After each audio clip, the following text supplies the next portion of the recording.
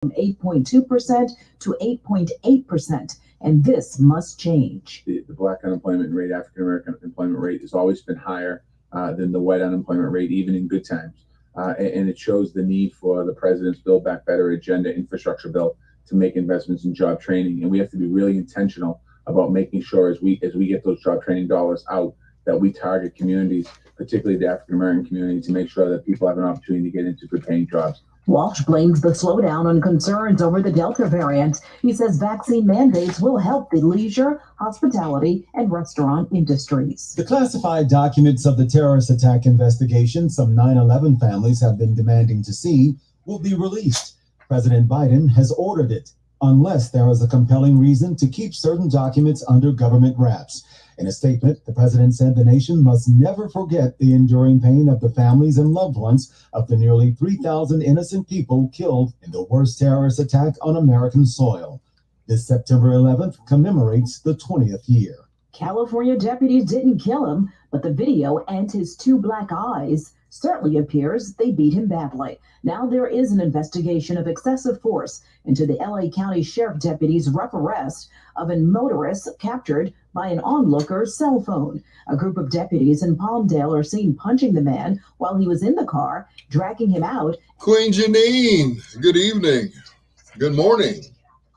The suspect, identified as 35-year-old Samuel Reyes, pleaded not guilty to a misdemeanor charge of resisting arrest. Happy, what is this holiday? Oh, yeah. Happy, Labor Day. That's what it is. What's happy about Labor Day? I don't know. It's just another holiday, I guess.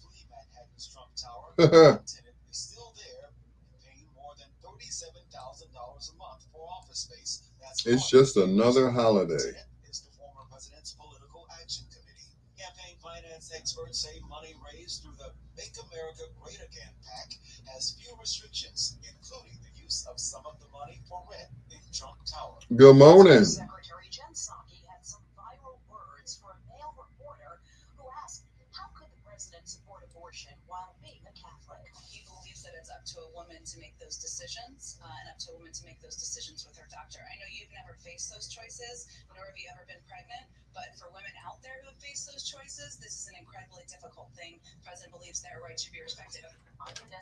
You slept all day, so did I, and I couldn't sleep tonight. I usually take my, nap in the evening. And I could not sleep. I could not sleep at all. I mean, I just laid there,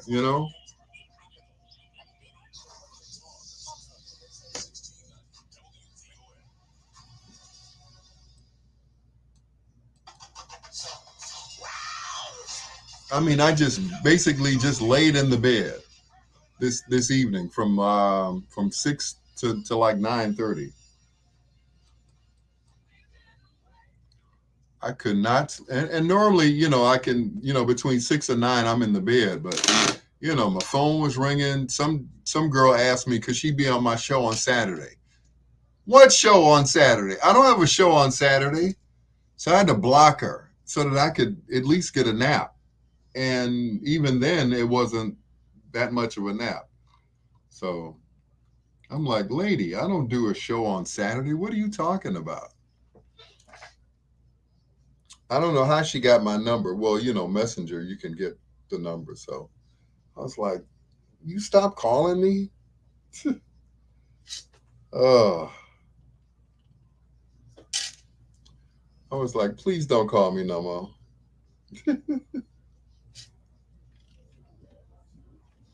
I could not believe it. I'm like, between 6 and 9:30, I'm taking a nap before work. It's like, don't call me. It's only 3 people who can get through on my phone. 3 people. And that's it. So, everybody else, they can't get through. It's my daughter, my son, my wife. Used to be my mama, my wife, and my daughter.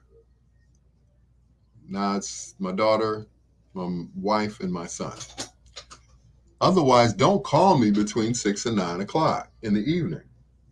Don't call me before noon because I work nights. So don't call me. Talking about good morning. It ain't yet. It's not good morning until noon to me. You know, don't bother me. And they don't get it, you know.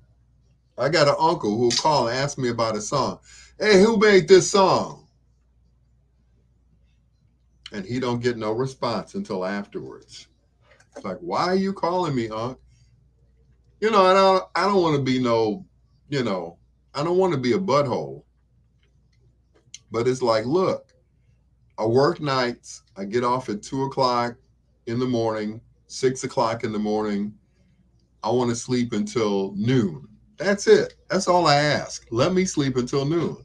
And then whatever, hey Elo, and that's just it. You know, if you work 9 to 5, you get off at 5:00, you get home around 6:30, you have dinner, and you're in the bed before, you know, around 10:30. And you sleep until, you know, you get up the next morning and go to work. Well, mine is different. I'm already at work when you're asleep. So respect my sleep. That's all I ask. You know, just respect my sleep. Don't call me asking me about no doggone songs. Don't call me and ask me anything. You know, uh, Cash App requests, anything. You ain't gonna get it before noon because I'm not up to give it to you. It's that simple. And I'm not trying to be a butthole or anything. Just respect my sleep. You know, respect the sleep. That's it. That's all you got to do. Don't call me before noon. It's just that simple. Unless somebody's calling me about a gig and the gig is paying $500 and you're ready to send me a deposit, we'll talk. I'll wake up for that. But don't call me with no low-level BS, you know, asking me about a song, you know, unless my truck is on fire or something, don't call me. My cousin who lives upstairs from me, y'all live in the basement. It's like, you know, she'll holler down and it's like either I answer or I don't answer. Hey cuz. Hey cuz. Cuz is asleep. See, she don't work. I do. I'm just saying. You know, I'm just saying. Don't call me before noon. I work nights. I love you. I respect you. God bless you. Don't call me before noon.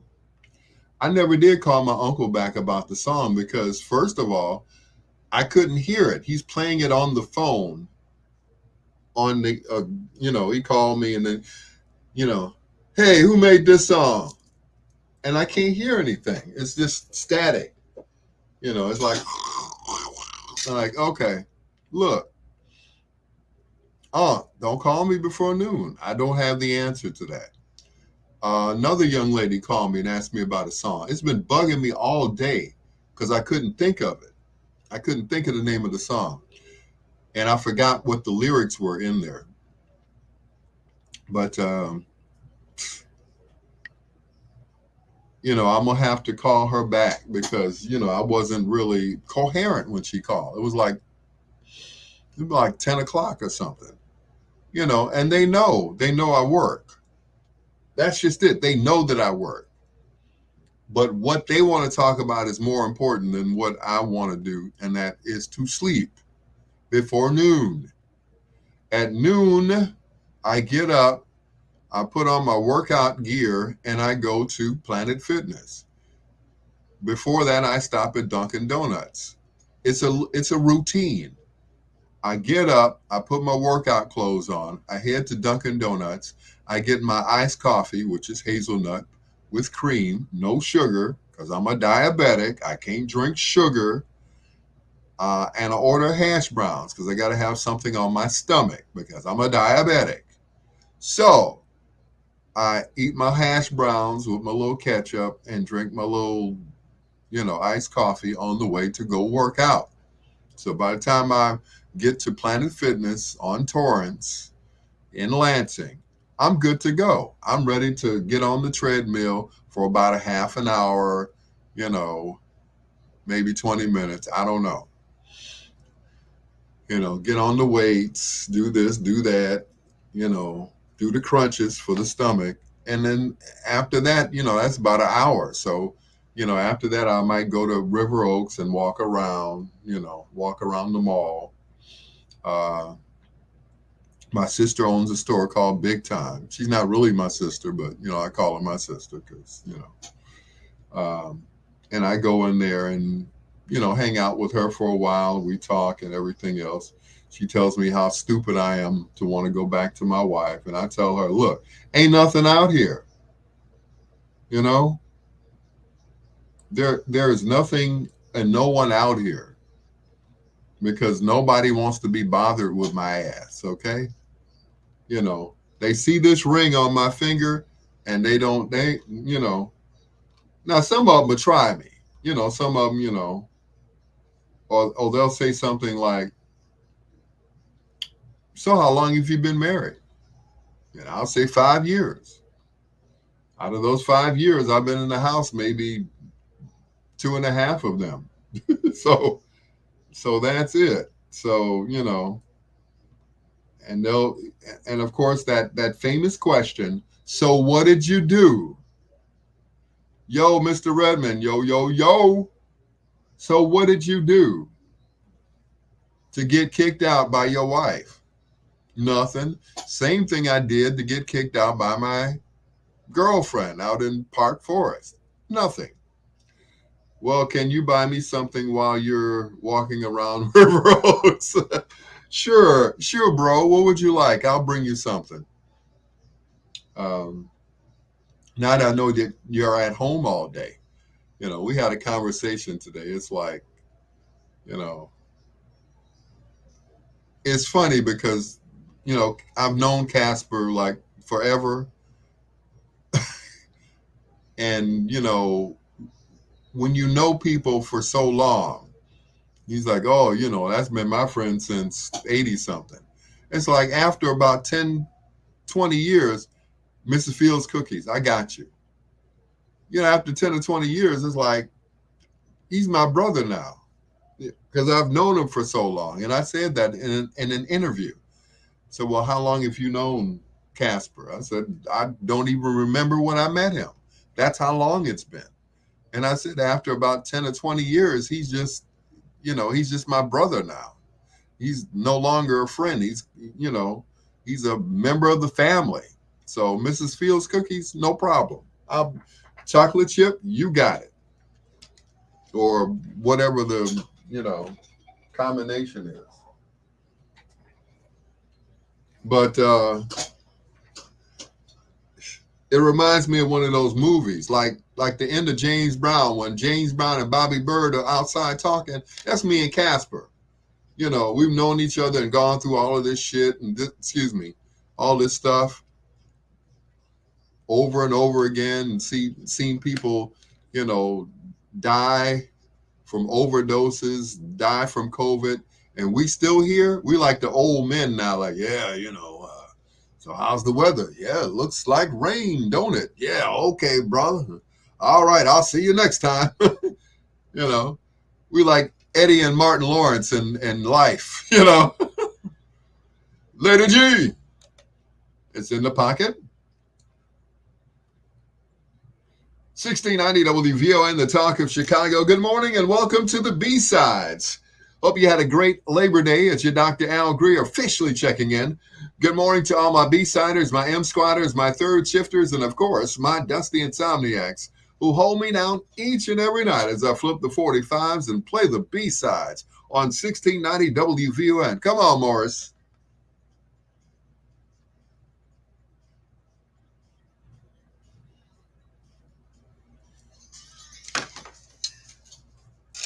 Gerald Cameron, I'd like a T-bone steak. We've known each other.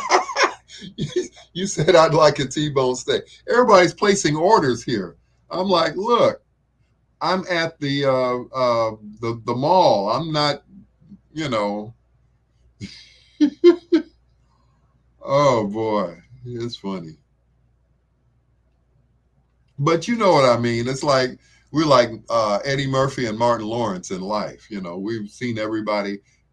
We've done everything. We've seen everybody come and go. You know, Spanky, who was played by Rick James in the movie. You know, so and so died. No, what happened? No, dang, that's sad. Yeah, sure is. Okay, well, I talk to you in a few days. You know, yeah, we gonna do this. We gonna get together. We gonna, the club opening back up. I ain't going to no club. Long as this COVID is out here, you know, we ain't going nowhere. He said, you going? I said, no, I'm not going without you. I am not going inside no club unless that club is outside. And even in the wintertime, I don't know about it.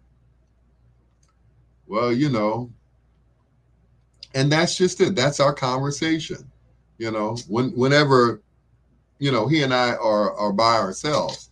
Otherwise, it's always a party or something and we're all together and, this, that, and the other. You know, you know how it is. So, that was it. We talked about stuff, talked about mostly COVID because this stuff ain't letting loose. It ain't letting up. Which is so, even people who have been, vaccinated, they've still been in the hospital. Some of them have also died from it. So, the only thing you can do is just to stay in the house. And most of us, we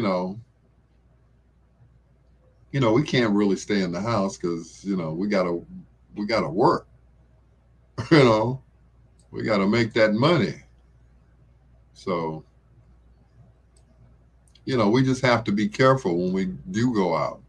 We always have to, mask up or whatever.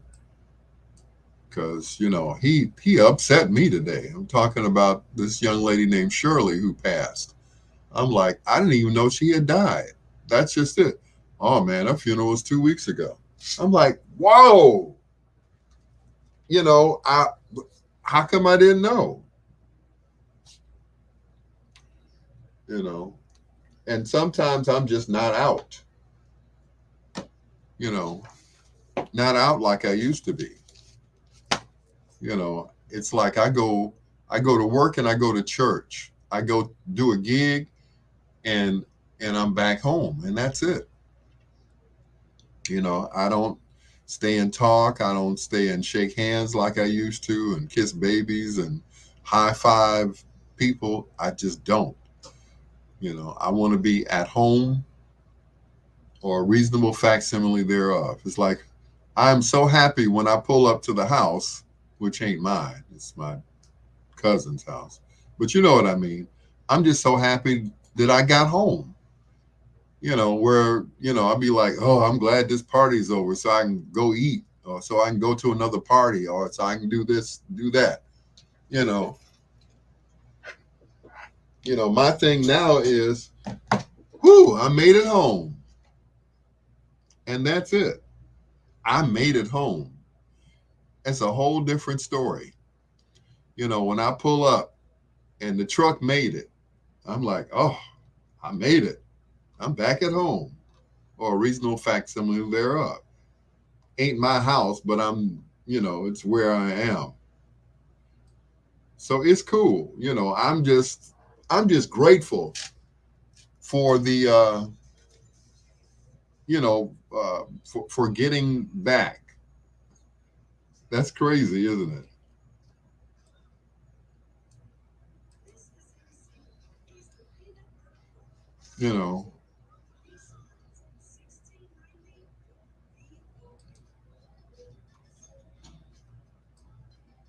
I mean, when I was younger, it's like, You know, we get off one party, you know, we look for something else to do, you know, go to an after hours joint or something like that.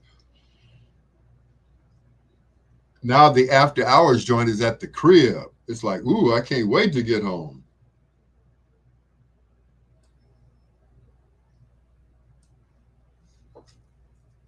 And that's it. You know, when you get back in the house and you didn't catch COVID, you didn't get shot, a car didn't jump the curb and run over you, you like, phew, man, I'm back at home. I made it.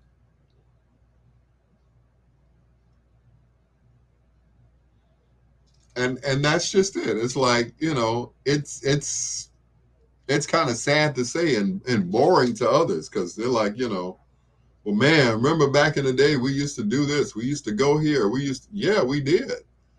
We went out, we stayed out. You know, we were always looking for the next party to go to. You know, like from Thursday all the way to Sunday, it was always something going on at a club. You know, there was always a ladies' night. There was a stripper night. There was house music night on Friday. There was, you know, this, that, and the other. So, you know, we stayed out in the street. You know, it was like a routine. I'm gonna go here. I'm gonna go there. I'm gonna go here.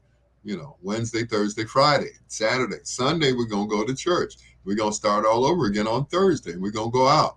You know, we're gonna go to the Nimbus. We're gonna go to Chick Rick's. We're gonna, you know, this, that, and the other. Now it's like, ooh, I can't wait to get home and get into bed. Just boring like a mug, I tell you, just nothing. I can't wait to get home and get out of these clothes and go to bed.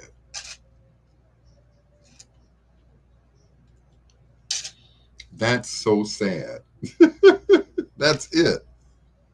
You know, woo, I made it home. Thank you, Jesus. Woo, let me go on in the house and go to bed. Do you remember? The B-Sides on 1690 WVON. I mean, it's just ain't nothing out there anymore. You know, it used to be back in the day. Oh my God. We used to, you know, our thing was see how many phone numbers we can get in a night. My thing now is, let's see if I can make it home without getting the clap. I mean, there were women galore, you know.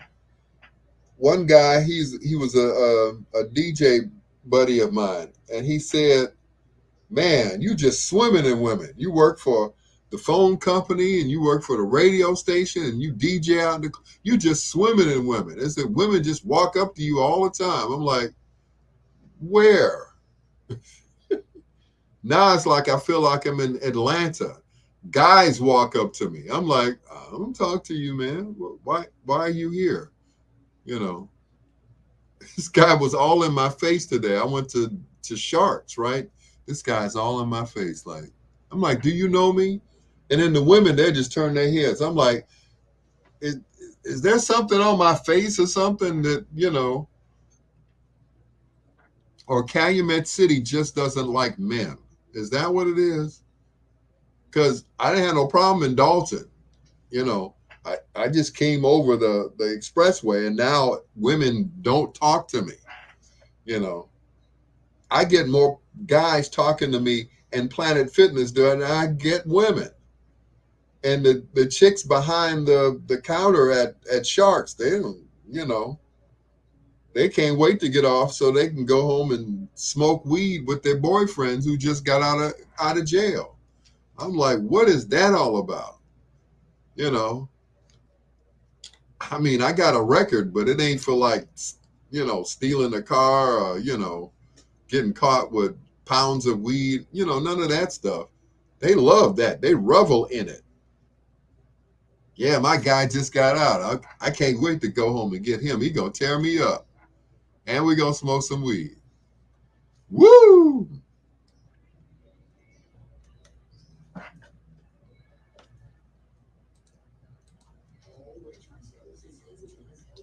Why is that going so fast? Anyway, wait a minute. Can I try this again? And it's never going that fast. Wait a minute. Let's just stop.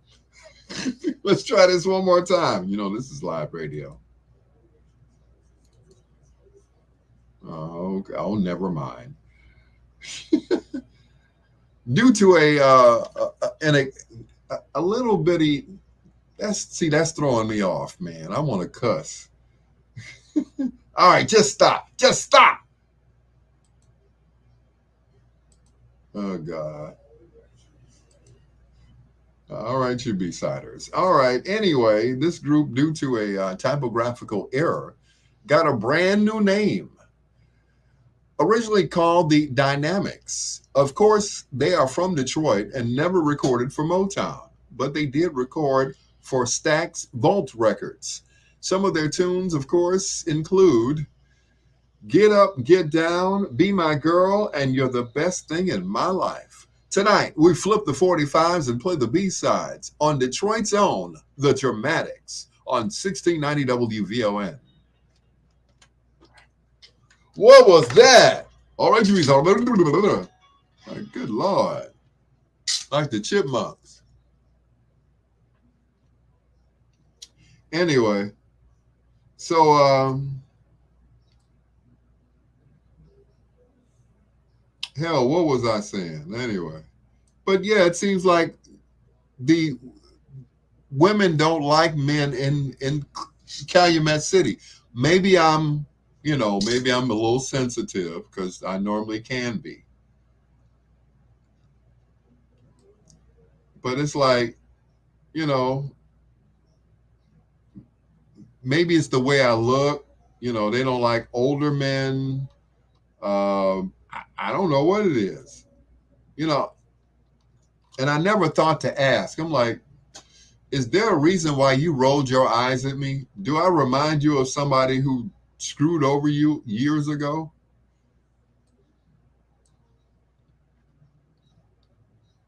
Or do you all just don't like older men out here? What is it? I look like I don't have a record that I've never been to jail. I have been, but it wasn't for what your boyfriend went to jail for. I was falsely accused, which most people were falsely accused. Yeah, that's what they always say. Excuse me for 1 second. Don't go nowhere. I know you will.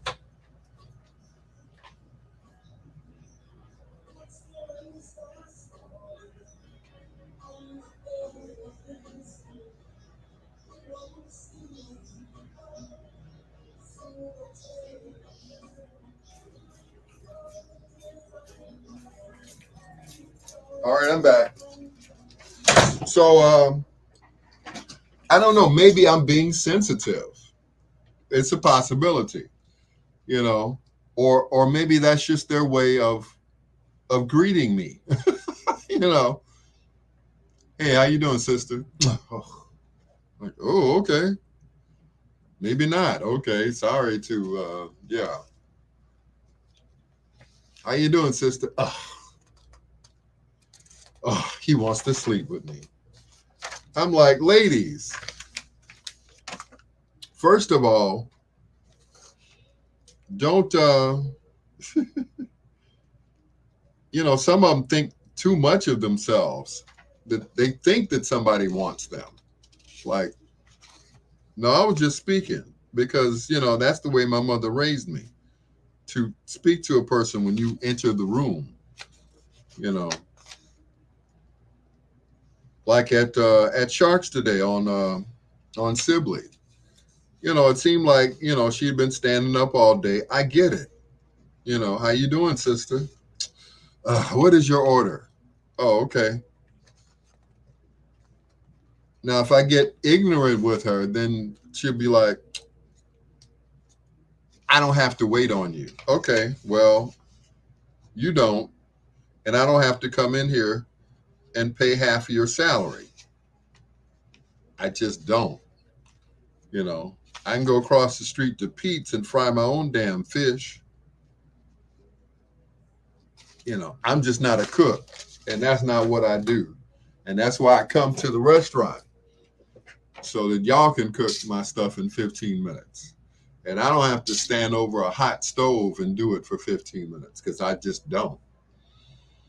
You know, I'd rather give that business to, the peoples. So that's it. But, once again, maybe I'm being sensitive. Okay, I get that. Maybe I'm being sensitive. It's a possibility. So,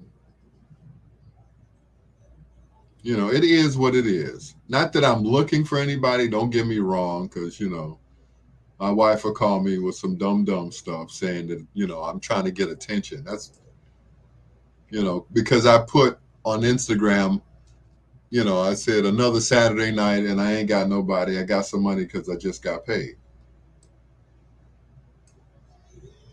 She's like, oh, you're looking for attention, huh? I'm like, no, it's a song. See, what people do is they put some lyrics to a song and then somebody adds more to the song. If they know the song, another Saturday night and I ain't got nobody. I got some money because I just got paid. And then you add the lyrics, I wish I had someone to talk to. I'm in an awful way. That kind of thing. She thought I was looking for some attention. I'm Al Greer. I don't need to look for attention. All I need to do is walk somewhere where people know me, and then there's my attention. I'm not looking or fishing for attention. It's not what I do. Like now, all I have to do is get on Facebook Live. If I need some attention, like in the middle of the day, if I'm bored, maybe I'll do Facebook Live. I'll just get on here and see how many people, join me and watch me. Like I'm looking for attention. I'm like, sweetheart, you got it all wrong. You want, she keeps, yeah, exactly. A lot of women who have been dogged out, disrespected, and abused, they think you're the next, yeah. And they're scorned. And, my wife is a prime example of it, of a woman that's been scorned, because she is negative about everything that I do, just negative. Oh, well, that's what ninjas do. Oh, okay, yeah, you messed up. Oh, well, okay, I do one little thing wrong, one little thing, and of course I have to pay for it for the rest of my life. Now, I've been homeless since December. I have been staying with, friends, family, and baby mamas, and my thing is, okay, we're still married, so, just let me come back home. We don't have to sleep in a bed together. There are 2 other rooms that are empty now. My son is at school. My daughter has moved out. So my thing is, hey, just let me sleep in one of their rooms. You don't even have to see me.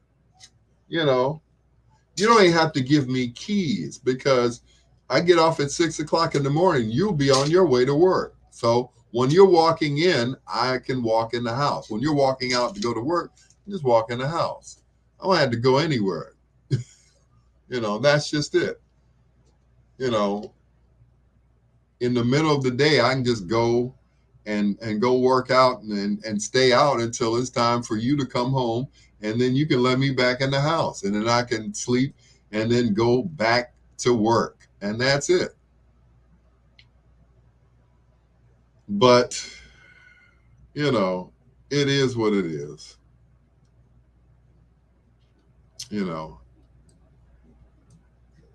I have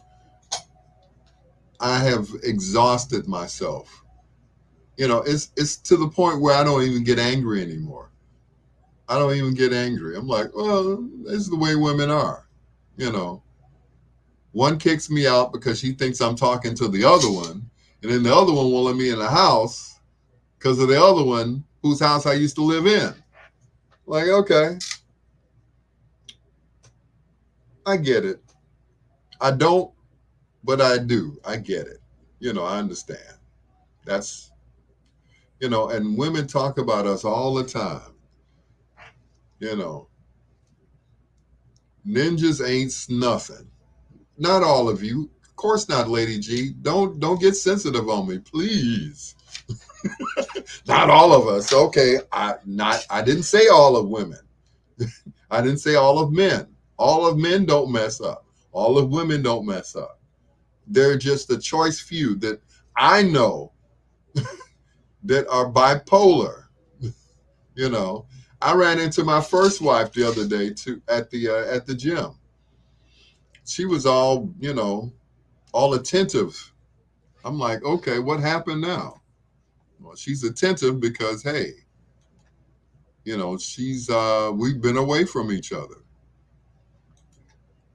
I haven't seen her, since we divorced. I have not seen her at all. And then when I did see her, I didn't even recognize her. She got this new look where she got, long dreads and everything else. I'm like, okay, where'd that come from? Okay, never mind. She got hair all down her back. I'm like, oh, okay, cool. She was all smiling and stuff. I was like, oh, okay. I guess all is forgiven, right? Okay.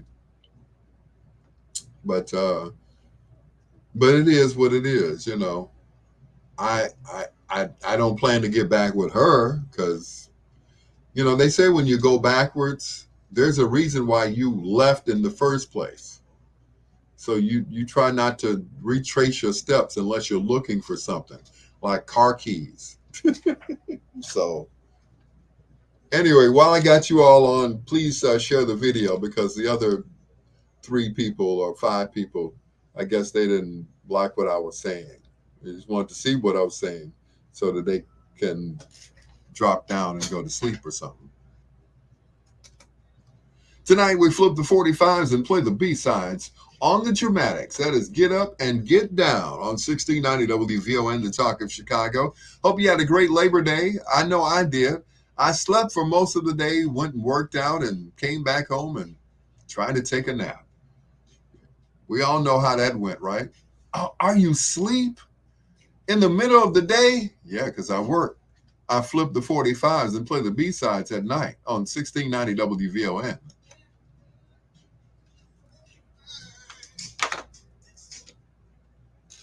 So, but, it is what it is. I don't even worry about it anymore.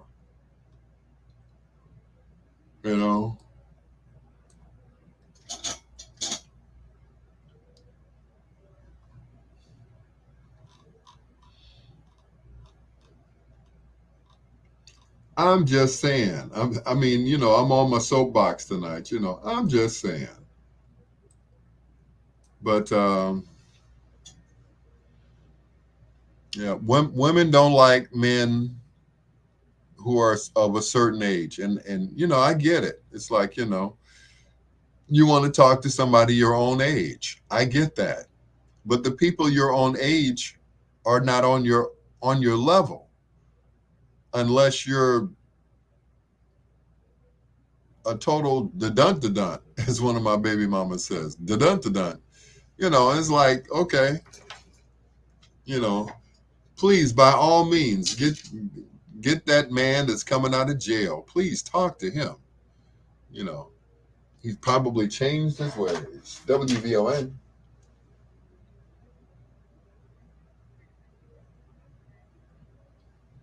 Oh, you're welcome. I'm here every day.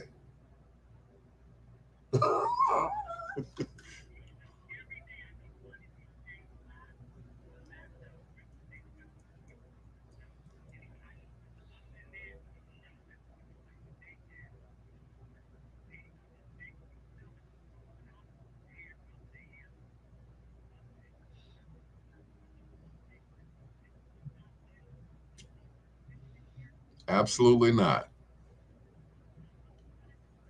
Yes, there's a pandemic out there. I'm staying away from crowds.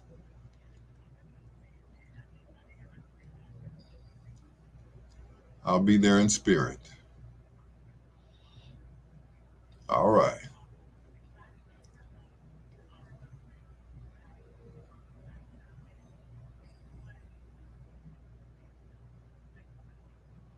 I sure will.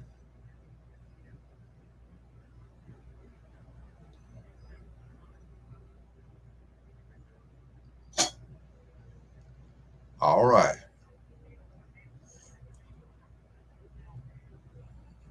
I am.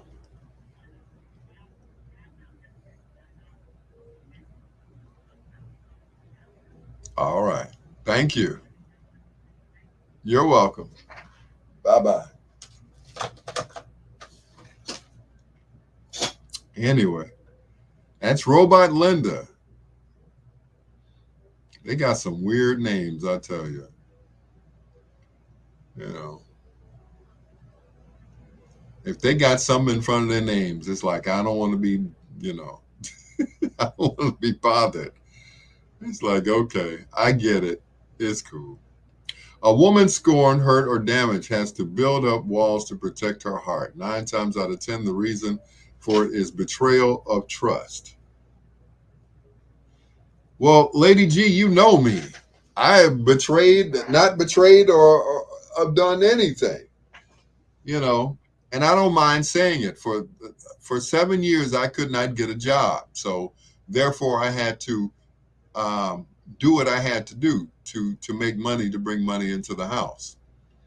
And in that time, of course, I got kicked out.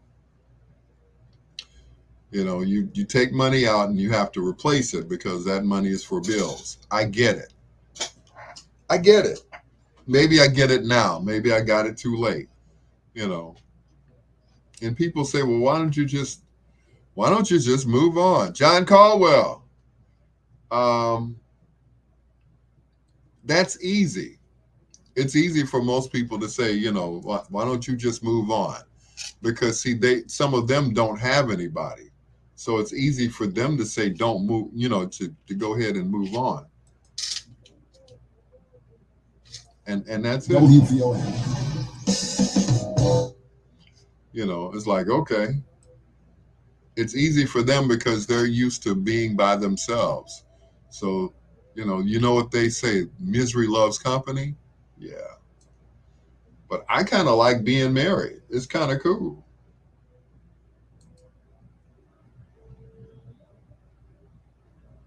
So, you know.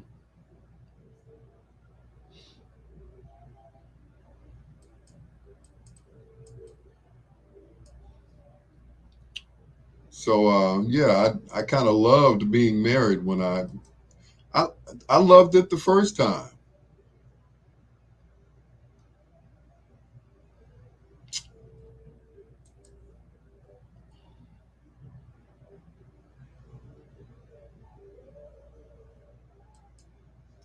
But of course, I think the nicer that I was, the angrier my first wife became because she couldn't believe how nice I was being. So it was like, of course she had to try me. It's like, oh, he's not that nice. Let me do this. Let me do that. Let me, agitate him. And she was going around telling everybody that I was this evil person. I'm like, people are like, Al Greer? What are you talking about? Oh, yes, he has a bad attitude. He's a son of a gun. He's like, what? People were telling me, they're like, you're an abuser. I'm like, I'm a what? I may have been a womanizer back in the day, but an abuser? I went from being a womanizer to an abuser? Really? And y'all believe that because she told you that? Well, naturally, whenever a woman calls the police on a guy, 9 times out of 10, he didn't really do anything. She got scared. And that's what happened with me. She got scared, and then I went to jail. Then I got out of jail. Then I was on probation for a year and what was it? 14 months. Yeah, a year and a few months. So, that stuff, I'm like, really? Okay. So, for 7 years, I could not get a job. Nobody would hire me. And then when it did, when I got the, what do they call it? Yeah. When I got my record expunged, things started opening up, but still people did not want to hire me because based on my resume, I've had no experience doing anything except radio. So that was it. So did nobody want to really hire me because they want to hire somebody who was going to work there for a while and then end up going back to radio where he, worked at.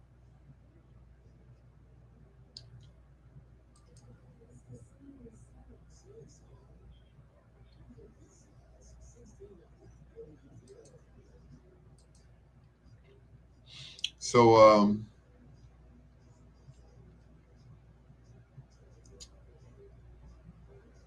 so that was it.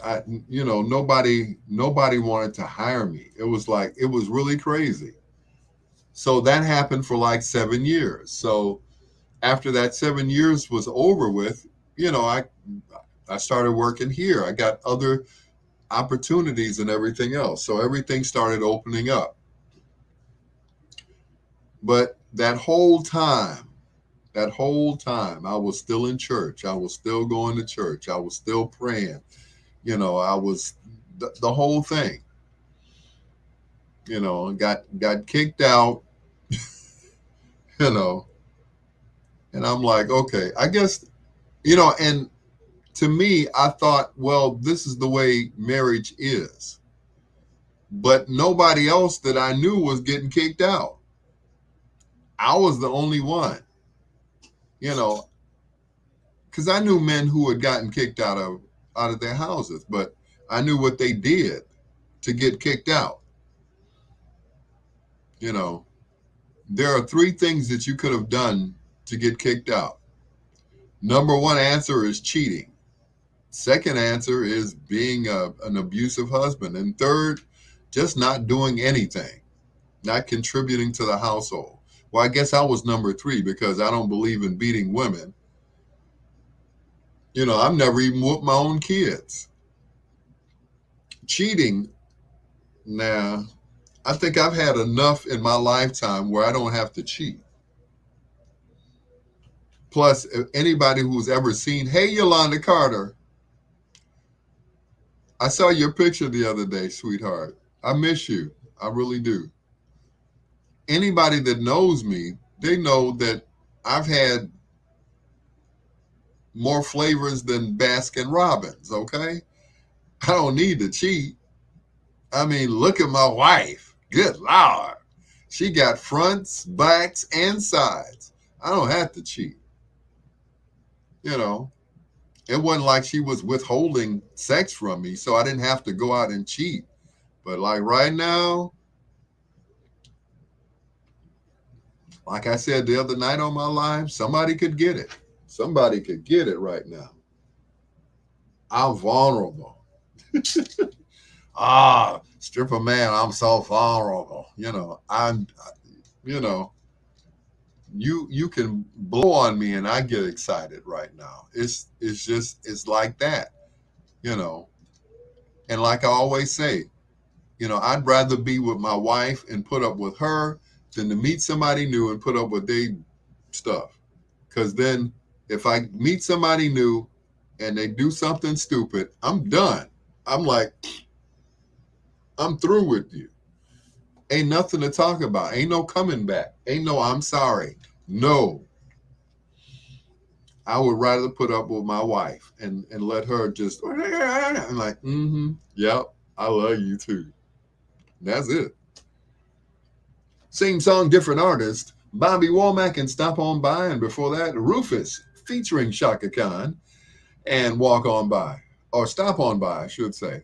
On 1690 WVON, the talk of Chicago. It's your Dr. Al Greer. Hello to my sister from another mister, Yolanda Carter, John Caldwell, Lady G, and Robot Linda, who called on the phone. She's like, you must be live tonight.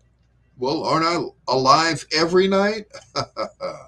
It's your Dr. Al Greer, flipping the 45s and playing the B-sides on 1690 WVON with the maestro Barry White.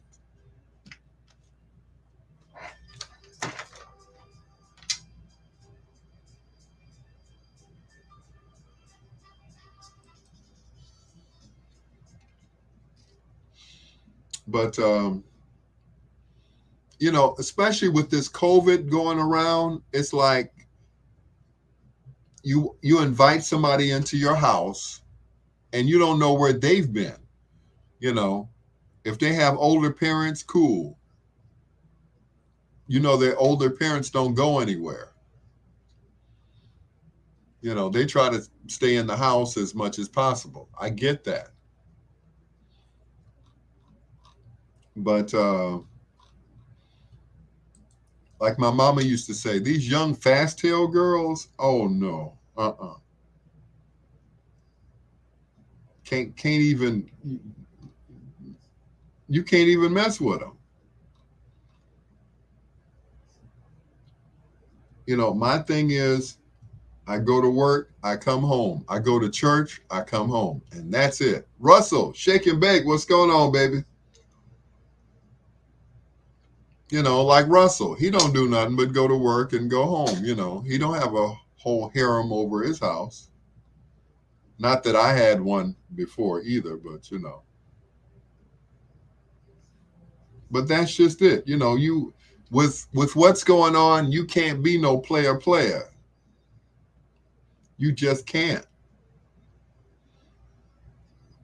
You know, you have to be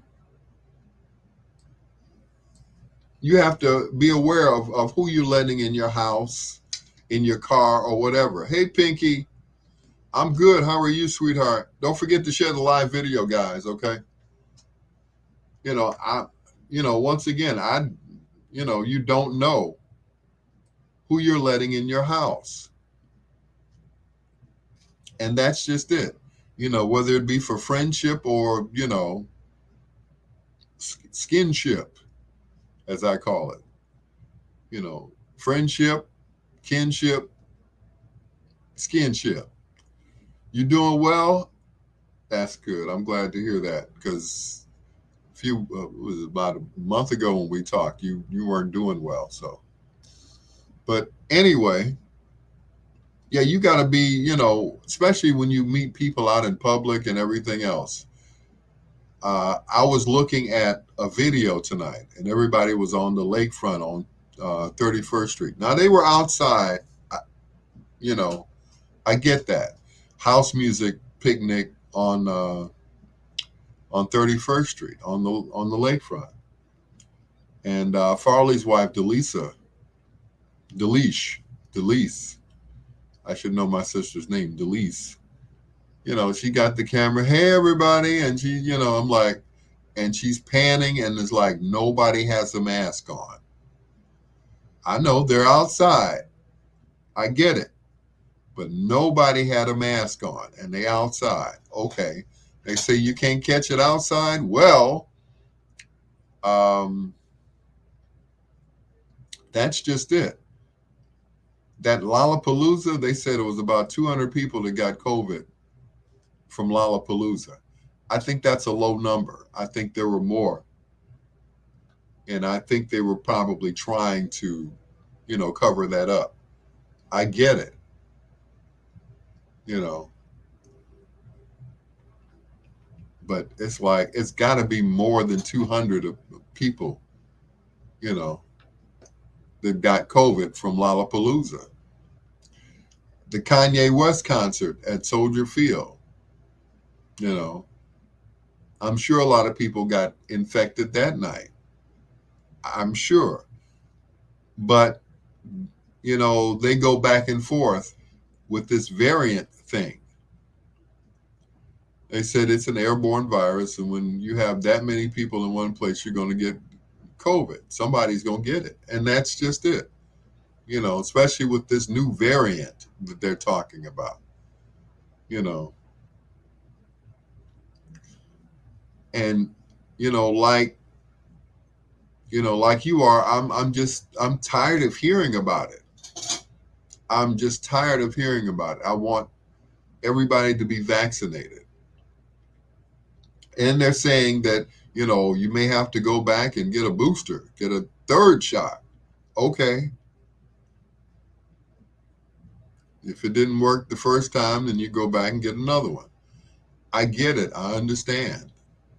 But what I don't understand is people who have been vaccinated that are still,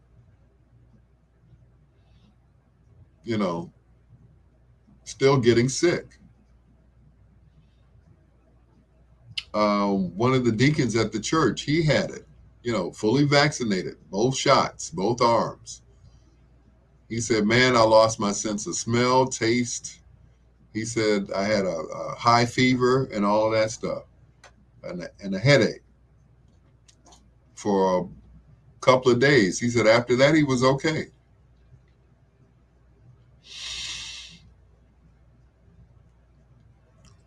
But yeah, the shot gives you a fighting chance against COVID. I get that. I understand that. But it's just too much for me.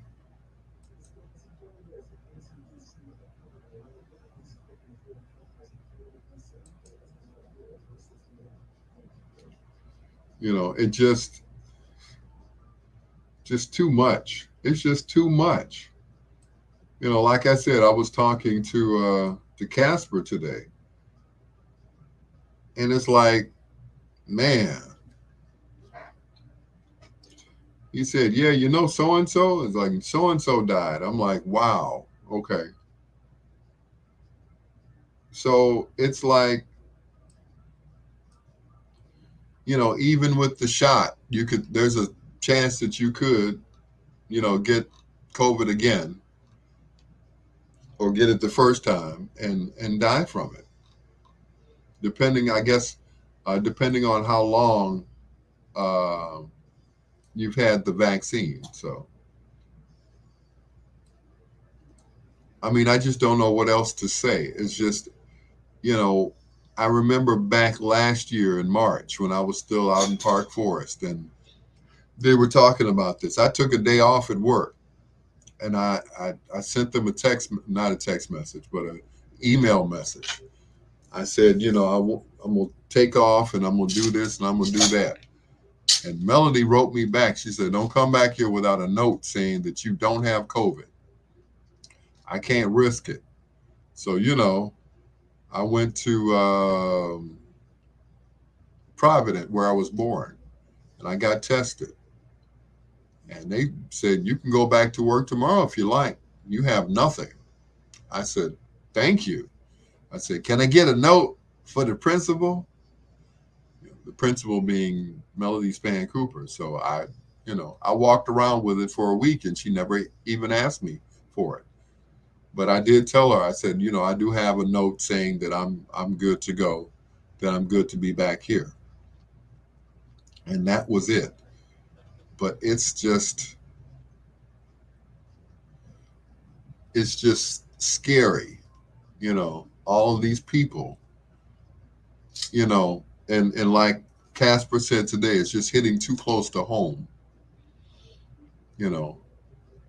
Next month, I think, is the world's largest steppers contest. Woo! I said, and I said as I was walking away, I said, yeah, the world's largest COVID contest. And that's what's going to happen. I'm not jinxing nobody. I'm just saying. So the Nation, 1690 WVON, Berwyn, Chicago. In connection with the shooting death of Dante Wright. I'm just saying. So I'm a hairstylist and I work from home and I have masks with for all my clients when they come in, I spray them down with Lysol. I heard that, Pinky. And that's what you have to do. Unfortunately, you can't trust everybody.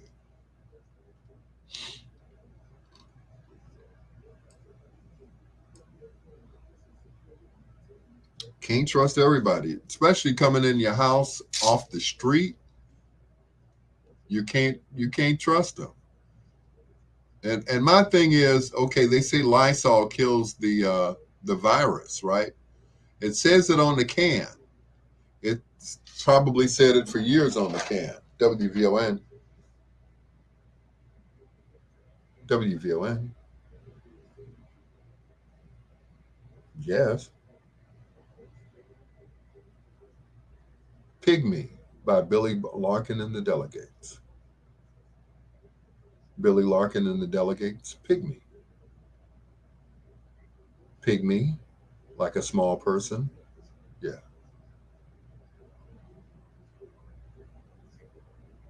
Billy Larkin and the Delegates.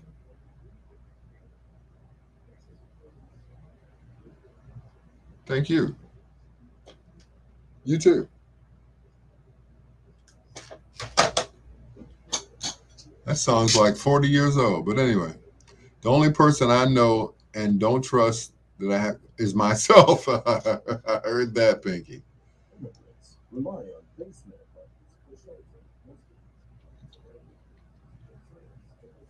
You know, and it's scary. It's a shame, you know, that you have to, you know, that you have to treat people like that, you know. I used to hear stories about ladies who were like nurses, and they had to come home. They couldn't be touched. They had to strip at the door, put their clothes in a hamper, wash them immediately, you know, wear a mask and everything else. I get it. For a nonprofit. You know. And triggered your anxiety. Yeah, I remember, you know. And people are lying about being vaccinated. But Pinky, that's nothing new. That's nothing new. Oh no, I don't have AIDS. Oh no, I don't have AIDS. Oh no. Ray Harris on your home for 24/7 News, the Black Information Network. The Talk of Chicago, 1690 WVON. The Talk of Chicago is 1690 WVON, Berwyn, Chicago. The Talk of Chicago and the voice of the nation. Live from the Xfinity Studios at WVON. The Talk of Chicago, 1690 WVON.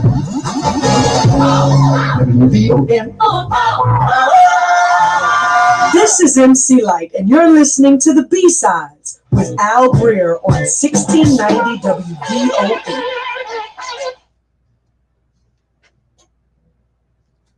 Mm-mm.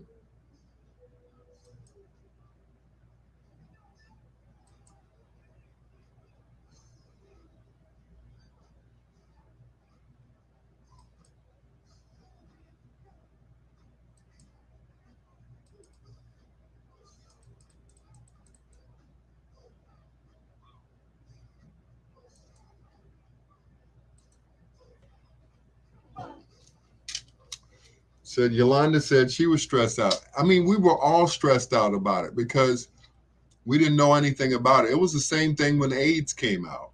I got a call from an ex-girlfriend who called me just to see if I was still alive.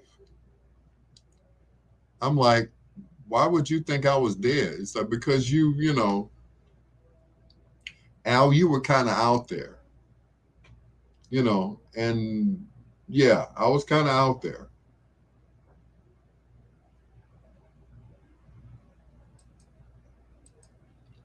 I was kind of out there. And so, yeah, she called to see, was I still alive? I think we were all stressed out last year, anybody who values their lives actually had a breakdown when we were in quarantine, and I cried for 2 days because I recognized there was no place in the whole wide world safe for anybody to go. I hear you. You know, Canada had closed their borders, so there was nowhere that you could go in the world where you would be safe from COVID. Nobody, nowhere. You know, I get it. You know, at least with AIDS, you knew where you got it from. If you slept with somebody with AIDS, then you know that, hey, oh, I got AIDS from this person. And that's it. That's it. That's all. I get that. But with COVID, you don't know who you got it from. I was in a crowd of people. I was in a crowded elevator. I was minding my own business at Pete's Produce, pushing the cart. And maybe the person that used this cart in front of me didn't disinfect the cart. I get it. You just don't know. You know. But it was different. With AIDS, you knew that, yeah, you didn't get AIDS from just somebody breathing on you, like Pinky said. You got AIDS because you slept with somebody with AIDS. But COVID, you don't know. Because like you all said, people were going around lying, saying, you know, oh yeah, I've been vaccinated. Sleep with me. Let me in your house. No. And I got to commend Casper today. He didn't let me in the house. You know, although there was nothing in the house to, you know, for me to get. And that was it.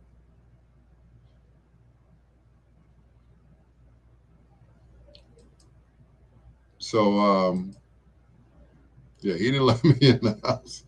I'm like, cool. I don't want to come in there because what I needed wasn't in the house. It was in his trunk. And that was it. And we sat outside and we talked. And I sat on the step and he talked and we talked. And that was it.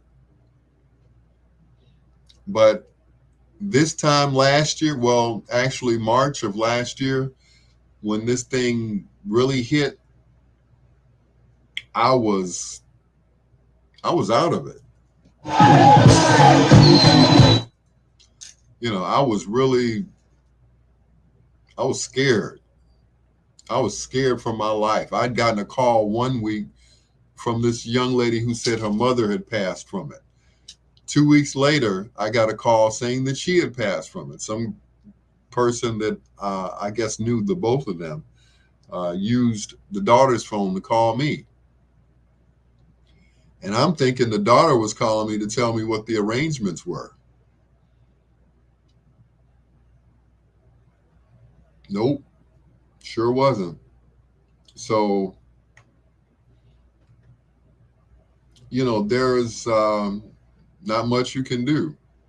Now they're making up fake vaccination cards. That is so stupid. You know? You know, you want to laugh because it's funny, but then again, that's some dumb stuff. Pinky said I was really scared because 5 people that I knew died from it in 30 days. I was so afraid because we didn't know what we were dealing with. We still don't know what we're dealing with. We just know that it kills you. And that's absolutely true.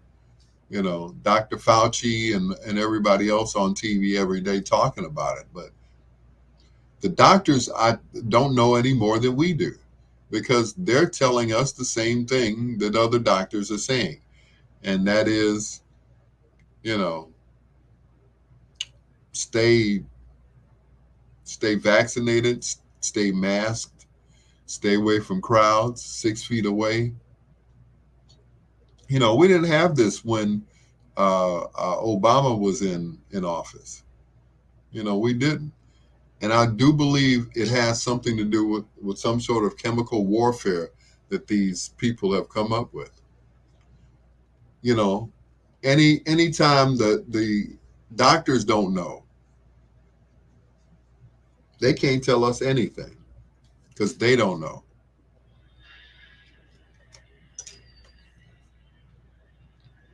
His birth name, William Earl Collins, but we know him as Bootsy. The name is Bootsy, baby, on 1690 WVON, the Talk of Chicago, with your Dr. Al Greer, reminding you to practice social distancing, wear your mask, and just let's be careful out there.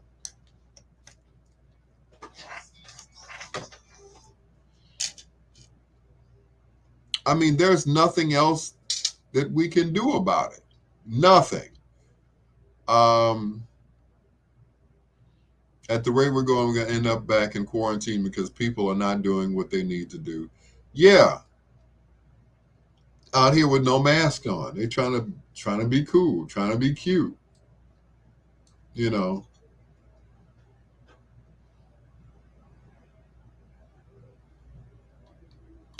Thinking, oh, it's not going to get me.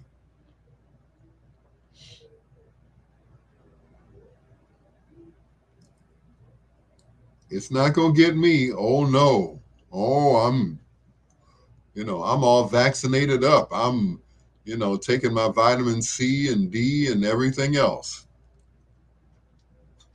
It can't happen to me.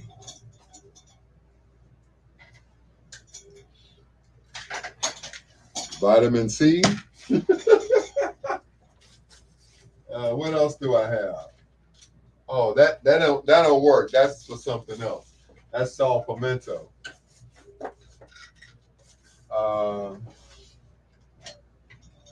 Yeah, this is for something else too.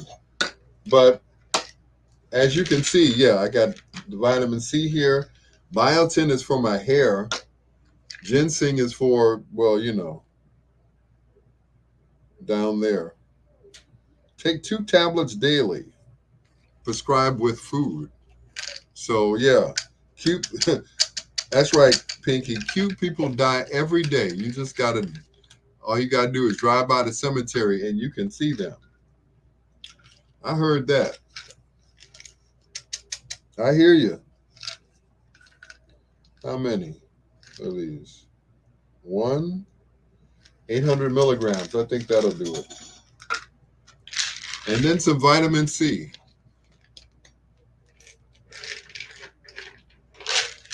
That's 1,000 milligrams. So, gotta get some water.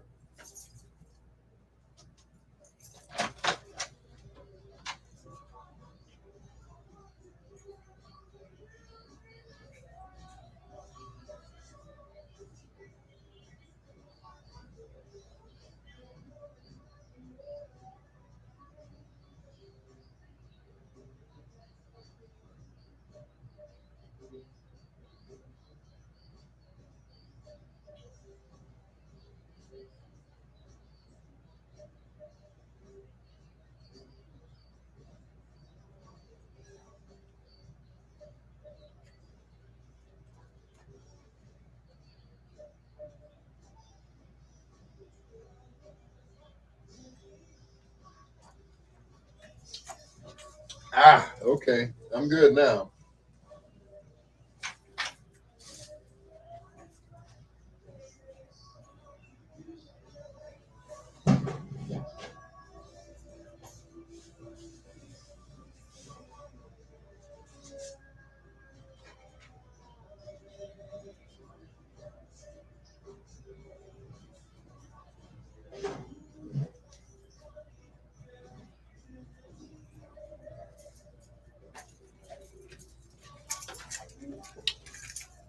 So anyway, you still taking the blue gummies? Oh, absolutely. Absolutely, Lady G. Pinky said, I'm ready to start my training now.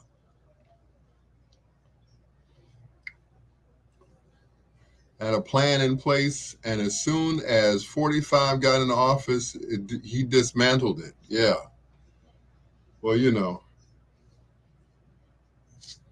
This is Candace McCollum from the News Department, and you are listening to the B-Sides with Dr. Al Greer.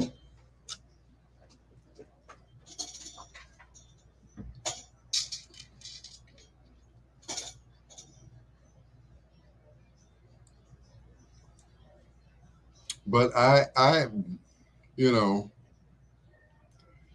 and it's sad because there are still people.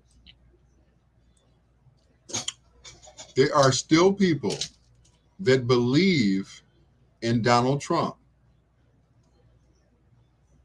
I believe they have lost their minds. You know, I believe that, they've been brainwashed.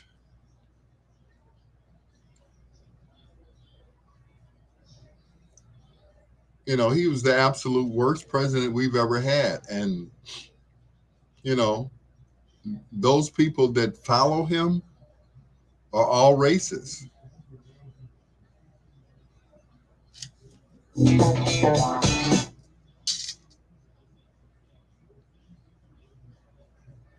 You know, those people are all racist. It's like they needed a release. They needed a new leader that was going to lead them into, as long as he was in office, it was cool to be a racist once again. But as long as Obama was in office, they kind of laid low. They kind of laid low for a while. And then Trump got in there, make America great again. America was great for 8 years, and you dismantled it in 4 months, not years, but months. He dismantled everything. I don't care what. Hey, Michelle. Thank you, Michelle. Michelle sent me some more money. I like, go ahead, girl. Thank you. I wish you could send me some more because I had to send my daughter money for school. She started, she's in her junior year in high school. That's my 16-year-old. I had to send my son some money. So right there was $100. So yeah. But you said that was for lunch. Thank you. Thank you. And then I did a party for Casper. He wanted me to start a party for him over at the Jeffrey Pub. So I did. He gave me some money for that. And I've been giving my cousin money all, the time I've been there. So, and I had to buy another speaker because the speakers that I bought, some of the speakers in the shop, this, that, and the other, So call me. You can pick up a few. Oh, well, thank you, Michelle. I will call you when I get up because, like David Ruffin says, I ain't too proud to beg. That's why at the bottom of the screen it says donations are welcome via the Cash App. I always mention that. Y'all think I'll be playing. It's like, he got 4 jobs. He don't need no money. Yeah, I do. Yeah, I do. Now, if I were at home with my wife, I wouldn't need as much money. I'm still paying a phone bill. It's my number, her number, and so yes, I was at the Jeffrey Pub. Really, I thought about you too, Lady G. It was just, yeah, it was that kind of party. I was like, where the men at? Oh, I'm in the Jeffrey Pub. Ain't no men here. If they are, they dress like women.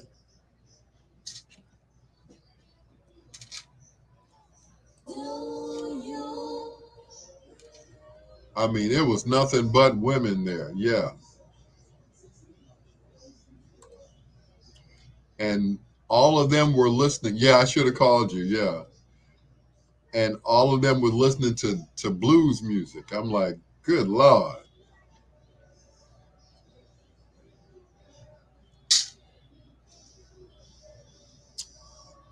I was like, okay.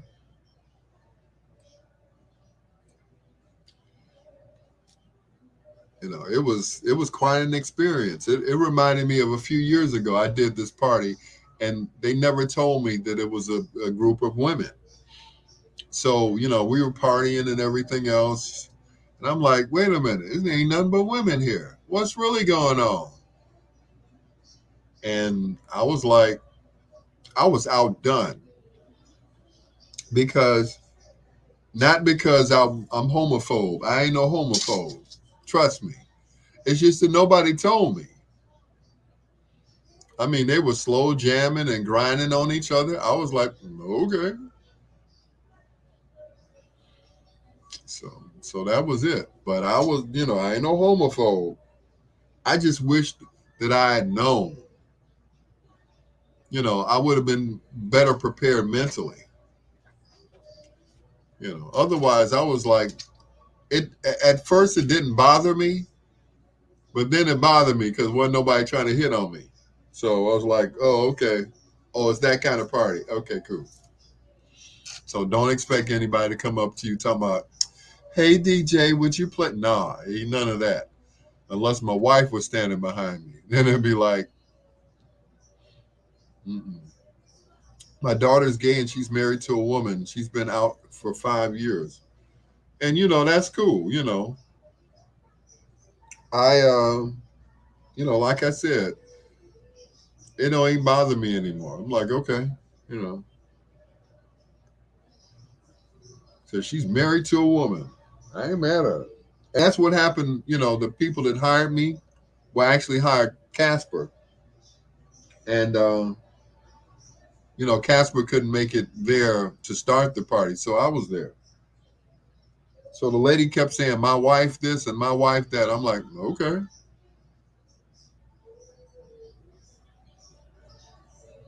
I guess she kept saying it until I got it in my head. You know, I mean, she was fine. And then her wife came out. You know, it's like, okay. So I guess you say wife and wife. You don't say wife and husband or husband wife or whatever. And I get it. You know, your wife and you're the wife of the wife. Okay, cool. You know, that's how you get down. Like, yeah, right. Love is love, you know. You know.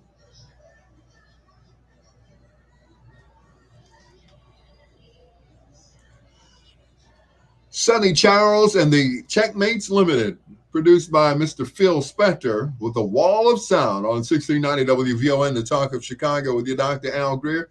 These used to be my my drinking buddies back when they were all still with us. Tonight we flip the 45s and play the B-sides on the Dramatics on 1690.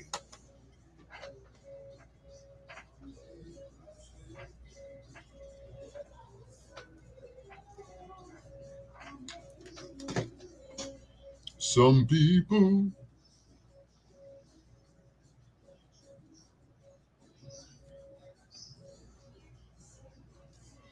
are up to no good. Ah!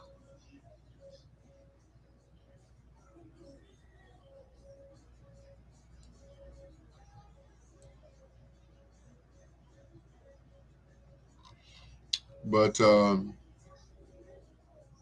you said it's been years since you've been. Me too. I was like, you know, it was like, you know, time had stood still. You know, this. I mean, the place was still the same. The DJ booth, I don't like the DJ booth, and I'll tell you why. The way they have it set up is it's like a trap door or whatever. It's like when you go behind the bar and that's that thing. That's what they got in the DJ booth, and under that is some steps. Now, if you don't have that thing down, you will step back and you will fall down the steps. So you have to put the thing down, and you have to remember that it's down, because if you step off, then you step off into space, and you could mess yourself up. So I don't like that DJ booth. I don't like it at all. You know. So that's it. Don't like it at all. My baby girl is my whole heart, and it's me against the world. I love her and the woman that she's married to. If I had to pick anyone, I would pick her again, because I love the way she loves my daughter. and how she takes care of my daughter. And that's just that's it. Like Lady G said, love is love. You know, I'm not that Neanderthal, you know, thinking that, hey, men and women. I mean, there are some people, for religious reasons or whatever, they believe, at Adam and Eve and not Adam and Steve. But my thing is, as long as you're happy, you know, I'm cool with that. Be happy with whomever you're with. I don't know. I might end up that way. I don't know. I'm just not attracted to men like that. But you know, it is what it is.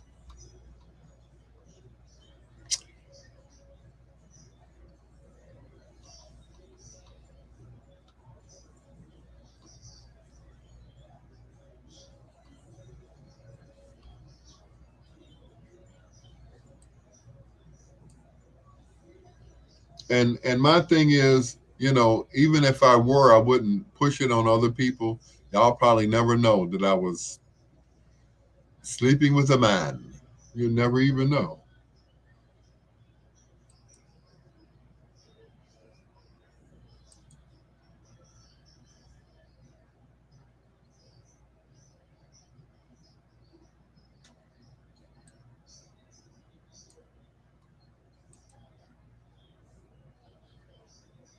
Most guys most guys out there will not admit that they are, you know, that they're homosexual. They won't admit it because, for fear that somebody's gonna out them and, they could possibly lose their job or whatever. My thing is they're gonna find out one way or the other. At the Christmas picnic, at the New Year's Christmas picnic, Christmas party, summer party, summer picnic, whatever. They're gonna find out. Some of the most popular actors were gay. Tyrone Power was gay. Rock Hudson, of course, was gay. And they tried their damnedest to kind of cover it up. You know, Luther. You never saw Luther with nobody out. That was it.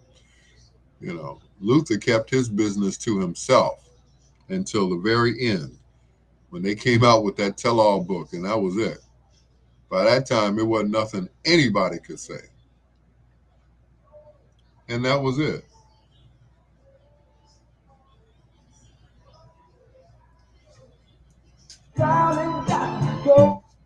So, that's right, Pinky. It's no one's decision or anybody's business who you love. And that's just it. Only God can judge you. And that's it. I'm just saying I'm not attracted to no man. your secret love, yeah. Yeah, it did speak volumes because, he was basically trying to tell us that you know, he was coming out without saying he was coming out. But the stories that they said about him, he was on tour with In Vogue, and they call him Lucifer, my favorite program on Netflix. But yeah, he was, you have these women who are divas. Well, he was a divo, and he was. He was a perfectionist. He was, you know, he was a devo. You have divas. He was a devo, and that's just it. Nobody ever knew anything about Luther.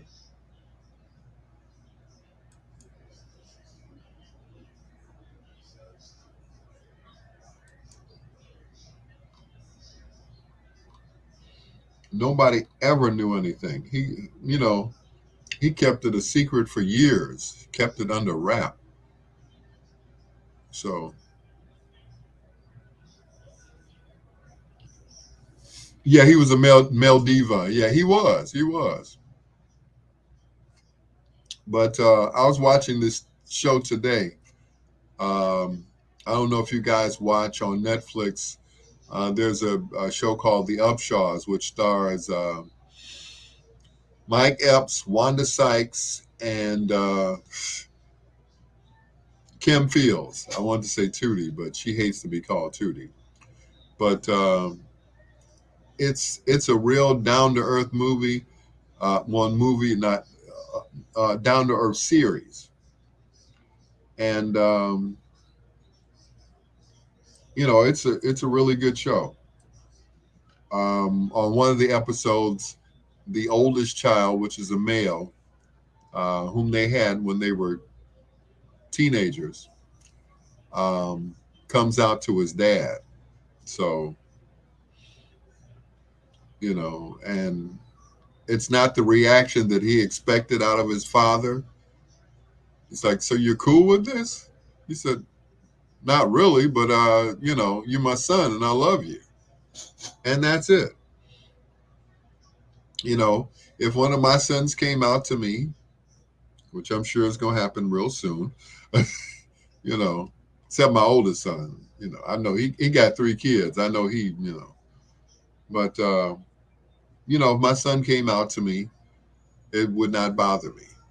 It wouldn't. I mean, this is 2021. Yeah. So if he came out and said, well, Dad, I'm gay. Please, I know. I ain't never seen you with no woman. This is the same guy that got mad at me the night that he went to prom. It's like, because I said, hey, don't go out and make me a grandfather. Ooh, they were like, whoo, oh, Lord, Satan, get behind me for saying something like that. So I knew right then and there. I'm like, oh, well. And I get it. And I'm cool with it. Whenever he comes out, and like, yeah, I knew then. And that's just it, when he was a kid, he used to want to be like me, but now it's like, oh no, he's the Antichrist. Yeah. Say what you want, but it's cool.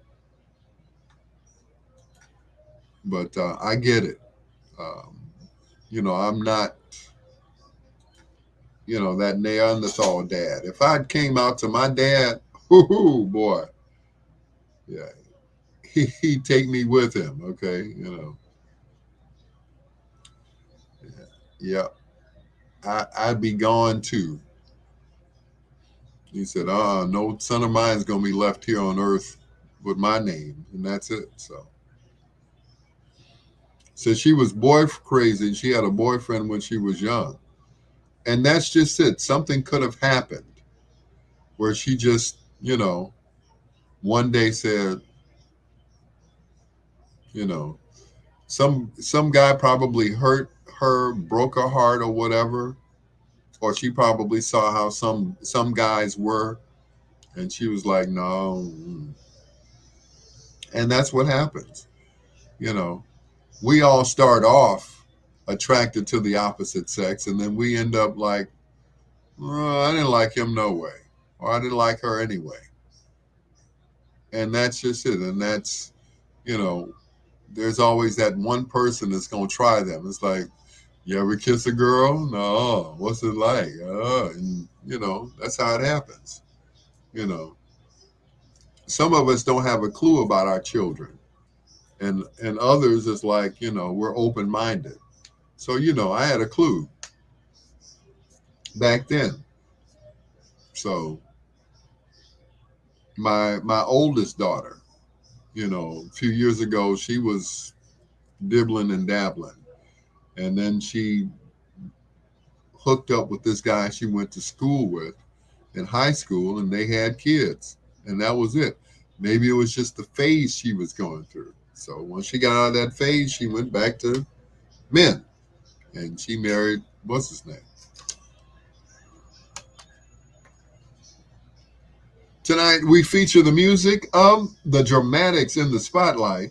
Like I said earlier, we used to have a good old time over at the Star Plaza Theater. Remember in Maryville? Yeah. Sometimes they would not go on stage unless they were just, dare I say it, they were just tore up. These days, L.J. Reynolds is the only one left from the whole group, and of course, it's a whole group of new people. Willie Ford, who was also an original member, had his own group as well. But now it's just LJ and his Dramatics. So keep supporting them, all right? It's Al Greer with Smokey.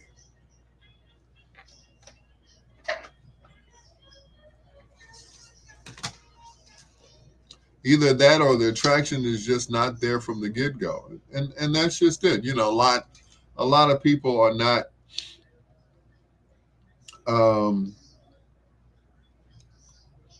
not attracted to the person right away, you know.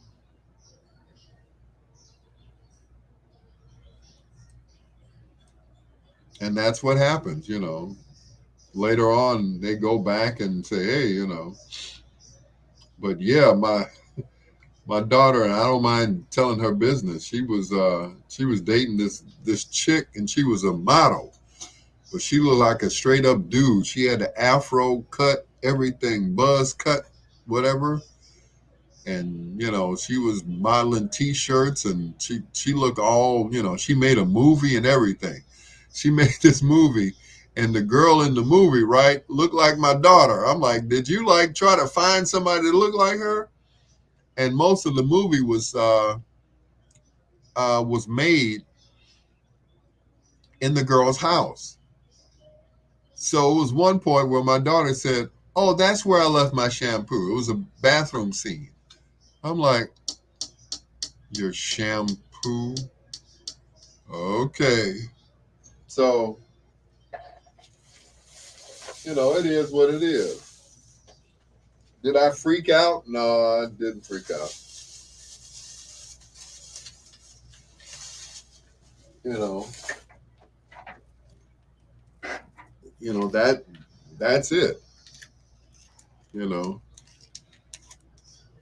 it is what it is. And we as parents, the only thing we can do is just be supportive. You like what you like, okay, cool. I support you. You don't have to like it, but you just have to support them. And that's it.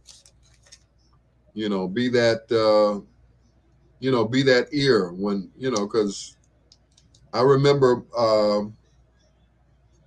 when my daughter broke up with the girl, you know, she called me crying. And, you know, one part of me wanted to say, well, whew, God, I'm glad that phase is over with. And another part of me, which is her father, was like, sweetheart, she didn't deserve you anyway. You're too good of a person. And that's it. I said her loss. You know, I played it like it was another dude. It's her loss, not yours. You did everything you should have done as a mate. And you did everything. You did everything right. So there's no need for you to beat yourself up about it. You did what you were supposed to do. And that's it. So whether she was dating a boy or a girl or a horse, you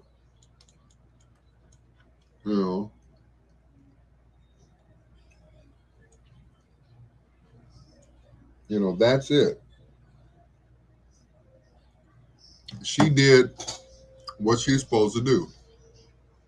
And me as a father, I did what I was supposed to do. And that was to support her. And that's what I did.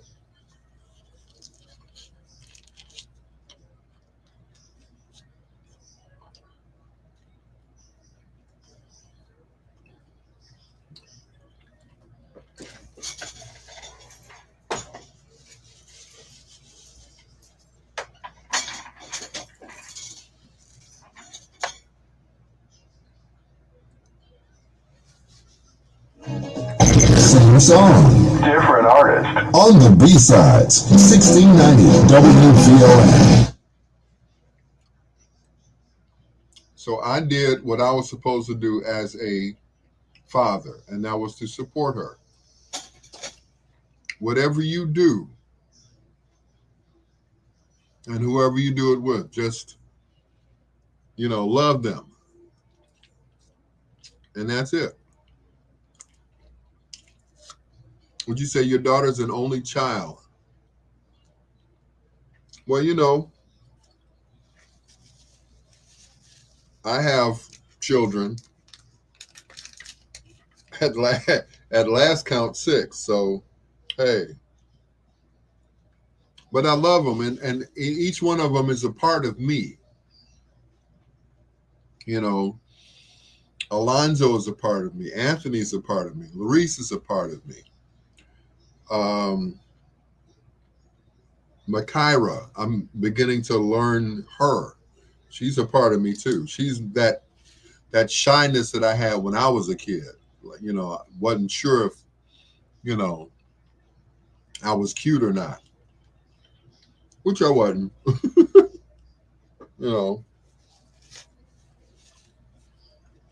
But each one of them is a part of me, and that's it. Which is why I can pretty much identify with them. I can, because each one of them have done something that I've done.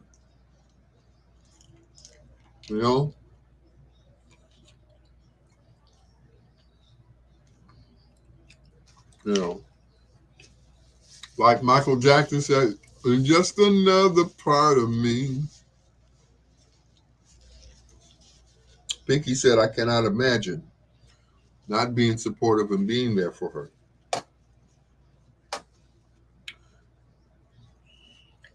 Of course you can't. I mean, but some parents, and I've said this before, just because you can make a child doesn't mean you can raise one. And that's just it, They say the fruit doesn't fall far from the tree, it just rolls a little bit. Yeah.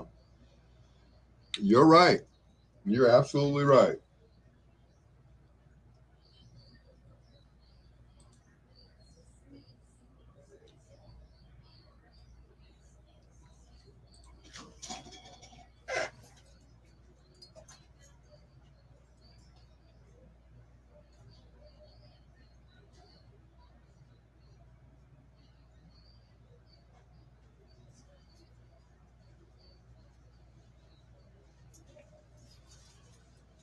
But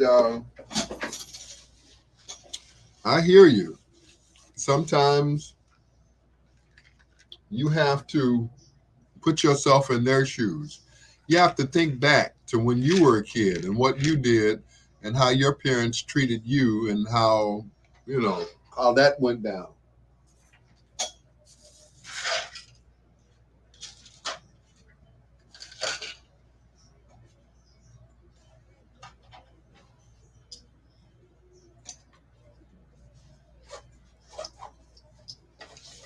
How did your parents react to you when you did what you did? So, it's a different time, but you have to be that open parent, open-minded parent, and that's it. You have to be that open-minded parent. You got to remember what you did when you were a kid and how you just wanted your mom or dad just to accept you.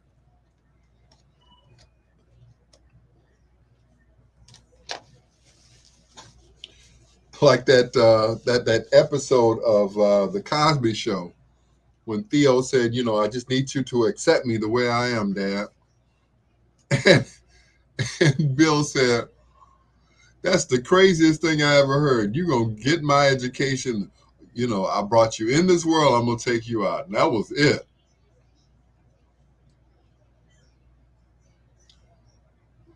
You know, that was some funny stuff. You expected him to say, you know, I accept you the way you are, this, that, and the other. He said, you're going to get my education. I brought you in this world, and I take you out.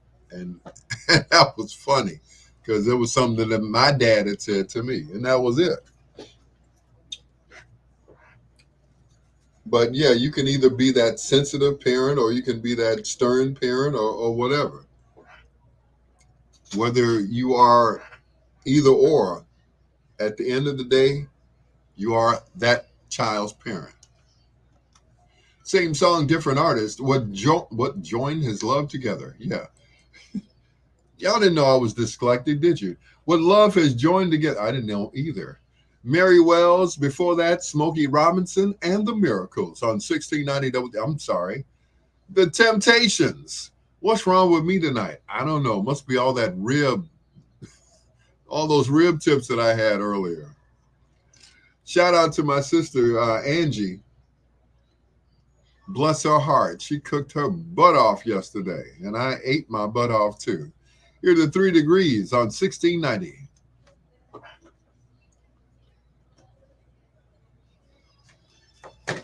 We had an open door policy with our parents because it was 5 girls, so anything we wanted to ask, I know about, we connect either a mother or father. And I get it.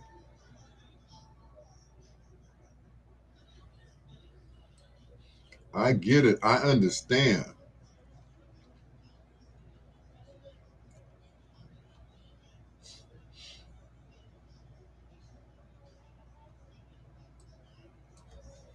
But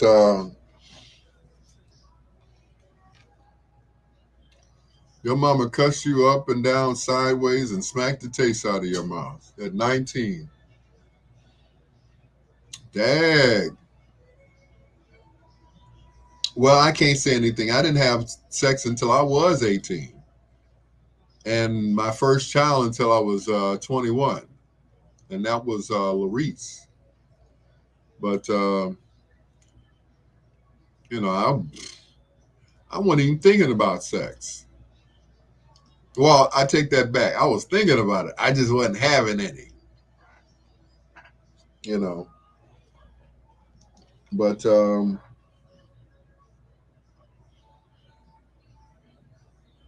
know, sooner or later, you know, I was going to experience it.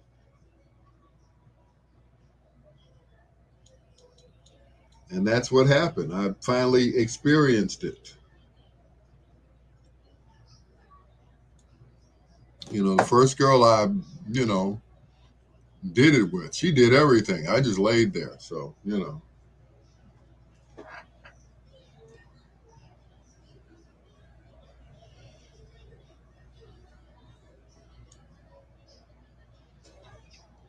So that was it. Like, woohoo. This is what it's like. Oh, wow.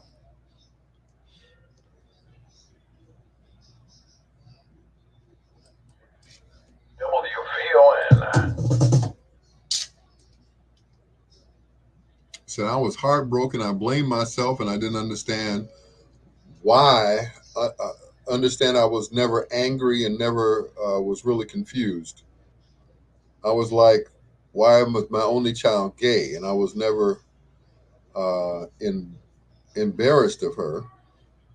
And it took a minute to adjust to her lifestyle. But I was going to love her no matter what. Well, yeah.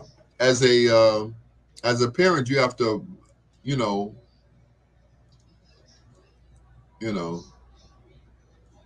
you have to be that person. You have to continue to, you know, to be strong for them, because they're, you know, at that point they're still confused. They think they know what they really want, but they're still kind of confused about it because they don't know why their body is going through this change. It's like, you know, Mom, I think I like girls. They're like, you think you like girls, but you're a girl. Why do you think you like girls? Because I don't know. So, at first they're kind of, confused about their feelings. So, that could happen.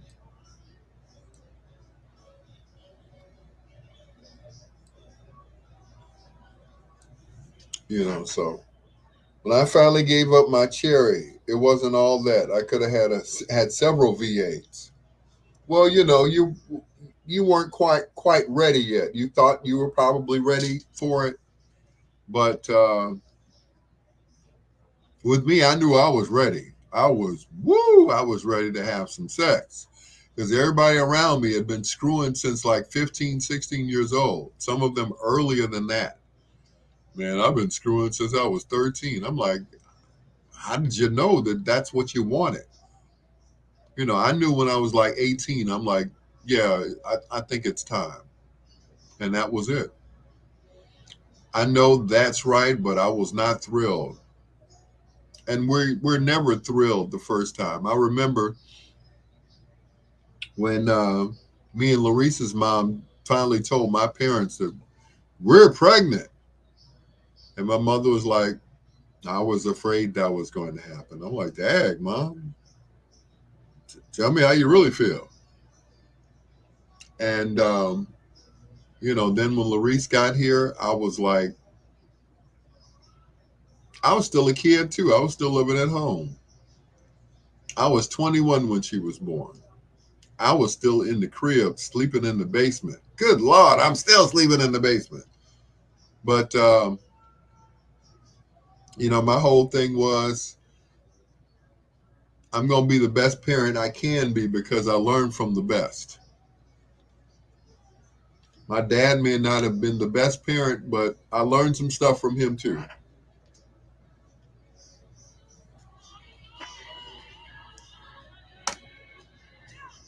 Where do we go from here? Uncle Earl and the Tramps on 1690 WVON, the Talk of Chicago, with your Dr. Al Greer, reminding you to continue wearing your mask, practice social distancing, and, just be careful out there. Just be careful. People are going around lying, saying that they've been vaccinated. What is that all about? I don't get it. Oh, well, be careful out there. Here's Edwin Starr on 1690.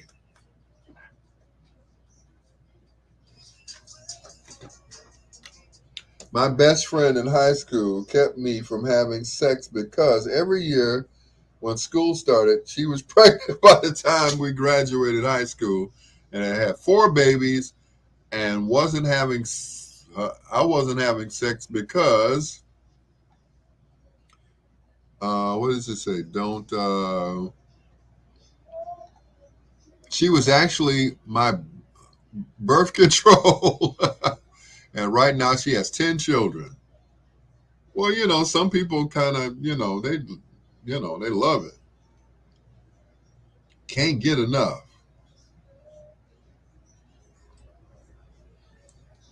Some people, they're just like that.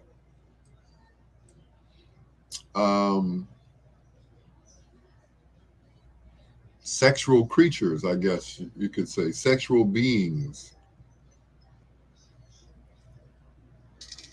And that's it. Some people are just like that.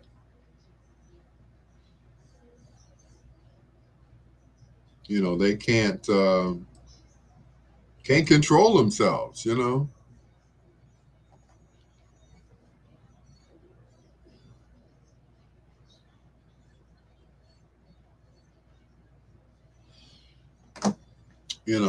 Sex becomes their lives.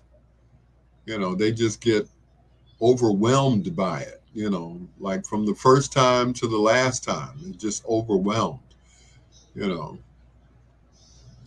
Somebody posted today on Facebook, they said, are you more, not sexually active, but more, has your sex drive gone up or down? And I believe my sex drive has gone up. You know, I can't make any babies, but, you know, I could make love, but I can't make no babies. You know, I think my sperm count is very low. How do I know? Because I see it coming out when I'm pleasuring myself. So, you know, that's it. She said, all I know is it hurt like hell. And my boyfriend, me and my boyfriend was a virgin. And we didn't have sex no more. Mm-mm.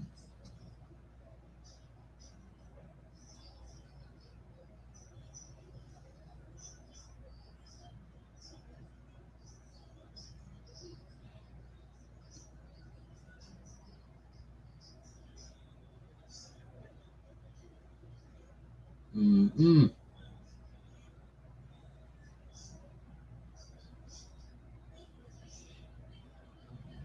Yep. Thanks to the blue gummies, yeah.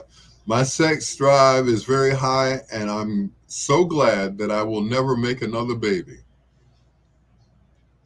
and I don't know. Well, yeah, I know it has a lot to do with the, you know, my new activity, which is you know, something that I did when I was a kid or a young adult, and that was to smoke weed. Well, I smoked with my cousin, who's a photographer. I'm not gonna say his name, but my cousin was a photographer, and every time I would go over his photography studio, there would be weed.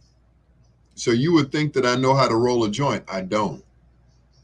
I bought several pipes, and I used the pipe. I put them in put it in the pipe, and then the smoke, and then the chokes in it. You know. Anyway, so and that's it. But I've never been a weed smoker until I got older.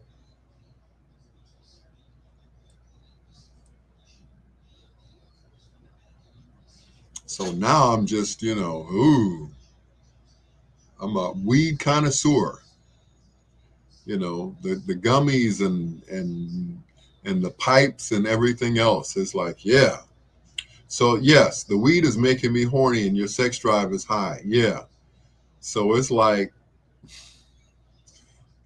it's like I'm a beast. It's like I smoke that, you know, I try to roll me one and it's like I have to go to sleep right away before it takes effect, because once it does, it's like nobody is safe. I'm telling you, it's like, you know, I'm walking around like I got a flagpole in my pocket. That I'm sorry to say that, excuse me, you know, but it's that serious.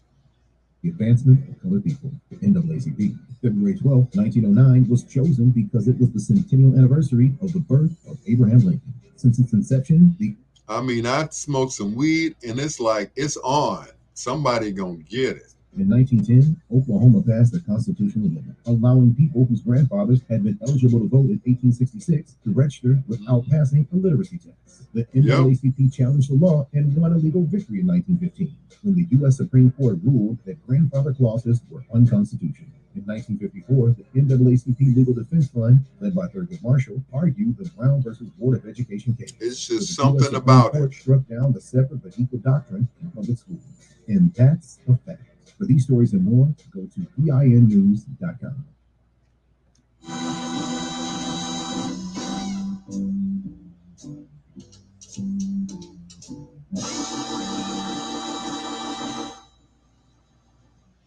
She said it had me staring at the wall. Whew. I'm Vanessa Tyler. And I'm Julius White on your home for 24/7 News, the Black Information Network. Federal unemployment benefits have ended and is slowing instead of the 700,000 plus jobs economists expected. You know, I don't, you know,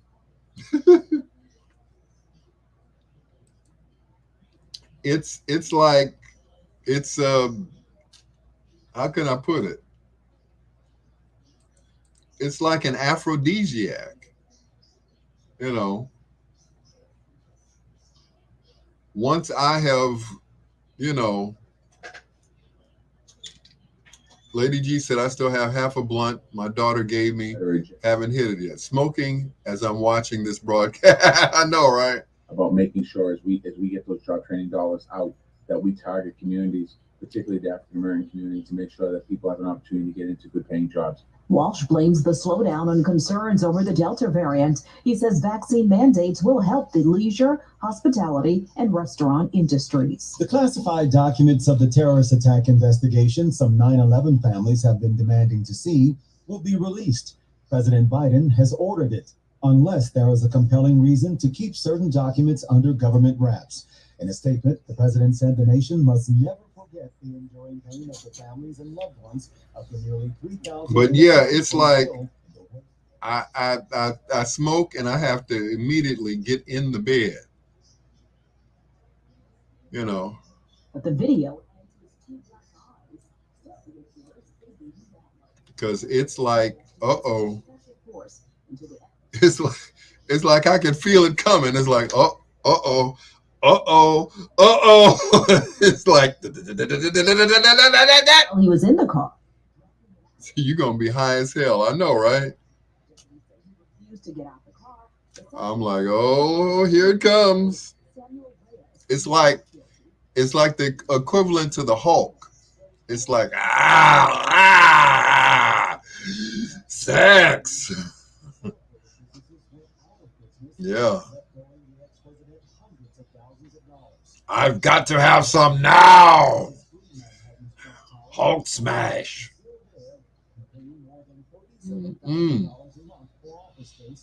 I mean, it's something about it. It's like I turn into a beast. It's like I'm like Godzilla. I'm like, somebody better give me some. You know, I pick up the phone or I go to the computer and it's like, you know, go to the porn sites and it's like, you know, like the monster, boy. Information Network. The views expressed on our programs are not necessarily those of WVON, Midway Broadcasting Corporation, or our participating sponsors. Live from the Xfinity Studios at WVON. The Talk of Chicago, 1690 WVON. Well, any time is a good time. On WVON. Hey! Like right now. Wow! This is W.T. Pongo from MTV's True Life Crime, and right now he's flipping the 45s and playing the B-sides. It's Al Greer, 1690 WVON. I mean, it's once I can hit it like maybe twice. After that, it's like rah! Hulk smash now. You know, and I don't mind saying this. You know, when I was I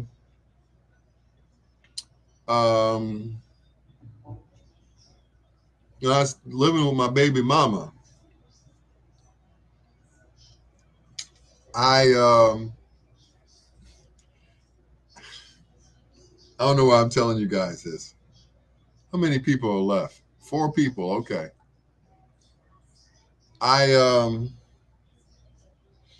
When I moved, I forgot to empty the garbage.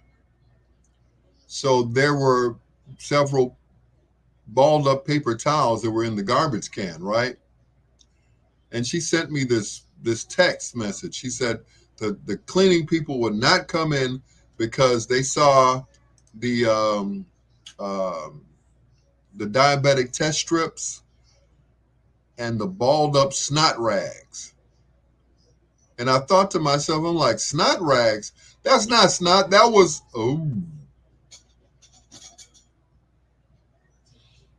So every night After I said, I'm about to make a snot rag.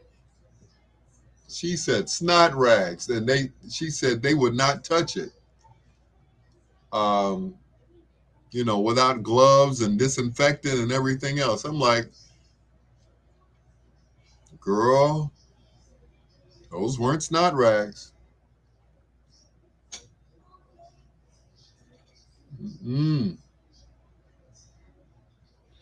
That might have been my blood on those diabetic test strips, but those weren't snot rags.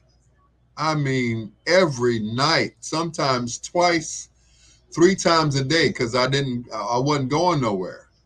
So I was back when I was really depressed. So all day, all I did was, and get this, my baby mama sold weed. So all I had to do was send her the money. She'd knock on the door. Here you go. All right. And that was it. She closed the door and stepped back like in Soul Food. She's not Soul Food. What was the other movie? Color Purple, and see what color the wall was gonna be. Here you go. She just like go ahead, help yourself. And she would never come in that room, boy. Not while I was in there. She's like, you ain't killing me. She said, we made a kid 22 years ago.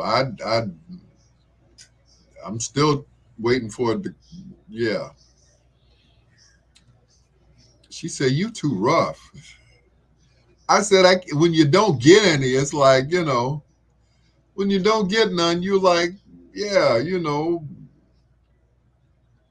bam, bang, bang, bang.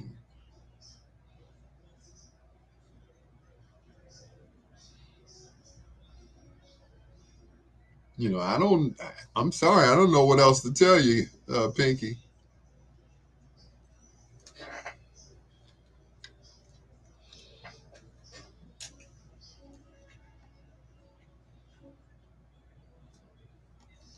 She was the lady that discovered the Sugar Hill Gang. And of course, she wrote that song for Al Green to sing. He was like, no, baby, I don't sing no songs like that.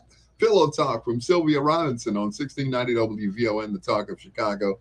Hello to Pinky Star, who is just cracking up at me on Facebook. I don't know why. Pinky, why are you laughing at me? I haven't said anything funny yet. It's Vanity 6 and Nasty Girls on 1690 WVON. It's your Dr. Al Greer flipping the 45s and playing the B-sides on 1690 WVON.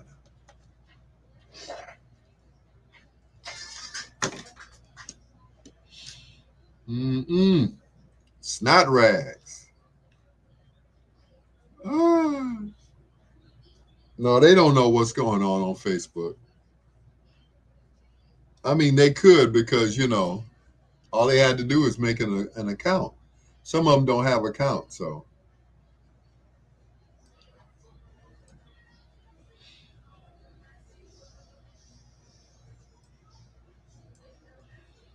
Yeah, thank God they don't know what's going on Facebook, what I'm talking about, because it's like, oh my, he's so nasty.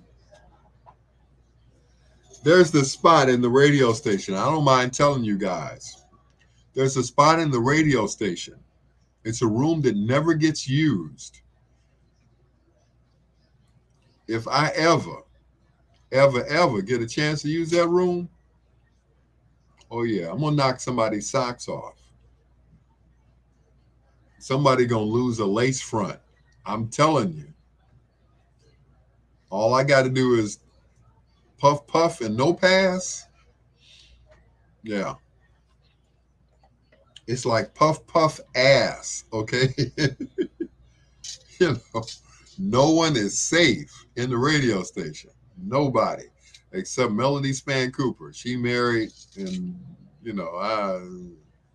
she's like a sister to me. I can't see myself doing my sister. But woo, man, I would be right. They would ban me off the air. Thank goodness. But you know, it's whew, you know that mm,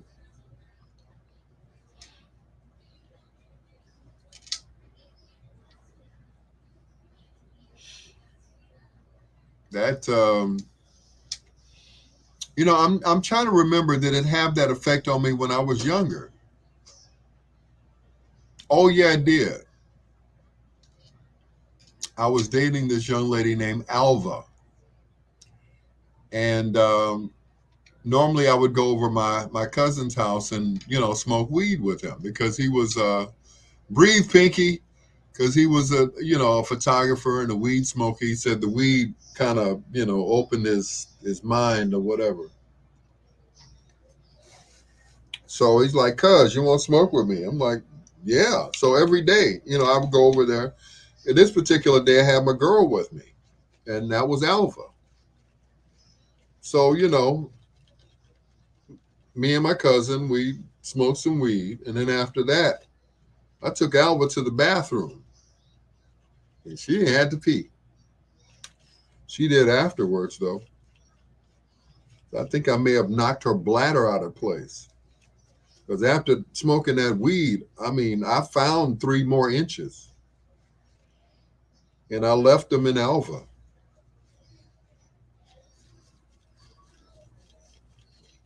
I'm just saying. She was like, "What has gotten into you?" I said, "The question is, what's getting into you?"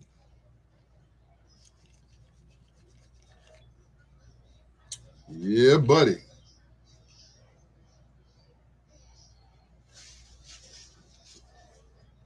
You can't smoke weed by yourself. I know, Pinky, but I don't have nobody else to smoke weed with. My cousin, I don't, we don't get down like that. I don't even think she smokes weed.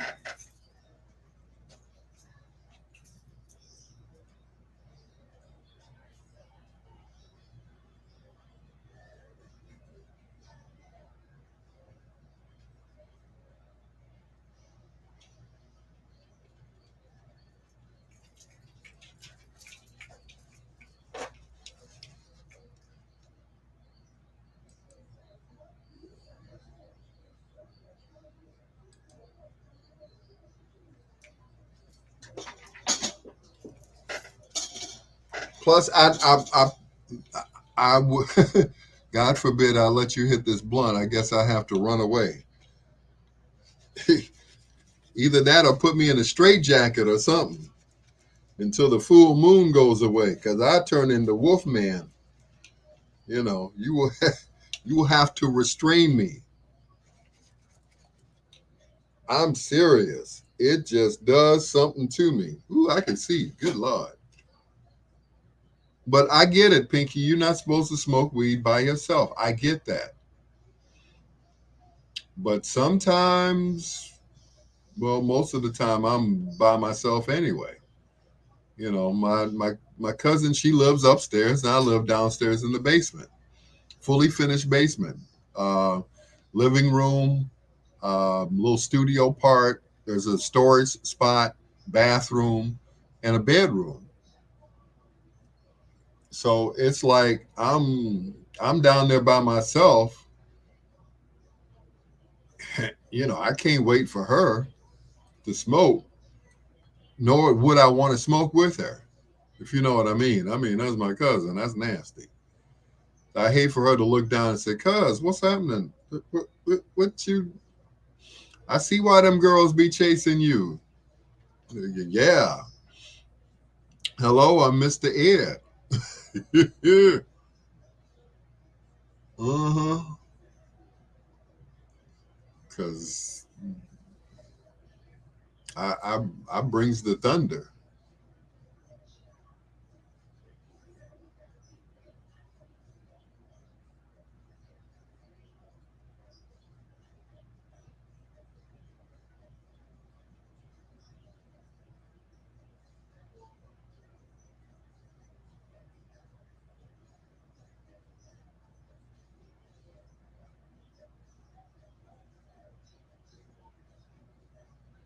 Yep, what you say, call the coroner.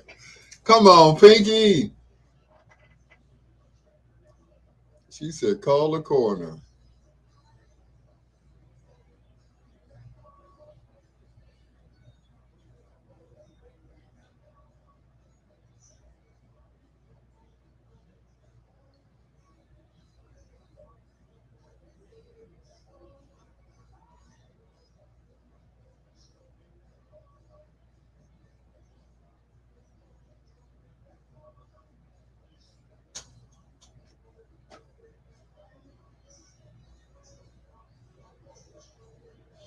Mm-mm.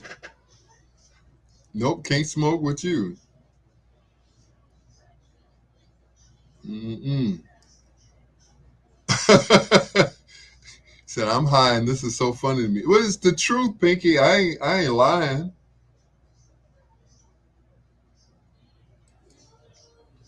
I ain't lying. I don't have to.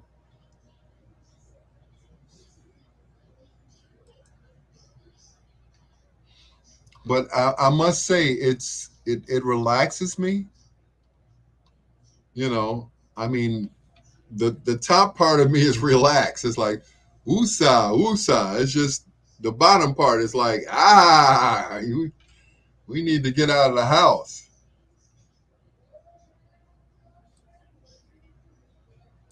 Mm-hmm.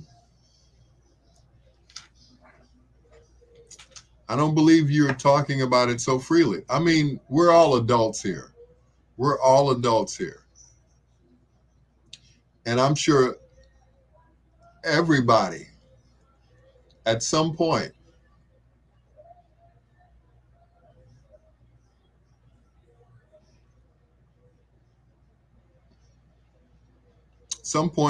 I'm watching Wesley Snipes kick butt. You got to get a F buddy. I do. I really do. And I don't mind saying it. I did a few months ago, but it didn't work out. It didn't. It was like one and done. I'm like, what am I doing? I'm married. This is not what I do. One and done. So yeah, it's not something that you know, it wasn't planned. And she brought weed, and I was like, I think I might have to warn you that if I smoke this, then yeah, you're either going to reap the benefits or you're going to be sorry that you ever came over here with weed. She said, oh, it can't be that bad. As you can see, I'm not with her anymore. I said, no, I can't. Mm-mm. This is reserved.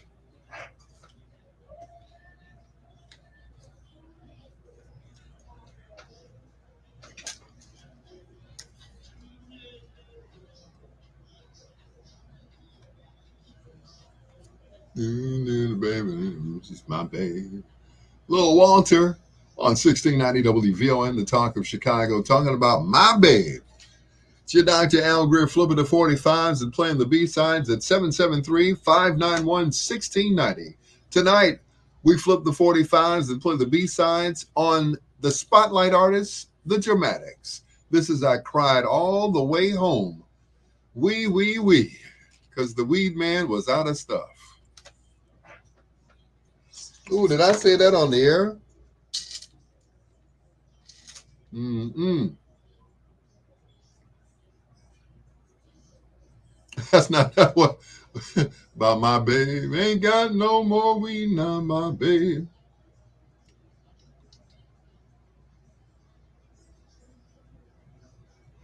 Did you say that on the air last night, Al? No, I didn't. Play the tape back.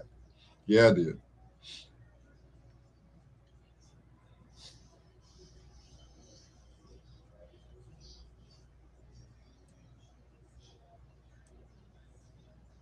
Mm-mm.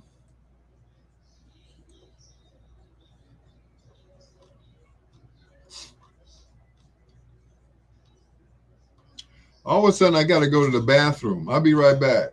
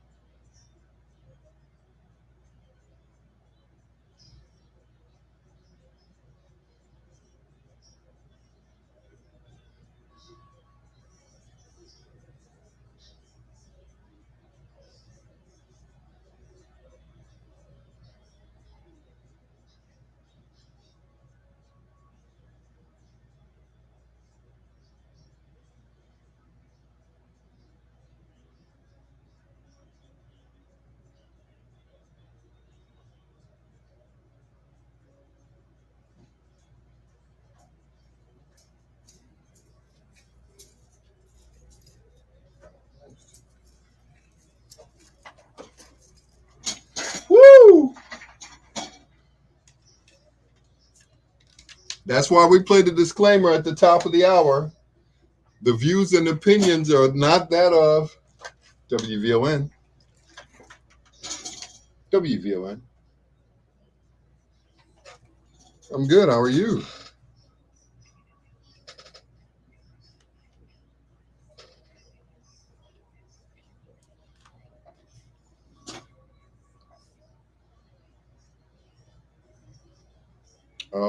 Nope. That was something that he made on his own.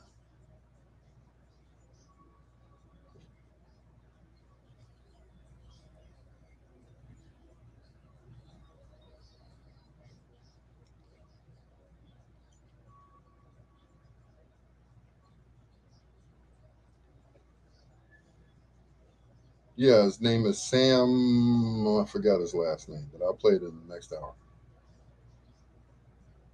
Okay. Guess you. No, I don't remember that one.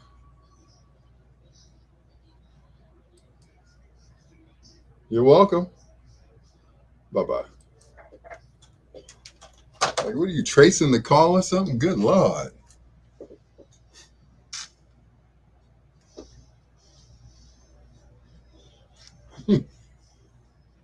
I got another question. Like, I don't talk to no men.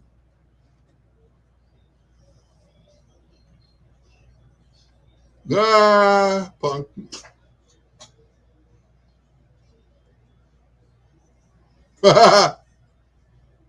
You just got your butt whooped by Wesley Snipes.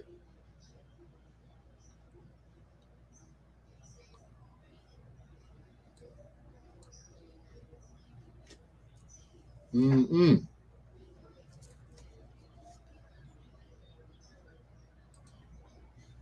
Friday Night is the song he's looking for.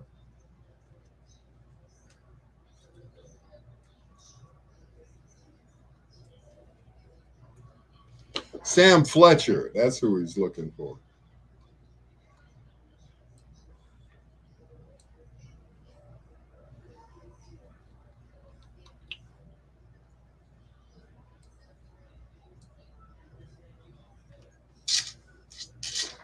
He came with a warning label. That's right. The views and opinions are not those of WVON, Midway Broadcasting, but they are of AG Entertainment. That's me. That is definitely me. And I think that's what draws people to me, because they know I don't bite my tongue about anything. I don't have to. As long as I keep it clean, long as I'm not cussing and all that stuff, you know, I basically keep it clean. You know, it's all implied. I never use those words, you know, but it's all implied. It's always implied. I don't say, you know, I smoked the weed and then I, you know, no, I didn't say that. But there's always that, you know, I mean, use your imagination. If you're by yourself and you're smoking weed and it has an effect on you, what are you going to do? A, sleep. B, pleasure yourself. Or C, all the above. And me is like all the above. You know,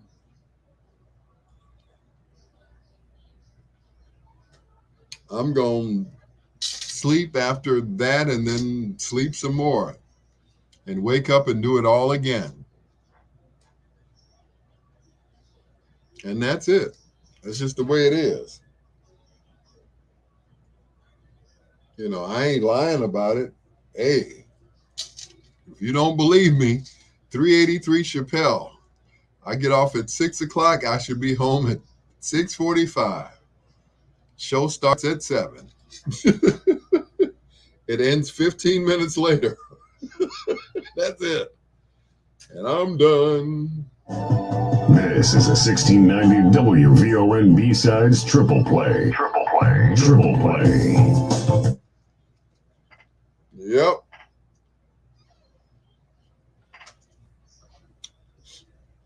You feel sorry for the woman I smoke with, huh?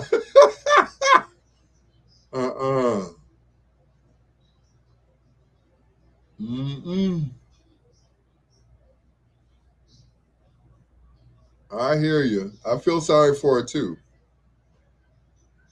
I really do. I feel sorry for her too.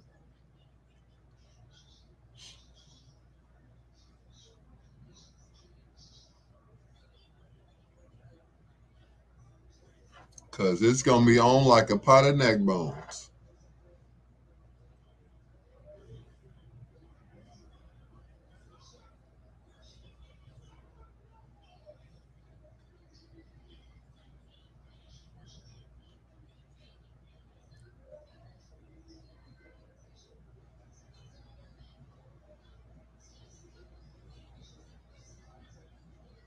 Yep.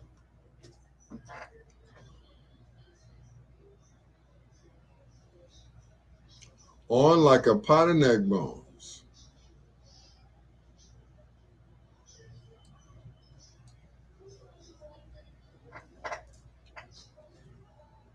What happened to what we were talking about and what I thought was promising? Look at what happened was, this is what had happened was, I don't know what had happened. I don't know. All that I know is that you don't want to smoke weed with me if you're a female. Guys, you gonna have you get a pass because I don't get down like that.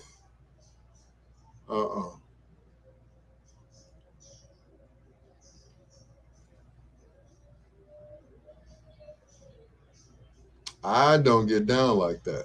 So guys, you have nothing to worry about.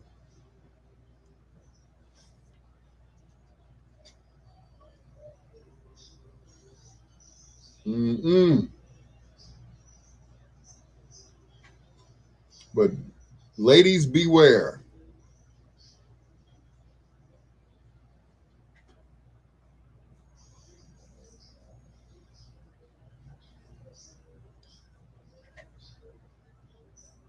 Ladies, definitely beware.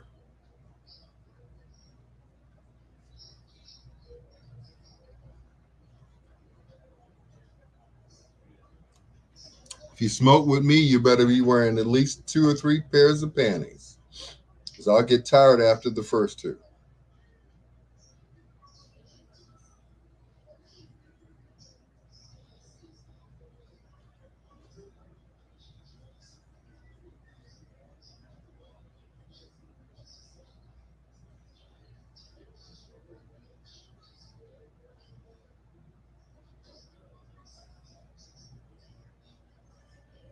Mm-mm.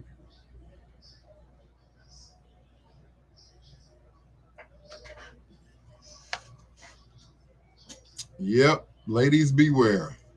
If you smoke weed with Al Greer, yep. Do you know you're advertising yourself? I don't look at it that way. I just look at it, this is entertainment. It's like I tell my wife all the time because I was listening to you live last night. Uh-huh. Yeah, you're nasty. It's just nasty. Telling all your business and stuff. It's like, it's all entertaining. Y'all don't know if I'm doing that or not. It just sounds good though. It sounds so vivid the way I describe it.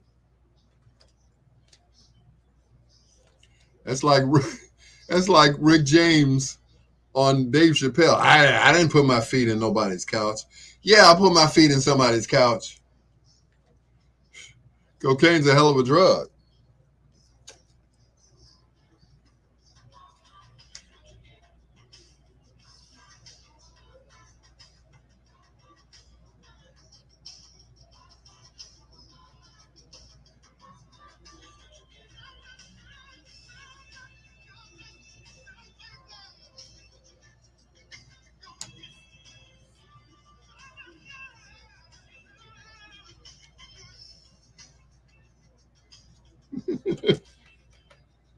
The Dramatics and Key to the World on 1690 WVON, the Talk of Chicago. Tonight we feature them in the spotlight.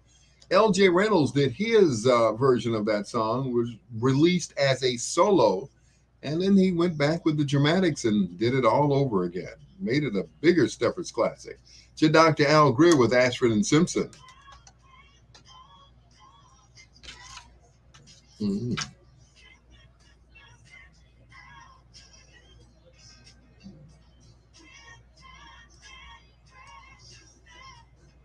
Mm-hmm.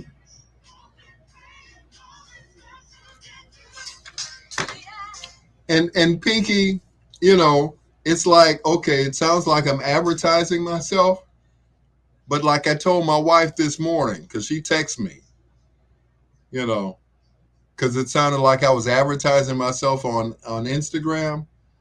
I'm like, they all know that I'm married. So some women, have a conscience. I don't know when this started, but they're like, oh, he's a married man. Oh, he's in love with his wife. Some women, some women don't care. They're like, oh, you love your wife. Okay, well, you didn't love her last night when you was on top of me. And that's just it. Men and women are totally different. We are totally different. Women are emotional and men aren't. We are all physical. So, we can tell you, yeah, let's get it on. And at the same time, we're just not into it. We're just into the physical. And that woman could be just laying there like, oh, this is the best I've ever had in my life. Oh, he's just, and it's like, when it's all over with and he's done, that's just it. He is still in love with his wife. But for some reason, he just wasn't with her. In his mind, he was probably with her while he was with you, But at the end of the day, the guys are going to be the way they are. And that's it. But you have some women that are physical and not emotional. It depends on the person. You're absolutely right. But once again, at the end of the day,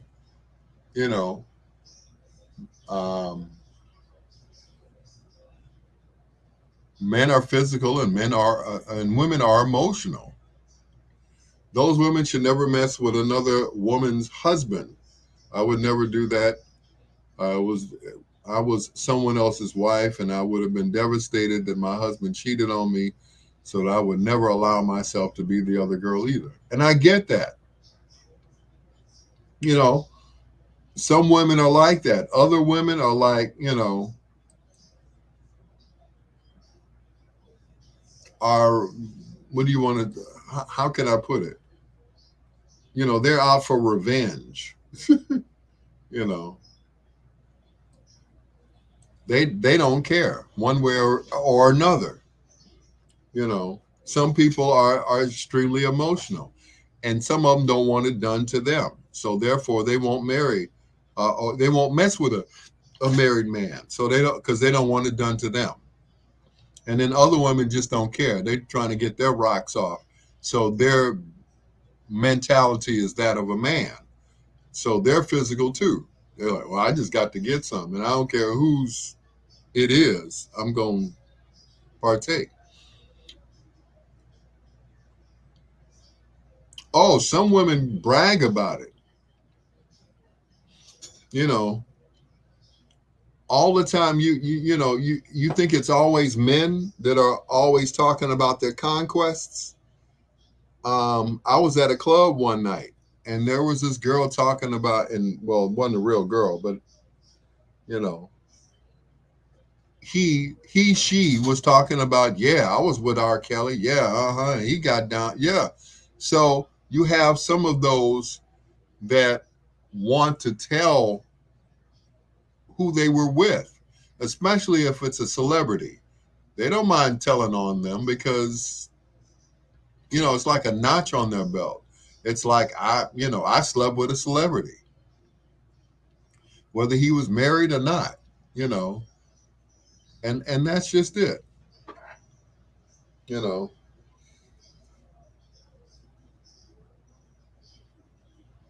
He said, that's why you're single now. And I hear you. But, once again, some women and some men are totally detached from it. It's just the act of. And I say that all the time. I say that sex and love are two different things. Making love and having sex, that's two different things. You can have sex by yourself. You know what I mean? Know what I mean? You have sex by yourself, but you can only make love to another person. You can't make love to yourself. It's like, ooh, I'm so sexy. No, you can't do that. And, and that's just it. You get to a point where sometimes you just forget. The lust takes over. You can't have sex by yourself, but you're not having sex and that's a waste of time. But I hear you. But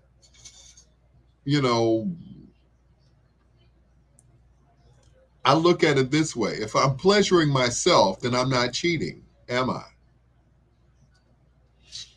I'm just saying, if I'm doing it to me, then I'm not doing it to someone else. So therefore, I shouldn't be guilty about it. But some preachers and phony Christians, as I call them, will tell you otherwise. But I'm sure there are a lot of people out there, who are religious who, touch themselves. He said, for me, I have to have that physical touch. I get it, Pinky. I get it. Excuse me.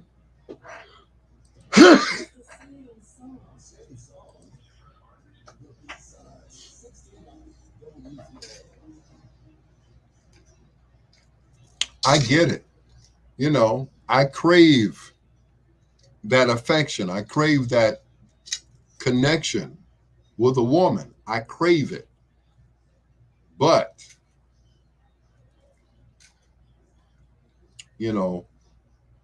when you're by yourself,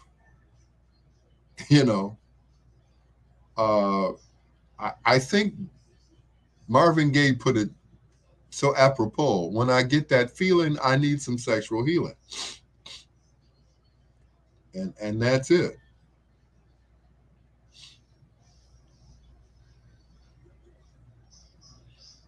You know, I understand. I hear what you're saying, and I totally agree with you. I need that, you know, that bond. You know, I sleep with a pillow. You know, I sleep with a pillow. You know, I have a couple of, you know, under my neck, under my head, and then there's one that I caress. Well, that is me caressing my wife. It's a small pillow, but you know, it's smaller than the other ones. And I get you. I'm with you. I prefer someone else touching me as opposed to me touching me. I get it. But when there's no one else available, you know, if you can't be with the one you love the one you're with. Rosie Palmer. And that's it.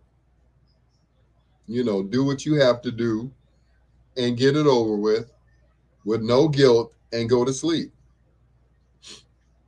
That's it. But sometimes that's what you have to do. You know, I would love to make love to my wife. But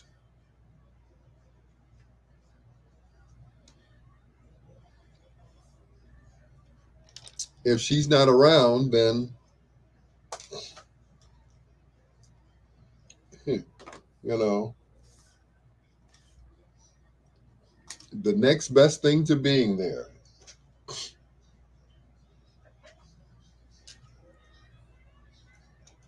$16.90 WVON, the same song, different artists. That is Chicago's own Barbara Acklin. Before that, Swing Out Sister. And a song composed by Mr. Eugene Record of the Shawlites. That is Am I the Same Girl, a.k.a. The Strut, as he called it. Hear the whispers on 1690 WVON. Yes, Pinky, we've been working on it since the beginning of the year, since December when I was discharged from my duties out in Park Forest.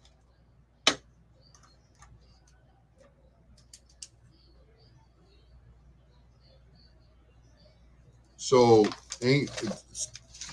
you know, we saw each other a few times and that was it. But, you know, last time I saw my wife, we went out for Father's Day. She took me out. And that was it. Or, well, we went out together. But I have not been with her. But I text her every morning. I text her every afternoon to say, you know, good afternoon. And that's it. And I text her to say good night. That's it. They say that 50,000 people packed out Soldier Field. They say, oh my God, everybody is going to be sick. You're right. You're absolutely right, Pinky, because there was no way that I was going to see no Kanye and all them people. All those people. Somebody had to have gotten sick.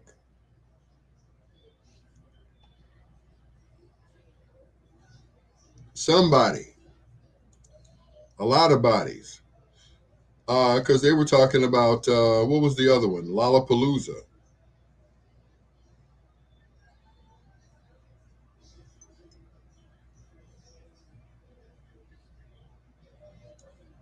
So you mean to tell me with all those people out there at Lollapalooza, only 200 were sick? Only 200 had COVID? That's it? Had to have been more than that. Had to have been more than that to be in that space. All those people. And neither one of those events was there a mask mandate or a mandatory vaccination or negative COVID test. Nope.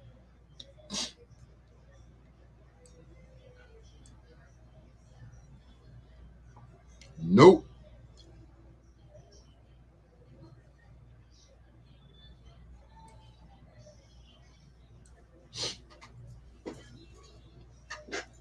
There is no way I would have gone to see Kanye. First of all,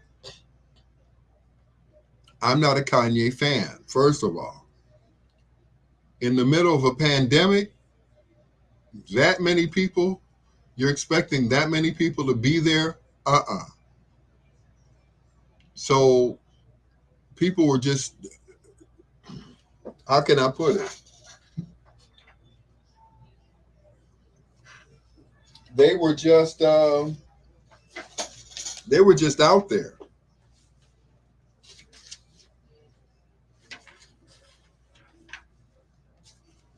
You know, they were just out there. They were just how can you say it? They were throwing caution to the wind. And that's it. There is, you know, and I'm sorry, but Kanye should have known better. Everybody should have been masked up. You know, Pinky said I never would have rolled the dice on my health in that size, which is big enough to have 50,000 people and nobody gets sick and everybody's safe. There's no way. Absolutely, positively, no way. I'm sorry.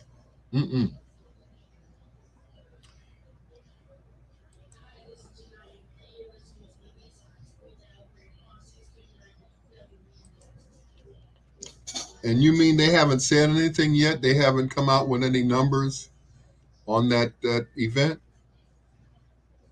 Really?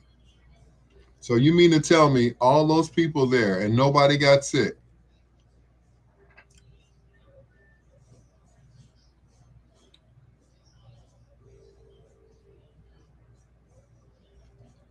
Or maybe everybody got sick, they're just not saying anything.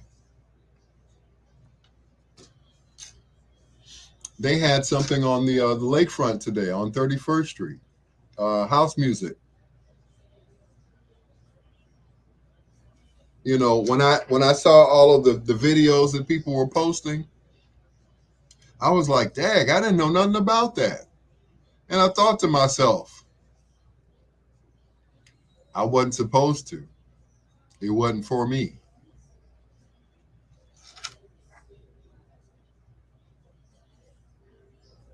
See, God puts you where he, you know, where you should be. And I should have been at home. And that's where I was.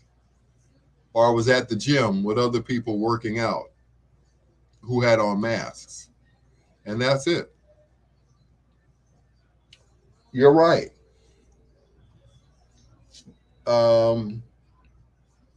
You like rolling the dice. You don't know. You don't know.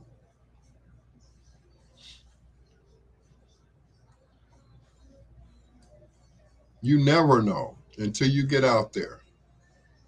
People are lying about being vaccinated. People are falsifying their little cards saying that they've been vaccinated.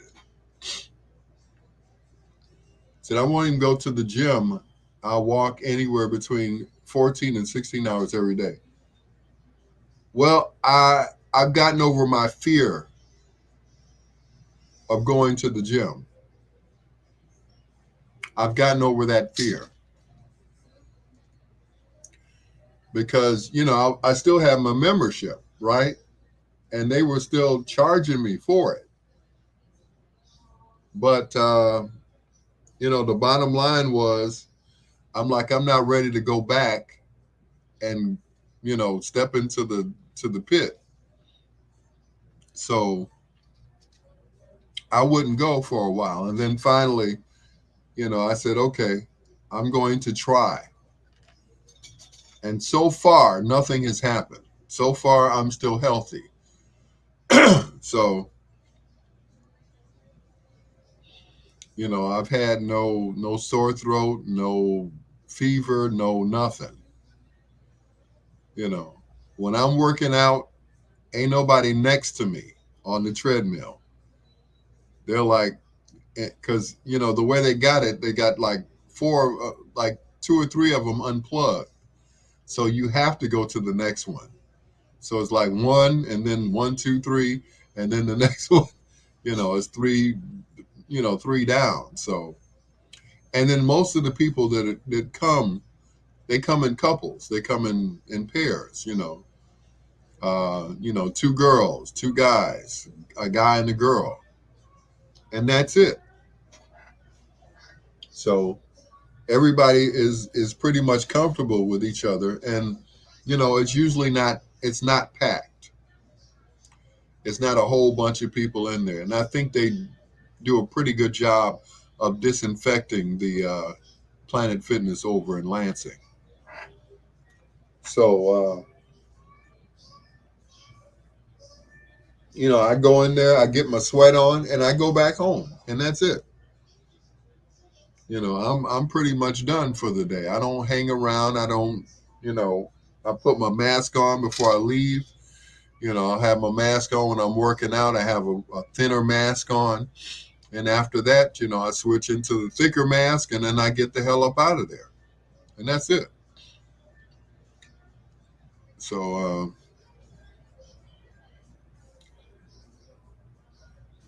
yeah, it is. It is difficult to breathe with that thing on. But like I said, I wear a thinner mask. It's still the same, blue mask that, they say we should be wearing. But then I have the thicker one, and then I got a thinner one, and then I got another one. And, I go in there with like 3 masks. I walk in with one, I change into another one, and I walk out with another one. But you best believe I'm always thinking safety.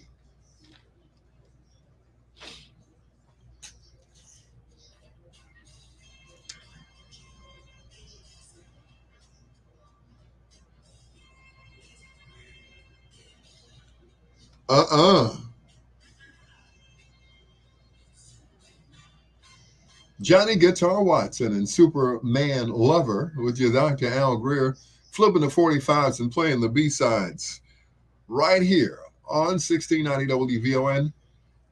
I got to remind everybody to please be careful. I was in the gym today over at Planet Fitness in Lansing, and I ran into an old student of mine. When I was at Kennedy King, he was one of my students, and his name just happened to be Greer. I'm like, we might be related. You never know. Where are your folks from? He said, Grand Rapids. I'm like, it's a possibility, You're the SOS band. No one's going to love you more. On 1690 WVON. Shout out to Keno Greer from your Dr. Al Greer.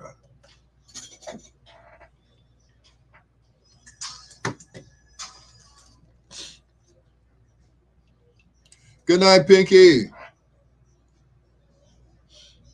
I'm glad I made you laugh this evening, or this morning, I should say.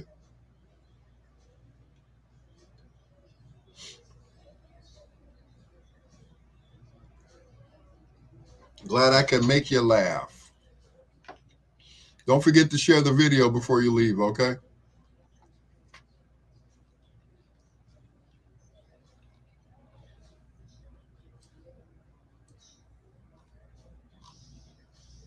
Yep, share the video as you leave. I had you over there hollering. Oh, well, thank you, I think.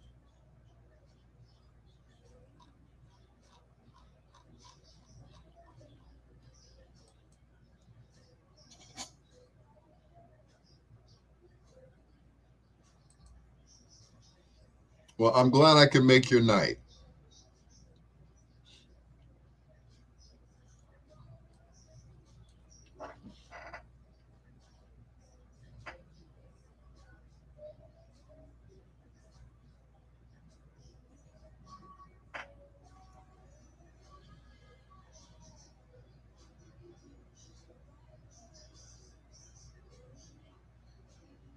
Yep, I try to entertain. I aim to please.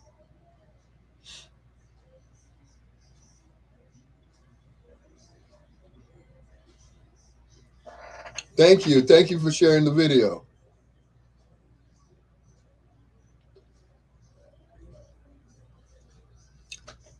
And by the way, I'll be at Planet Fitness tomorrow afternoon when I get up. That's where I'll be.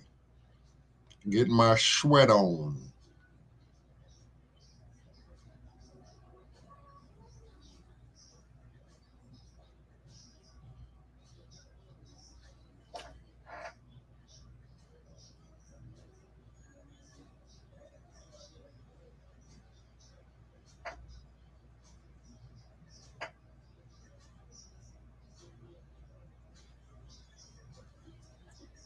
You a penis pic. Good luck with your life, Malik. Hey, Malik. Great news, man. Tonight we got enough investors to make fatties a reality. Oh, and here's a shocker. Wait for it. The biggest investor of them all? Earthquake. And see, that's ironic because... Shut it down. What? Fatties is out, TD. I'm trying to rebrand myself, and you got me out here looking like a carnival sideshow. Tori, I need you to get on the phone and set me up a meeting with our friend Reese. Yo, TT, you know what a bathroom is? Man, I'm about to drop a 6.5 on the Richter scale. Yeah, man, it's upstairs to the right. Oh, man, earthquake out of here.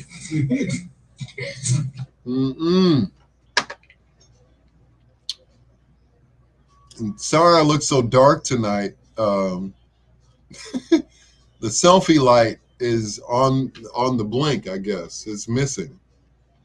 And I couldn't get this one to work. Like somebody left it and it don't even work. I've been trying to turn this selfie light on all night. But I'm glad you guys could see a little bit of me. So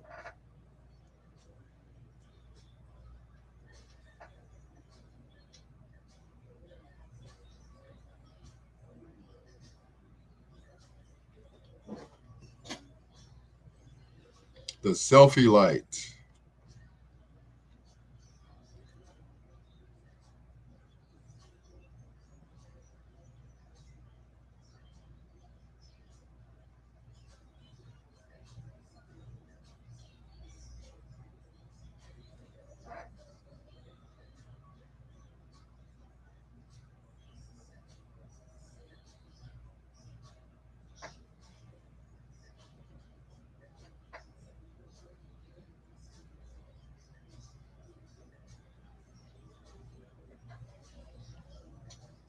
Woo-ha! Alongside colleagues and fellow esteemed authors Victor Hugo and Émile Zola. Chirac admitted that racism had existed in France and said the reinterment had been a way of correcting that wrong. His novels have been translated into nearly 100 languages and inspired more than 200 motion pictures. I'm Tariq Lowe on the BIN.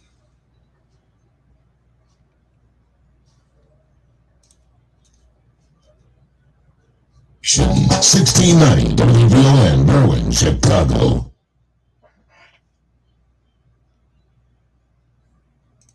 She's funny. She's I'm weird. Jaleesa She's Chapman. opinionated. Harris on your home for 24/7 News, the Black Information Network. Former Brooklyn Center police officer Kim Potter is now charged with first-degree manslaughter in connection with the shooting death of Dante Wright. Minnesota Attorney General, African-American Keith Ellison, announced the charge, which is in addition to a second-degree manslaughter charge Potter already faces.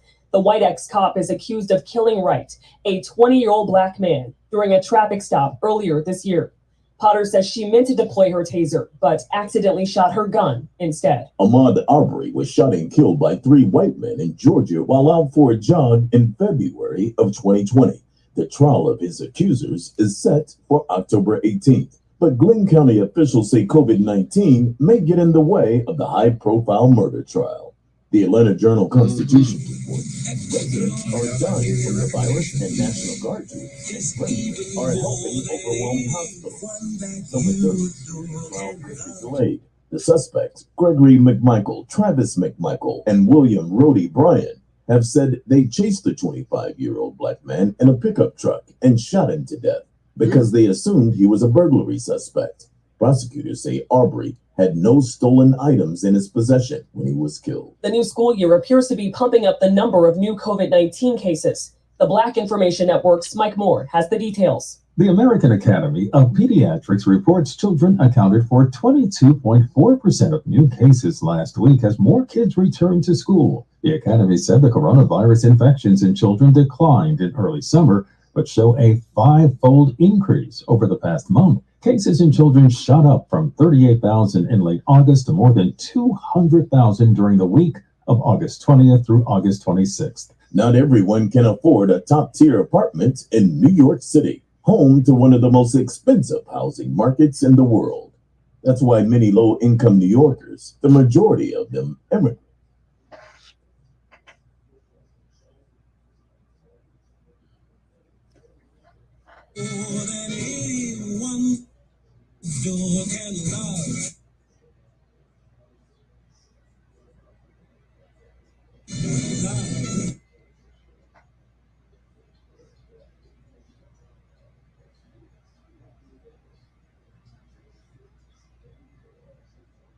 Something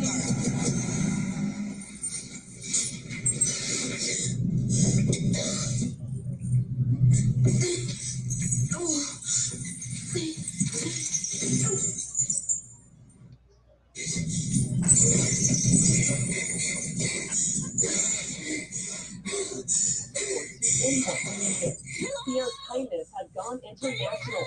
On September 9th, the country of Nigeria will name Pierre an official African queen. Nigeria will also recognize Pierre over the course of a 10-day coronation celebration. I'm Jaleesa Chapman, along with Ray Harris, on your home for 24/7 News, the Black Information Network. The Talk of Chicago, 1690 WVON. She's funny. She's witty. She's opinionated. I see the most ridiculous story I have ever seen in the news.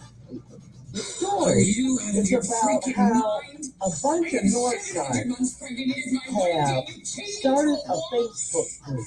Now get this, wait for it, because they got hit with an egg. I can't make this up. Facebook group tracks down a serial egg thrower and maybe shows a way for a neighborhood to fight back. Something so. She's very small. Weekdays at 9 a.m. on the Talk of Chicago, 1690 WVON. The views expressed on our programs are not necessarily those of WVON, Midway Broadcasting Corporation, or our participating sponsors.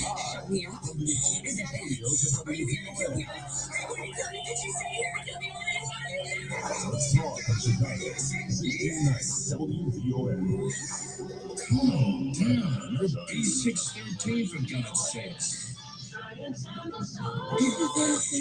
We never complained. B613 Mothers and Children First 1690 WVON. Olivia did not send me. Your currency for my freedom. I will trade you to Olivia, and this will all be over. You will be out of here tonight. There's the bathroom. Be back in a few hours.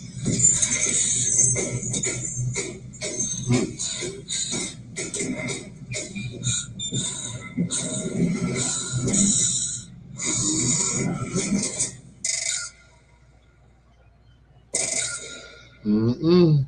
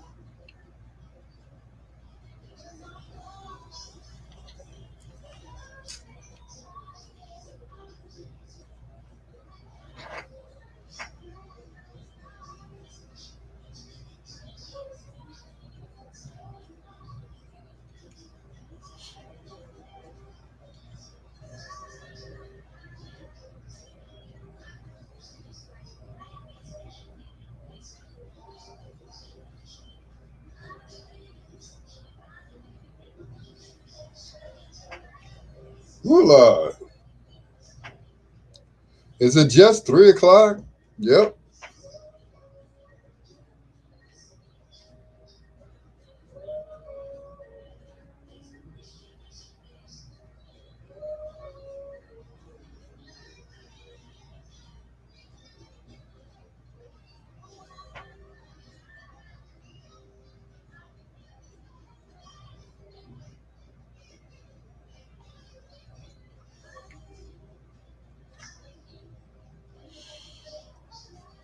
Woo, Lord, help me. If I can just make it to 4, I'll be all right. Well, that's the next hour, so I made it. Ah.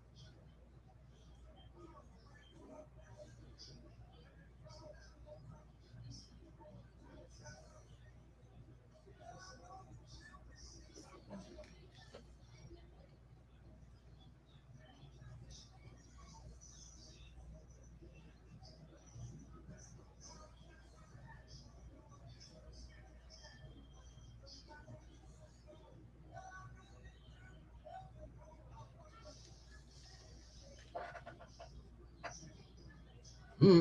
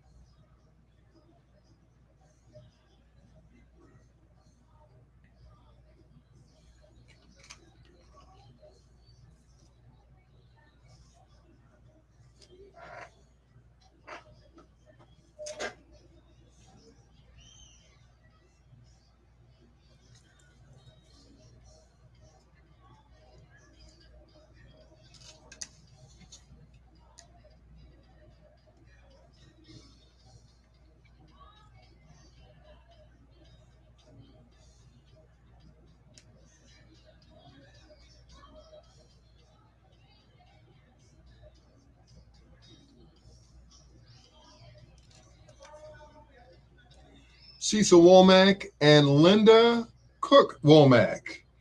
And baby, I'm scared of you on 1690 WVON, the talk of Chicago. It's your Dr. Al Greer, sitting here flipping these 45s and playing the B-sides, this time on the spinners. This is Mighty Love on 1690 WVON.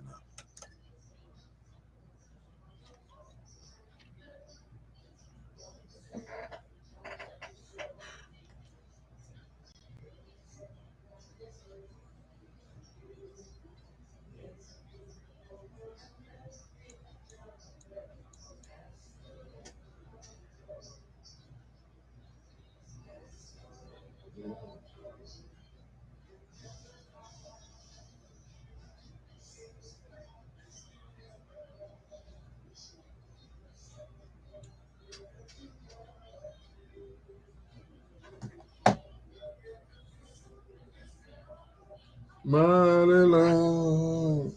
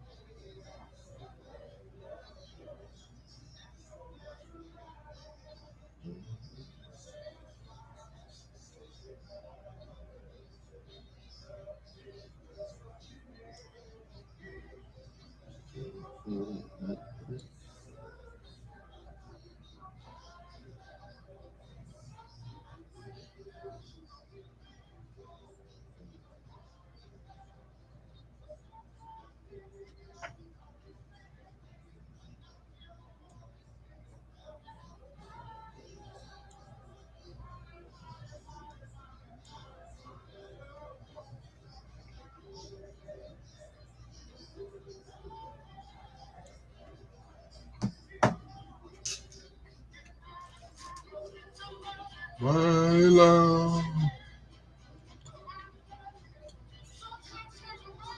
Mighty love.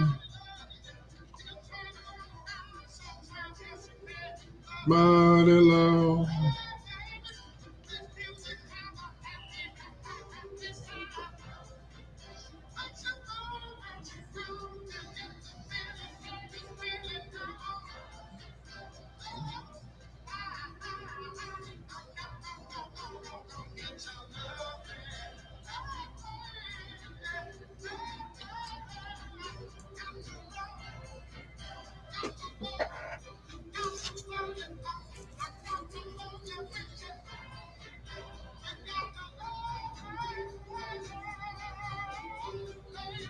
Mm.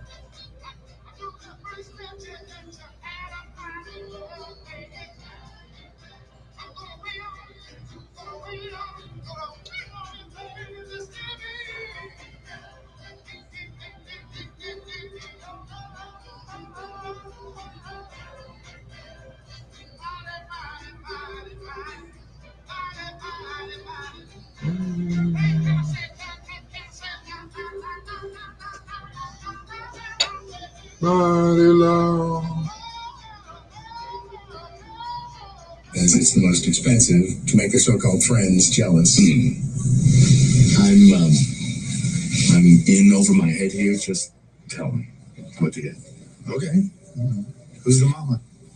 Second wife, girlfriend, second wife, my daughter. Wow, congratulations, Grandpa.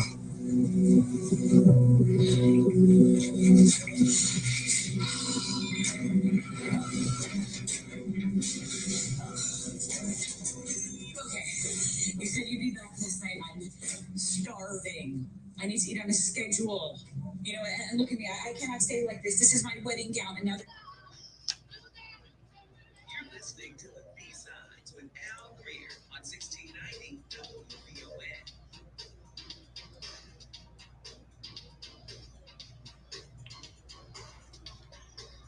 So we can go.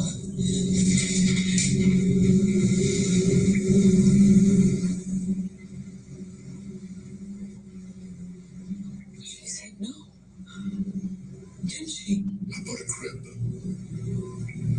A crib. A crib. You bought a freaking crib? Olivia's asked for time. Time. There is no time. Olivia's doing what she always does. She's handling you. She's planning. She's figuring this out. She won't trade. If she would have traded last night, she'll never trade. She wants to win. I'm already dead, and you're never going to be free. You'll die as much a prisoner as me. It's over for us. Do you get that? You played this all wrong. Why? By a quit. You just killed my baby.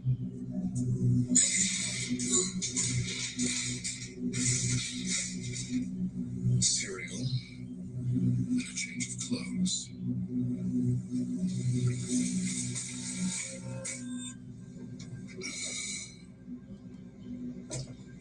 Before I'll be a slave, she'll be buried in her grave.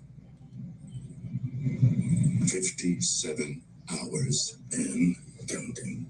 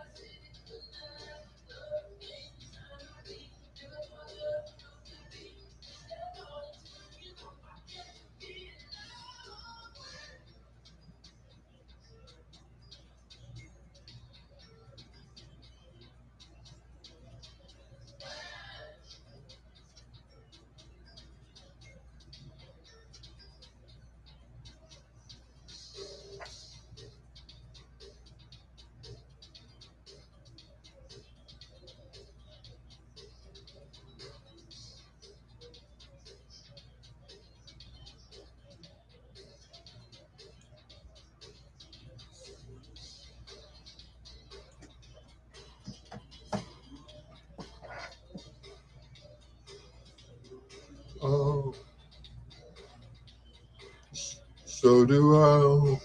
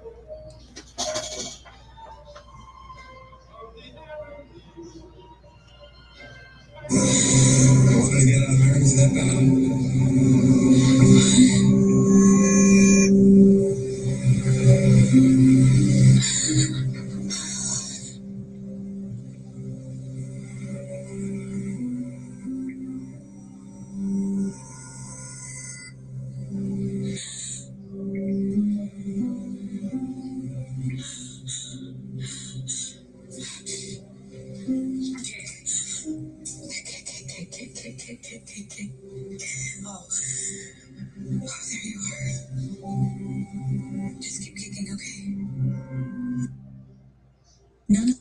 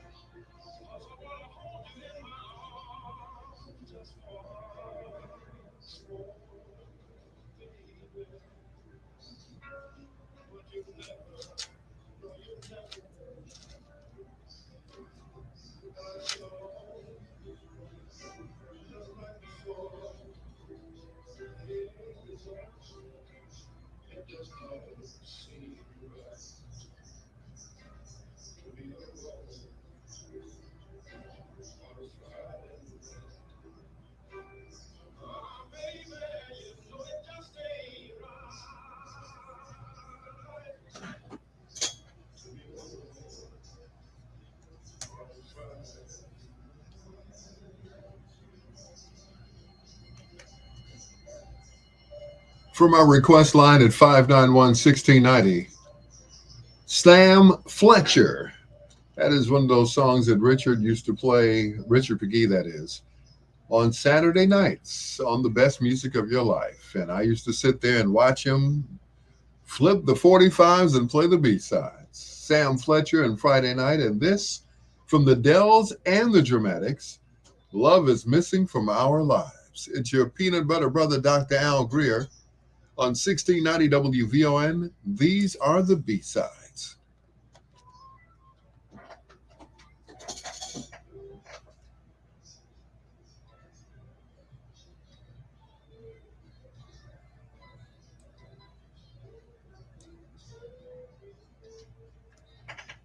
Hey, Lawana. Everyone's gone. It's just you and me, baby. And whomever that other one person is who's asleep. But hey, Lawana. It is good to see you. I'm glad somebody said something because I was like, okay, am I here by myself? So good to see you, sweetheart. Thank you so much for joining us at, what is it, 3:23 in the morning. I can't believe I'm not sleepy yet. I'm probably because I just ate some candy. So it gave me a little energy to make it. So Get to This by Marvin Gaye coming up, sweetheart.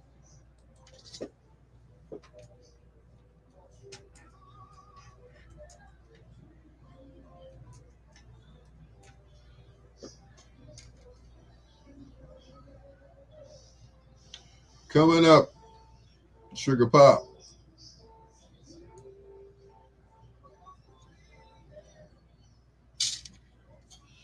But yeah, thanks for joining us at 3:23 in the morning. Thought I was sitting here talking to myself there for a minute. I kind of drifted off and was watching Scandal comes on this time in the morning on Bounce TV. So I was watching it. That Joe Morton, boy, I tell you, Papa Pope, he ain't no joke. So I was watching that for a bit. So, but thank you, Luana. I appreciate you. I do. She said, glad to see you as well. Not as glad as I am to see you. Trust me.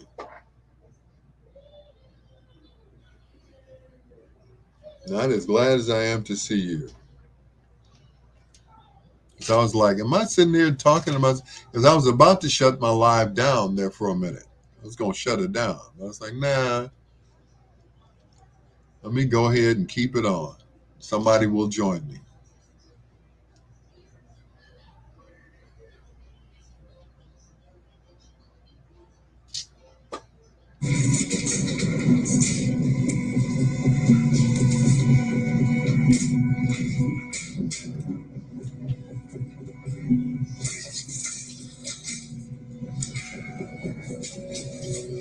Yep, somebody will join me. I have a right to fight back. I am left defenseless. That girl is left defenseless. Was I going to kill her? Maybe. Will I ever save her now? We will never know. This is not a game. Too far.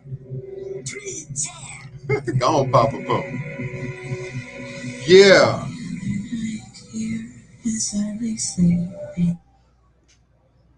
Yeah, I've become a fan of Johnson on Bounce. Created by Cedric the Entertainer, which stars D.L. Hewley. I'm glad to see them still working together. I really am.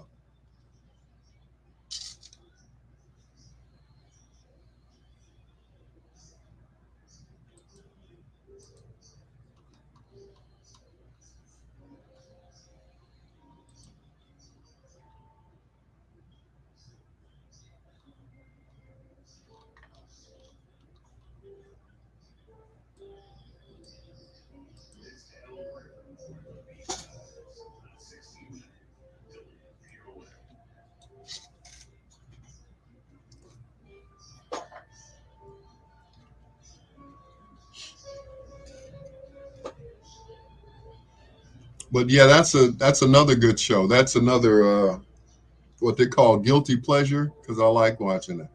Cedric is always on point. Yeah.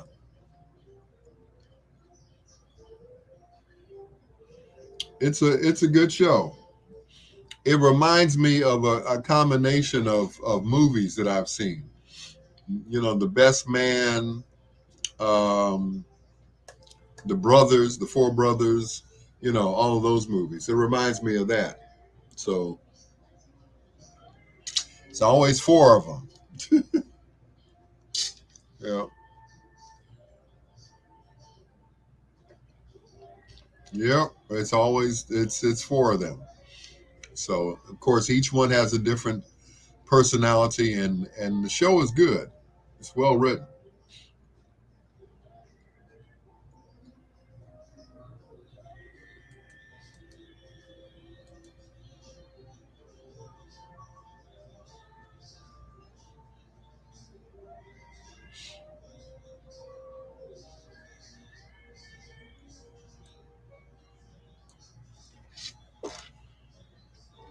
Yep, very well written. Very, very good show. Well casted.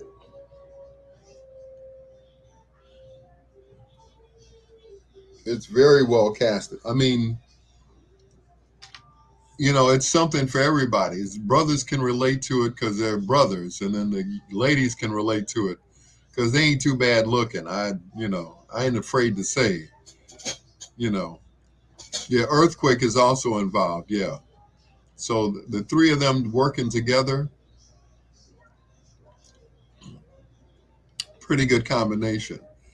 I'm wondering why okay, DL's got his hair still dyed. His hair is on his head is still black, but he's got the white beard. I'm like, it's not, his beard is not gray, it's white. I'm like, okay. So I'm just wondering, but yeah, but to watch the three of them together on this show is phenomenal. You know, I'm just waiting for Steve to make a guest appearance on the Johnsons. The Johnson.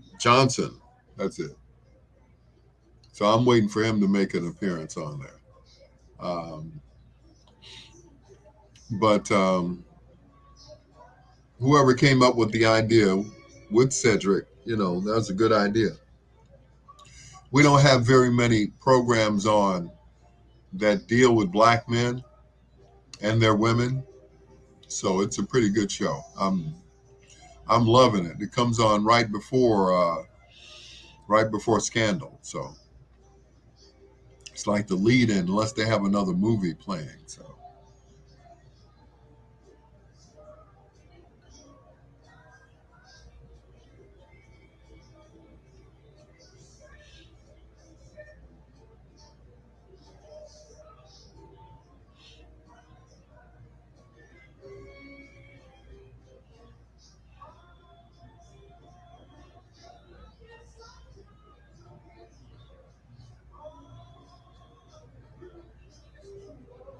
Yep. But you know, they're doing good things with that Bounce TV channel. I'm glad that they are. I was like, it's gonna be another BET in a few more years. What's up, Ken? Kenny Cool Cat. You know, I figured like in a few years that Bounce would go away or get bought out by the white folks. So.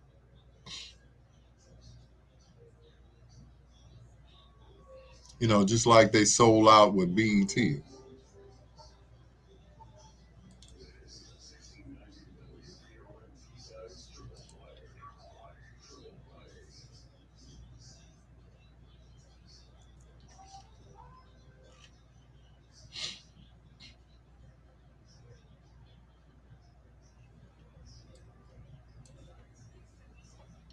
But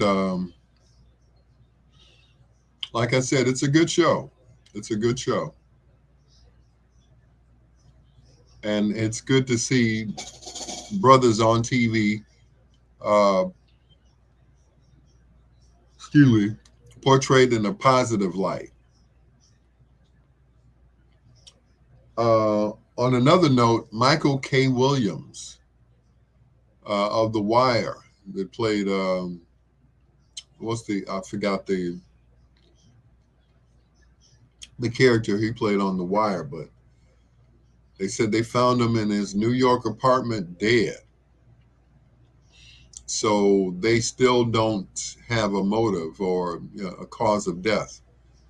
I'm like, man, he was a young guy too. He wasn't, you know.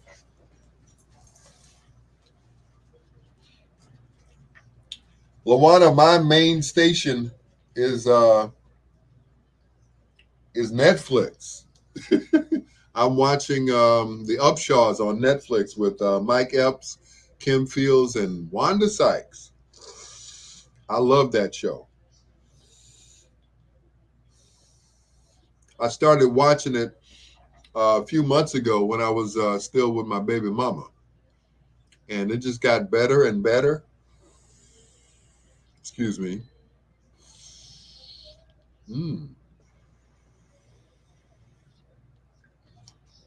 I mean, the show got better and better. You know, Mike Epps, to me, he's like the new Richard Pryor, you know. Not Steve Harvey or anybody else, but Mike Epps is, you know. I mean, he's got that charisma. He's got what Pryor had, you know.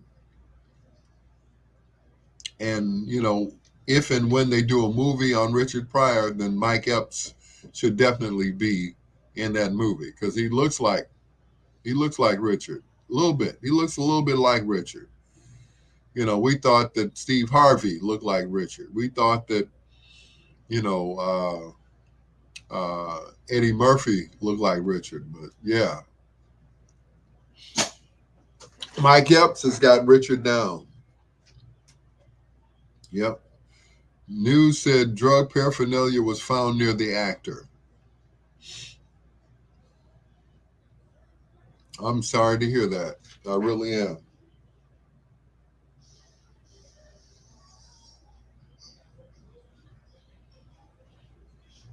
You know, because he was very talented. Very talented.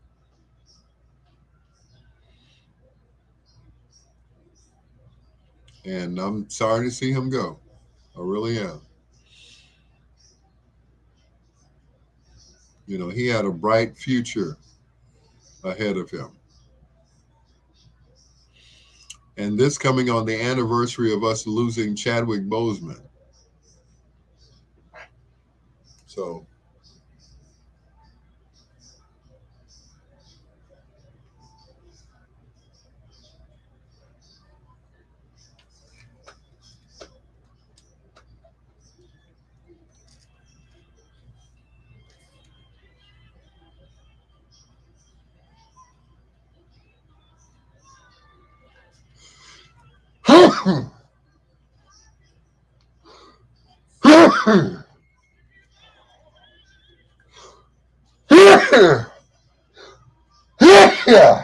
all right, that's enough.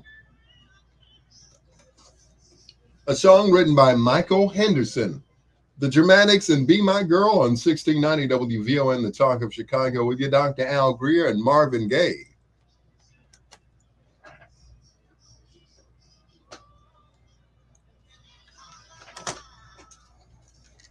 Yeah, it was like he was always playing a thug. And he, you know, he played a thug very well in all those movies. The Wire, a couple other, what was that other movie?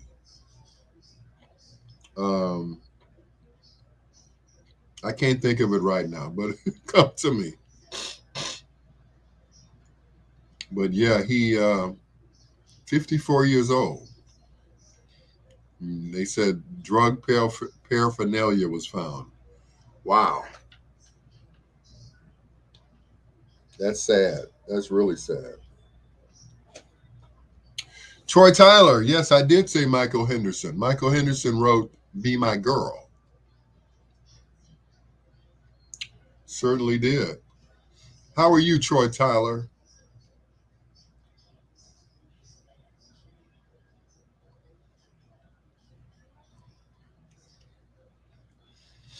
What are you doing up this late, Troy Tyler? Aren't you doing that loft show in the loft or whatever? I keep seeing these pictures of you. I'm like, okay. Are you getting younger?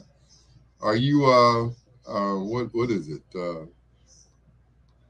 You doing a Benjamin Button type thing. You're getting younger.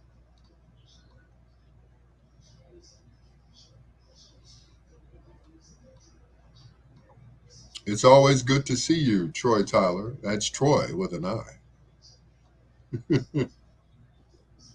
All right. So how have you been, Troy? How's it going over there at the Omni channel? Or is it the Uno channel now? No, the Omni channel. Okay.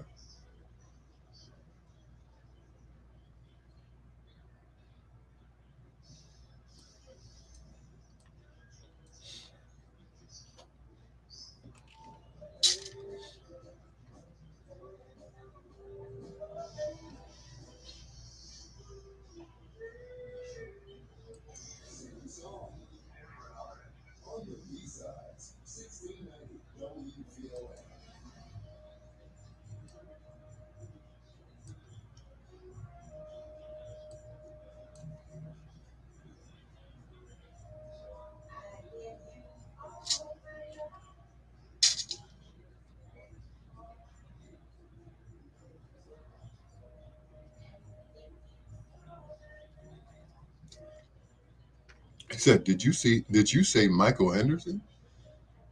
Mm-hmm.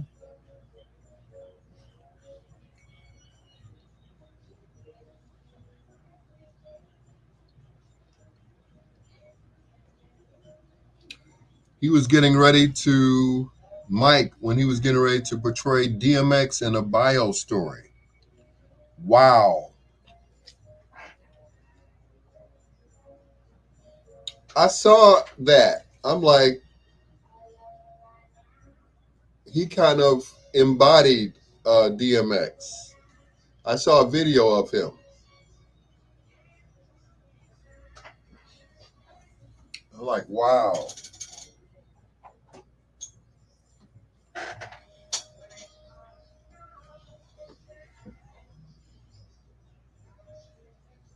"54 years old."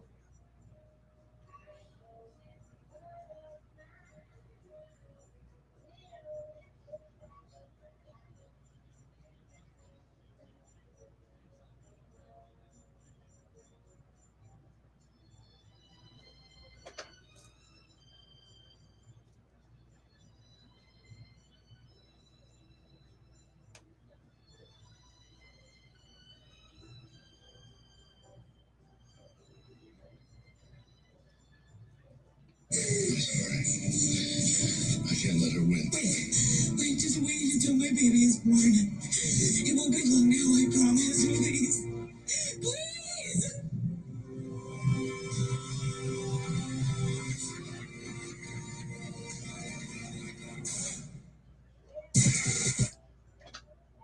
Oh, they're running the promo for Johnson right now, Luana. All new episode, Sunday, 7 Central Time.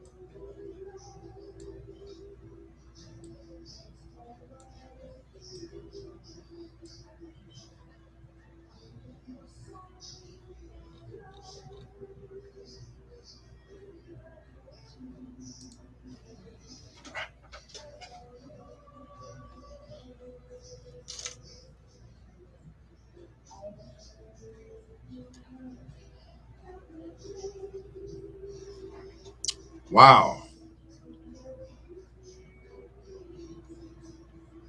54 years old.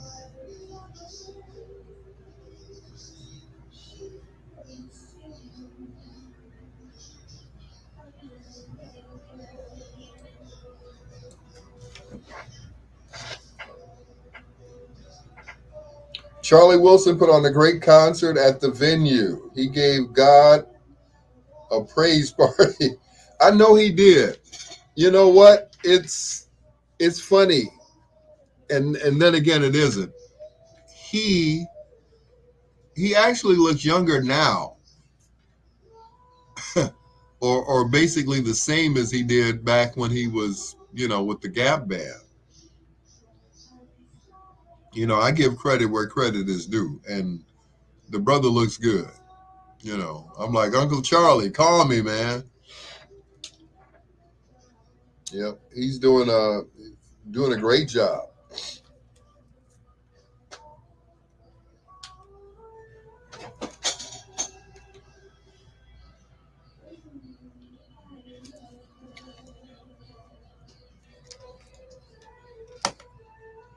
The Vibrations before that, Little Esther Phillips, and I Love Her, I Love Him on 1690 WVON. Same song, different artists with your Dr. Al Greer flipping the 45s and playing the B-sides. Hello to Luana and also to Ken Watlington. And of course, our condolences go out to the family of Michael K. Williams, the actor who lost his life at age 54.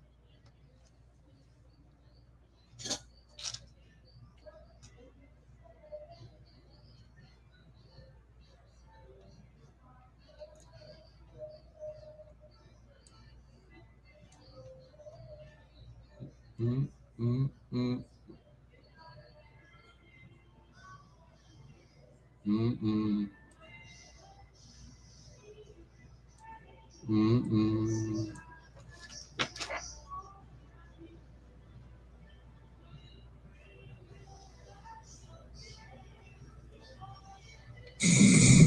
Want to see the body?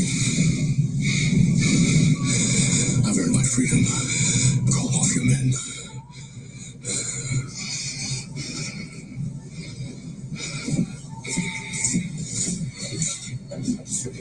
Olivia. Wait a few days. Then figure out a way to bring her back to us. I can't just have her in some ditch somewhere. She's Quinn. Huck will never stop looking for her. And we need to bury her.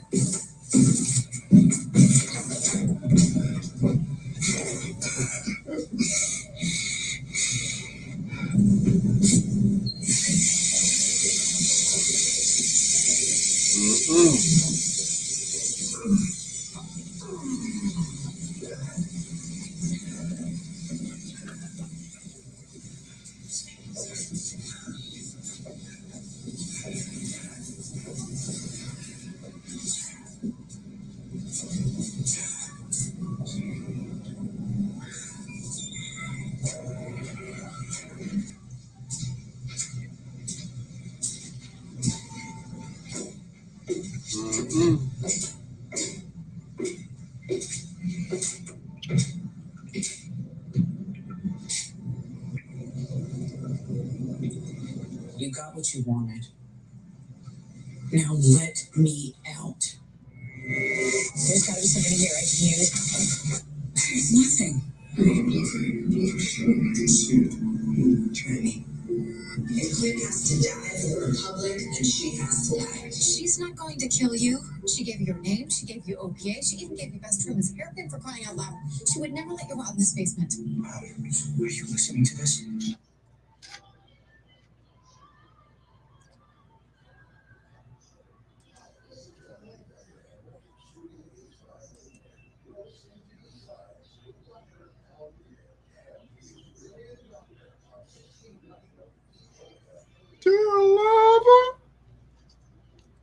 Troy Tyler, where you at?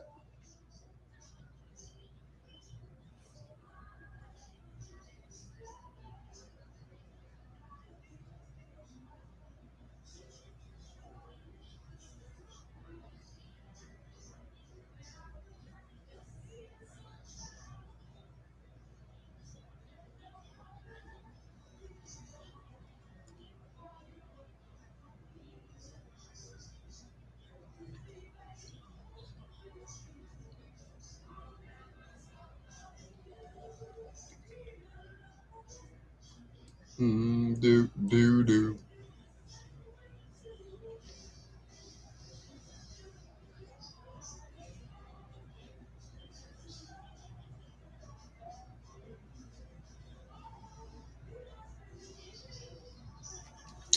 Yep, Charlie Wilson looks like he looks younger than he did back in the day when he was like in his 20s and 30s. I'm like, good Lord. That's some good hair dye. I want some of that.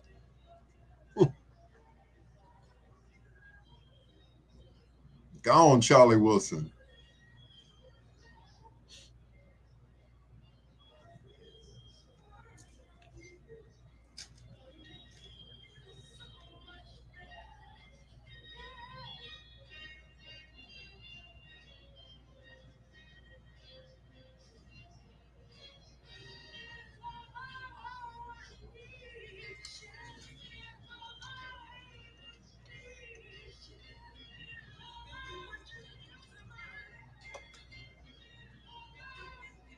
Recorded right here in Chicago. Mary Wells and Dear Lover on 1690 WVON, the Talk of Chicago. Hello to Troy Tyler, who's listening to me right now and watching me on Facebook. It's your Dr. Al Greer, flipping the 45s and playing the B-sides on Chicago's own Barbara Acklin on 1690 WVON. WVON.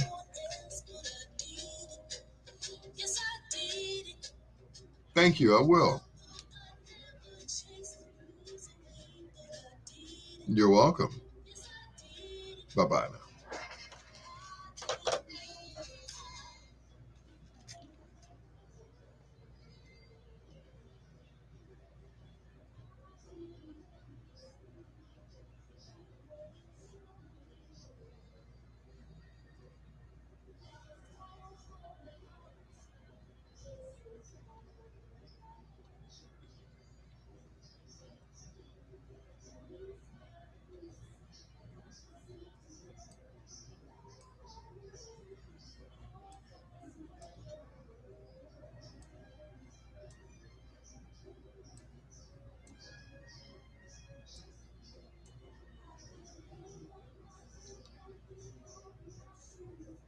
Did it. Yes, I did it.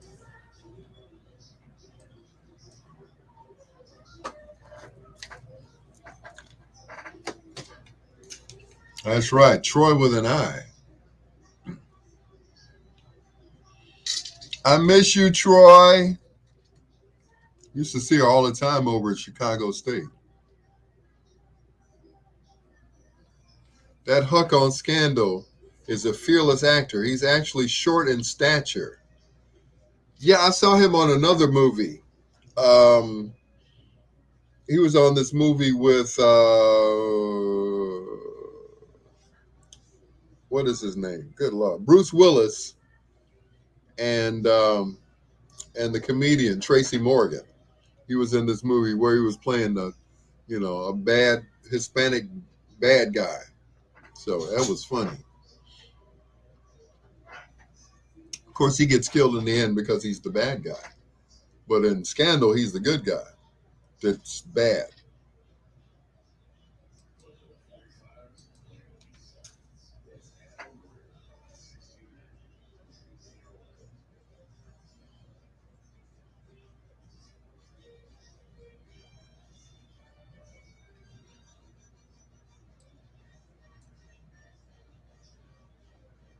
Have departed.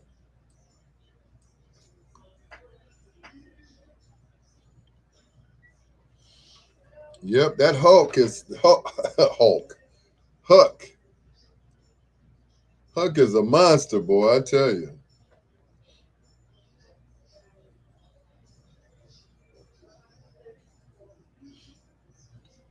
Yeah, actually, all of them, and it's funny because when you meet people in person who are actors, they're always shorter than they look on television. On television, they look like they're like 6 feet and up, but some of them are only 5 feet tall. It's like, good Lord, they some shrimps.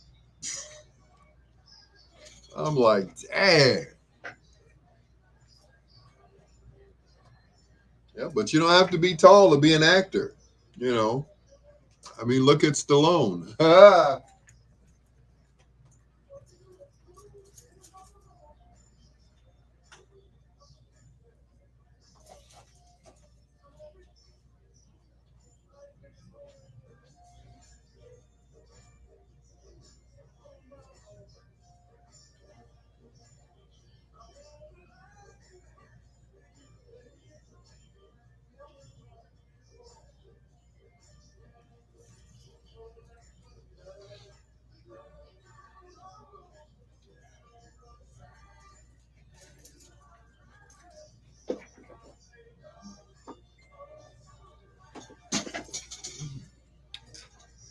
Have you been following Power Book? It's pretty darn good. I haven't seen it yet. No. Of course, I got the Fire Stick, so I'll probably start following it as well. So.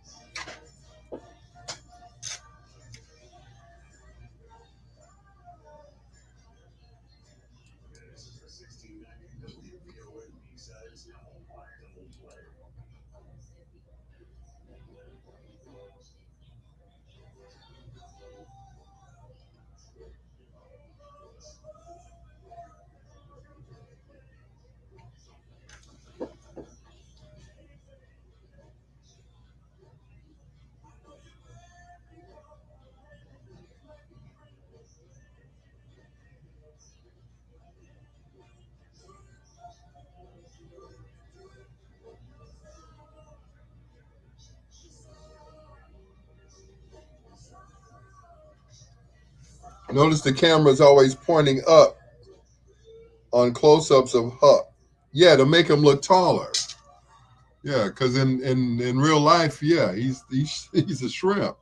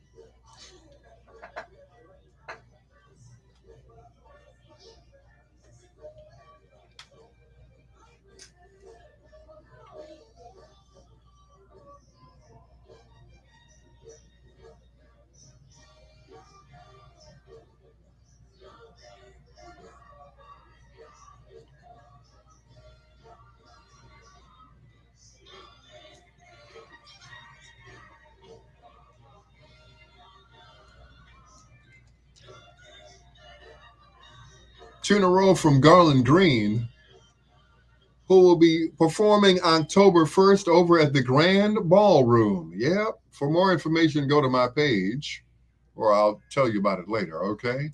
Don't think that I'm a violent guy, and, of course, let the good times roll. Right here on 1690 WVON, the Talk of Chicago, with your Dr. Al Greer, flipping the 45s and playing the B-sides. This time on Johnny Lytell. Coming up in the next hour, more music from our spotlight artists, which are the Dramatics, also the Sims Twins, the Artistics, and the Apollo stop by on the B-sides on 1690 WVON.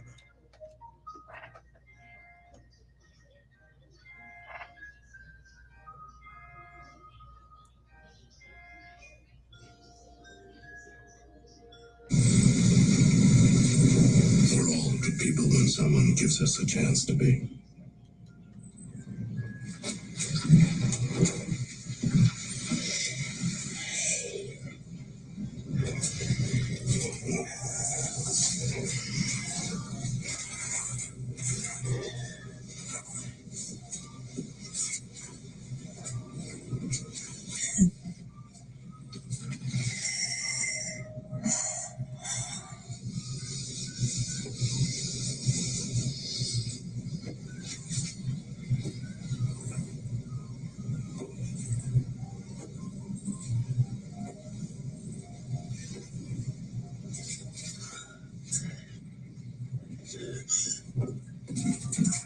Rowan, there are enough clothes out there to get her through kindergarten. How long are you planning on keeping? Oh my God. I'm sorry. Sorry. I called you good. You are not a good person. You are a twisted, careless, crazy old man with a bloated corpse in his basement.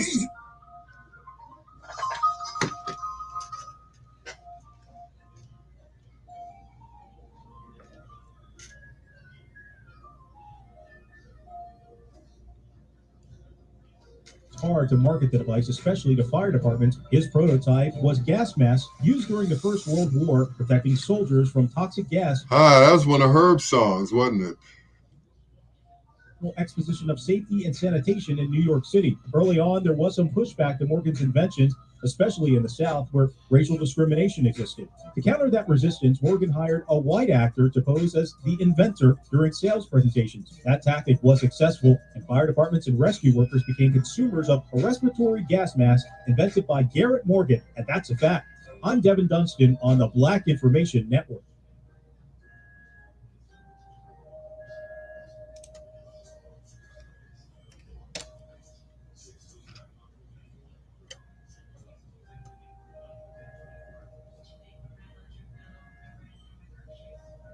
I'm Vanessa Tyler. 24/7 News, the Black Information Network. Federal unemployment benefits have ended and job growth is slowing. Lawana, her, no.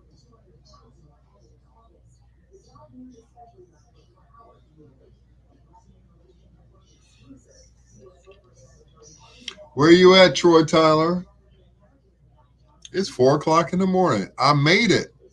I got one more hour of B-Sides Power. I made it.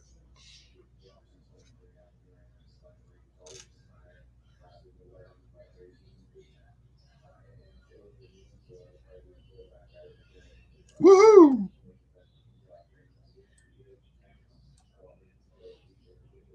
Oh, yeah.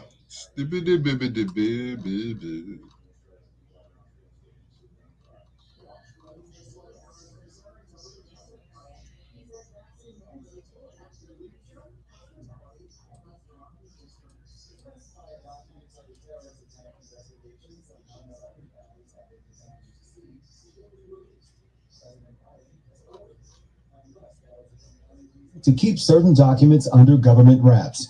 In a statement, the president said the nation must never forget the enduring pain of the families and loved ones of the nearly 3,000 innocent people killed in the worst terrorist attack on American soil. This September 11th commemorates the 20th year.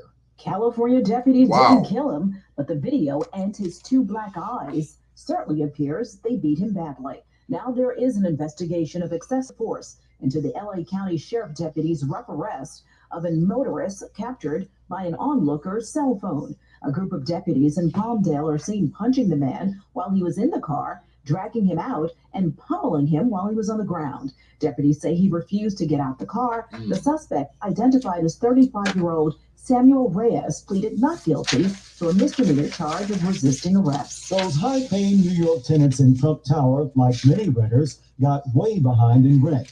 Some of those businesses went out of business and left owing the ex-president hundreds of thousands of dollars. The Washington Post reports as businesses flee Manhattan's Trump Tower, one tenant is still there and paying more than $37,000 a month for office space that's hardly used. Good The Lord. tenant is the former president's Political Action Committee. Campaign finance experts say money raised through the Make America Great Again PAC has few restrictions, including the use of some of the money for rent in Trump Tower. White House Press Secretary Jen Psaki had some viral words for a male reporter who asked, how could the president support abortion while being a Catholic? He believes that it's up to a woman to make those decisions and up to a woman to make those decisions with her doctor. I know you've never faced those choices, nor have you ever been pregnant, but for women out there who have faced those choices, this is an incredibly difficult thing. The president believes their right should be respected. I'm Vanessa Tyler with Julius White on your home for 24/7 News, the Black Information Network. The Talk of Chicago, 1690 WVON. Now, more than ever, we need a reliable news source to tell our story from our perspective. The Talk of Chicago has joined the Black Information Network to bring you top-of-the-hour news from around the nation. If it's happening in Black America, it's on the Black Information Network. Now you can start your day every morning at 5 with one full hour of news from the Black Information Network. WVON and the Black Information Network, because the truth matters. She's funny. She's witty. She's opinionated. Rahm Emanuel, he was nominated to be the ambassador of Japan, and I just don't think it's fair that a man that destroyed and had such a vengeance against the black community should be rewarded with a very serious humanitarian position. He showed no humanity. to the Laquan McDonald family or victims of violence. As long as it wasn't happening downtown, it was all good. She's Perry Small. Weekdays at 9 a.m. on The Talk of Chicago, 1690 WVON. The views expressed on our programs are not necessarily those of WVON, Midway Broadcasting Corporation, or our participating sponsors. Live. Me too. I wouldn't have to drive down here. We had our own parking lot and everything. Bathroom. We didn't need a key to the bathroom. 1690 WVON. I miss 87th Street.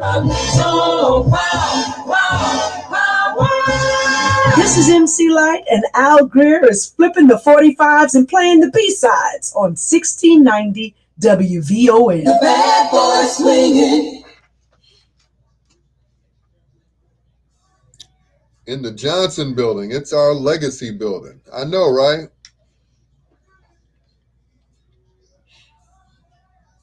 Yes, I truly miss I miss being on it would only take me 10 minutes to get to work.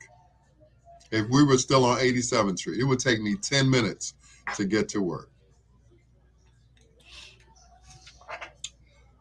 Melody Span Cooper thought that we would get more business because we basically downsized. It's a smaller space than what we had on 87th Street. 87th Street, we had the entire building to ourselves. And she could have rented out the legacy room that they had. And she just didn't want nobody in there. So now we've downsized. It's just small.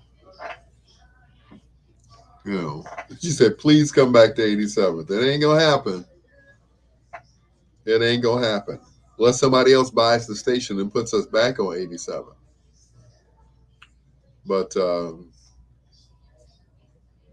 I mean, the studios were larger. I mean, everything was bigger, larger, you know, better, in my opinion. But, yep.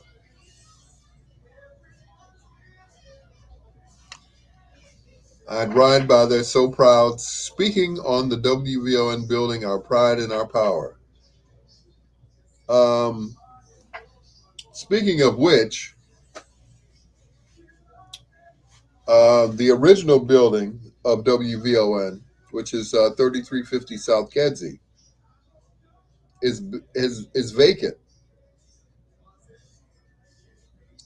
Now, for those of you who grew up listening to WVON, originally they were on 33rd and Kedzie.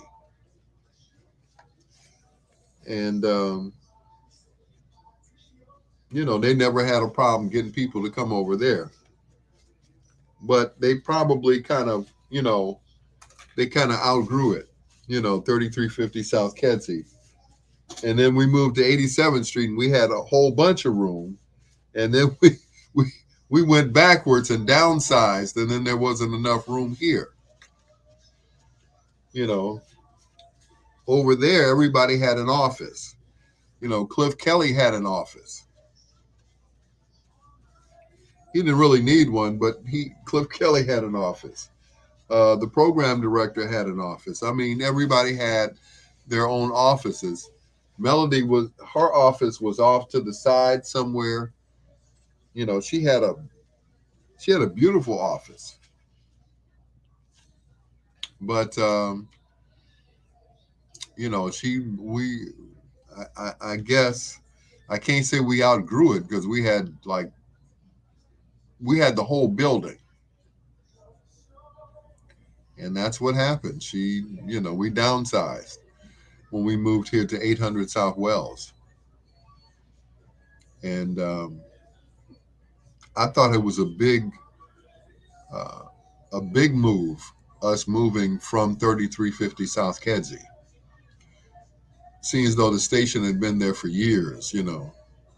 And that's how I was introduced to WVON as a kid.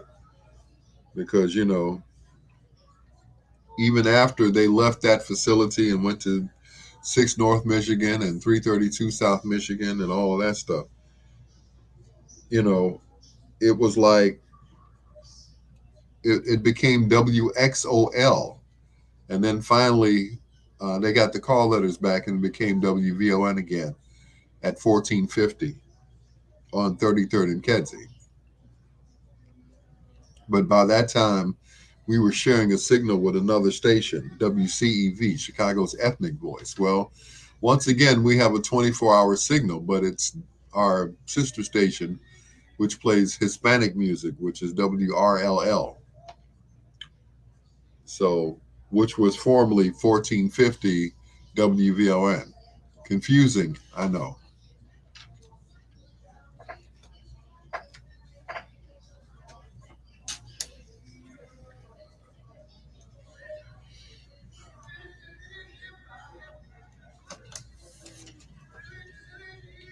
The great Luther Vandross, bad boy having a party.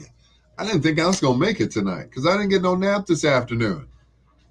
Boy, my mother can hear me. Didn't get no nap. I didn't teach you how to talk like that. It's your Dr. Al Greer flipping the 45s and playing the B-sides. It's the last hour of B-sides power. Here's Stevie Wonder and Higher Ground on 1690 WVON.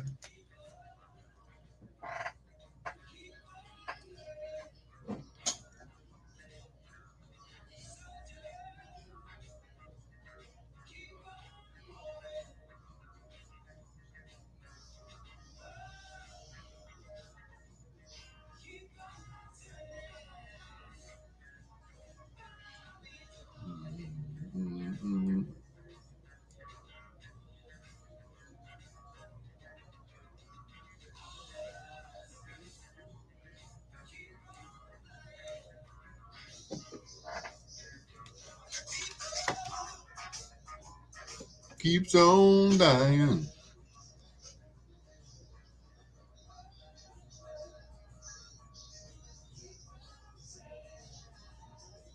Cause it won't be too long.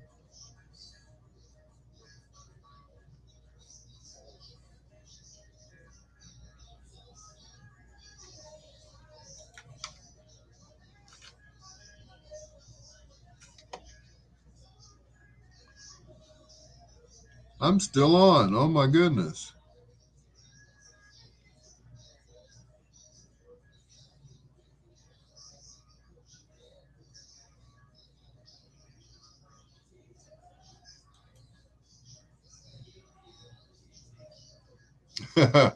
Please bring WVON return to our proud 87th location. I heard that. Yep, I can make it to work in 10 minutes and park in the lot and won't have to worry about getting towed or robbed or anything else. You know, some of us used to park on the side of the building and then others would park in the back. You know, we used to have to walk some of the young ladies to the back, to the parking lot. So, yep, it would take me no more than 15 minutes to get to work from Calumet City.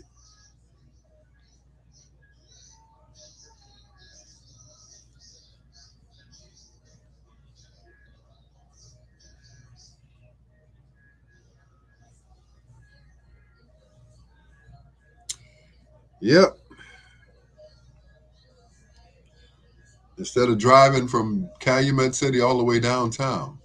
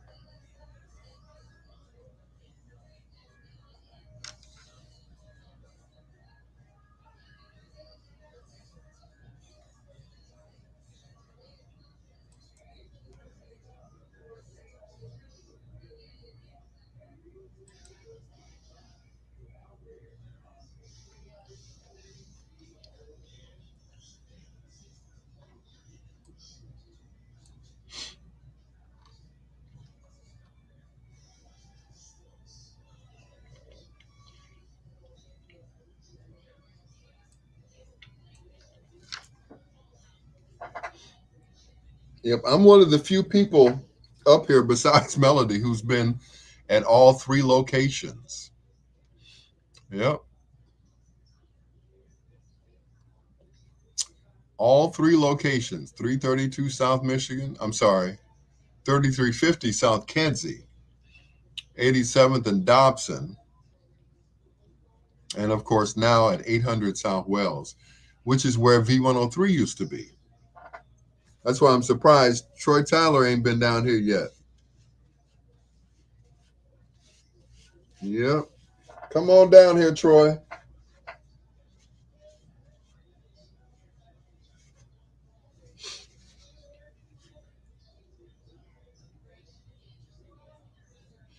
Come on and see me. I look all shiny on camera.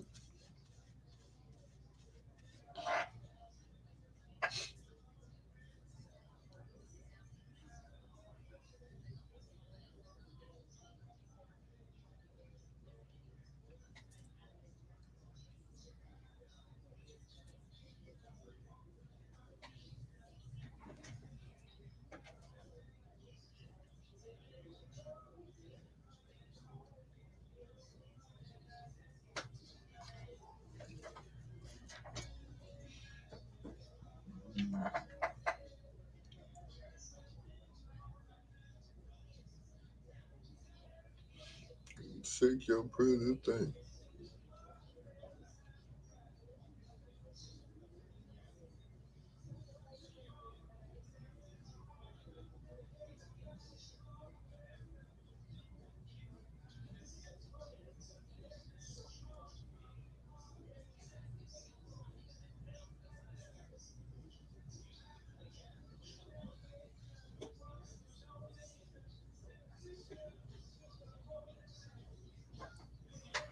Bam, boom, bam.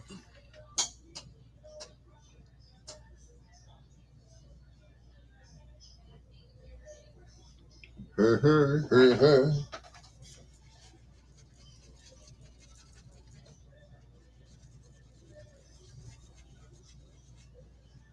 It's like he's cleaning his phone on camera. Oh my God.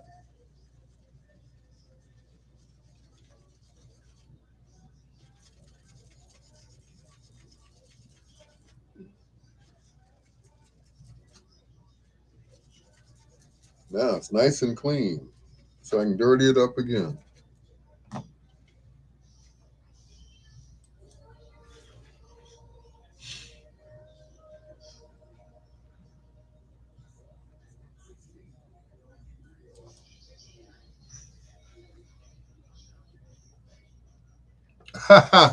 looking forward to a bowl of cereal, then hitting the sack. I know that's right.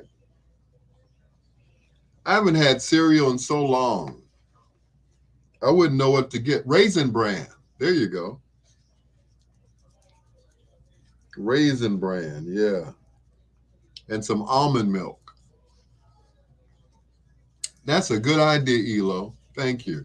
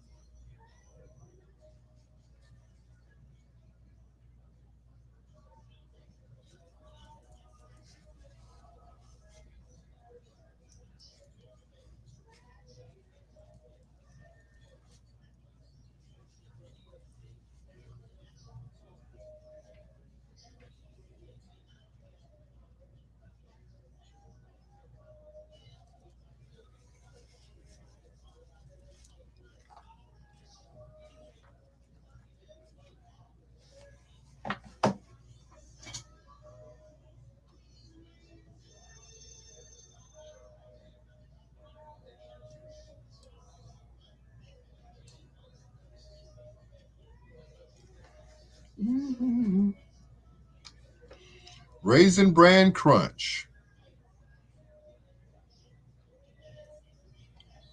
ABC 7 is about to highlight the deceased actor Michael K. Williams, I think it is. Wow.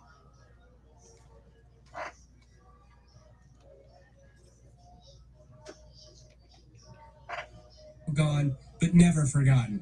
And Spike Lee writing, I'm shook. Speaking to Vanity Fair last year, the 5-time Emmy nominee reflected on what acting meant to him. For me to be given the opportunity to be a storyteller and to tell a narrative of people in my community that look like me, I wear that as a badge of honor. It was a badge he wore well.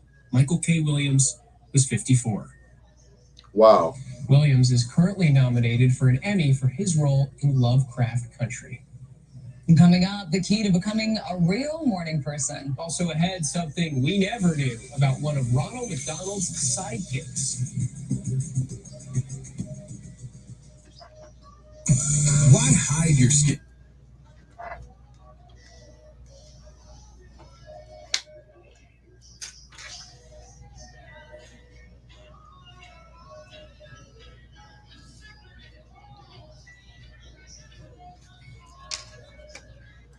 Lee Williams and I Love You More on 1690 WVON, the Talk of Chicago with your Dr. Al Greer. Flipping the 45s and playing the B-sides tonight on The Dramatics. This is Oceans of Thoughts and Dreams, one of my favorites from them, on the B-sides on 1690 WVON.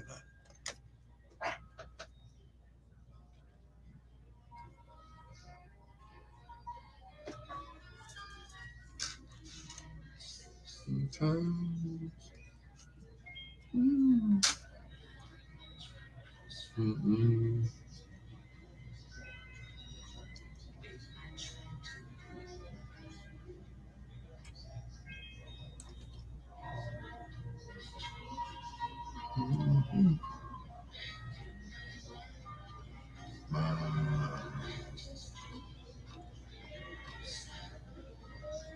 Away.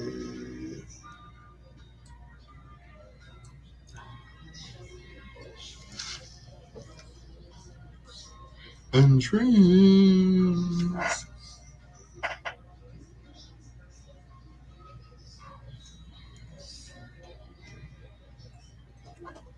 Ooh. To watch the moon reflect the light. Come on, y'all.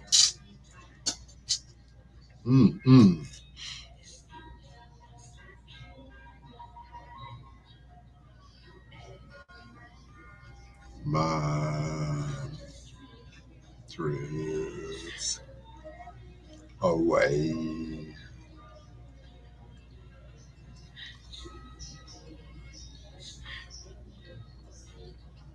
My queen.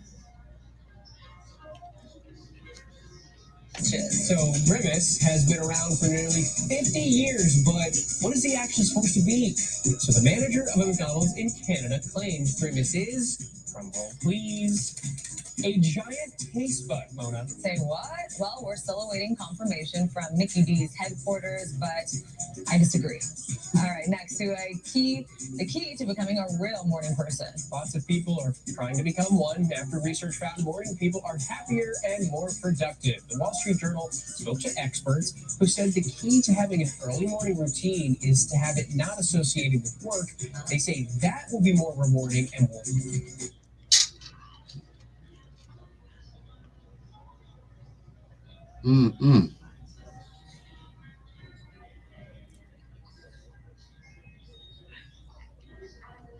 Have to pass my drifts away. The ocean of thoughts.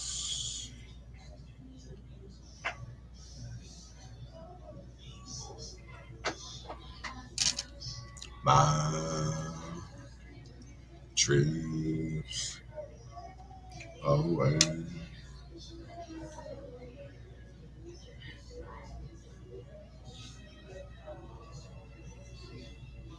Dream, dream, dream.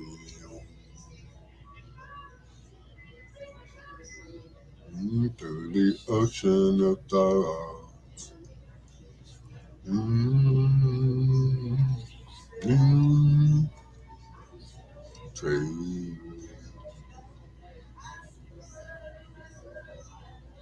Riding through the oceans of thoughts, a dream, dream, dream.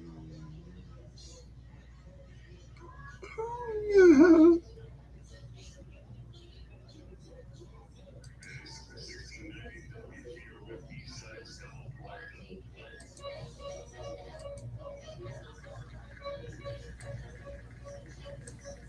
Treat me like a man. Come on now. 1, 2.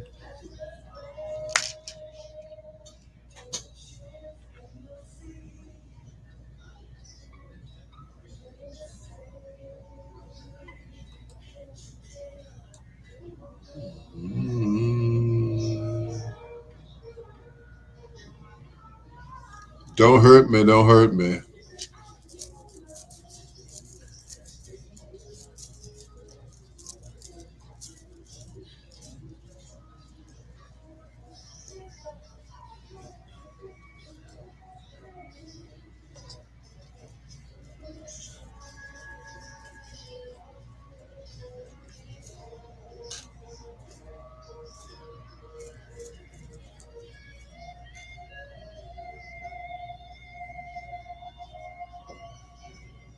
Oh, baby.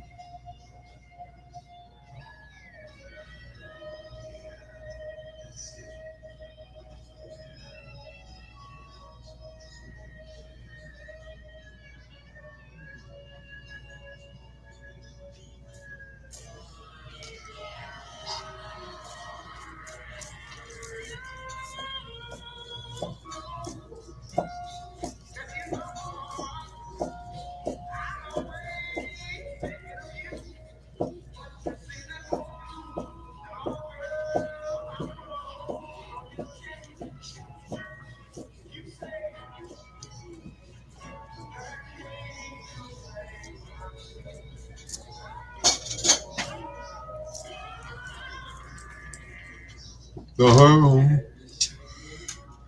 I kind of like that song. You know, I don't like too much of the new music, but I heard that Silk Sonic with Bruno Mars, you know, and it takes you back to like, you know, the Delphonics and stuff. It's got that twangy guitar in there or the sitar.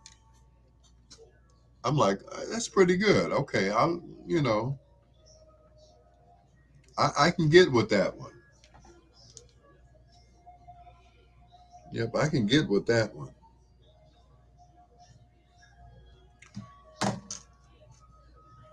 Yeah, but like this other music, I can't get into it. The rap stuff. But this one here, this Bruno Mars, yeah, they did their homework on this one. Yeah, they did their homework on that one. They went way back. Yeah, they did some. Yeah, it is. Yeah, it is a smooth groove. You know, they went way back. Yeah, they did some checking, some fact checking on that one because it was. Yep. I mean, right down to the video. You know, they look good on the video. They look like, you know, Delphonics, Dramatics, OJs on the video. So right down to the outfits. Yes, I got to give it to them. Got to give it to them.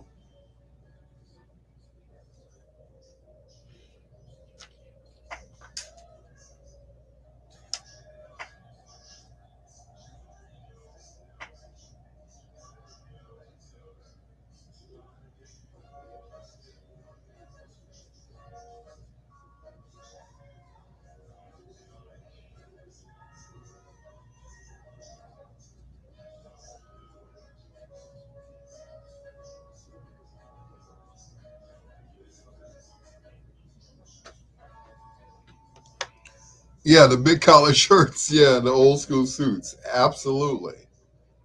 Oh yeah. You know, like I said, they did a little homework on that one. So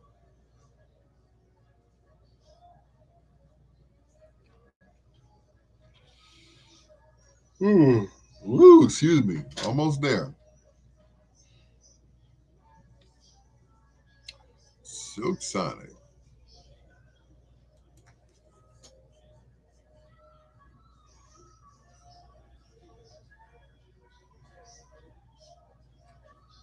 Don't hurt me, don't hurt me. Don't hurt me, don't hurt me. I love this song.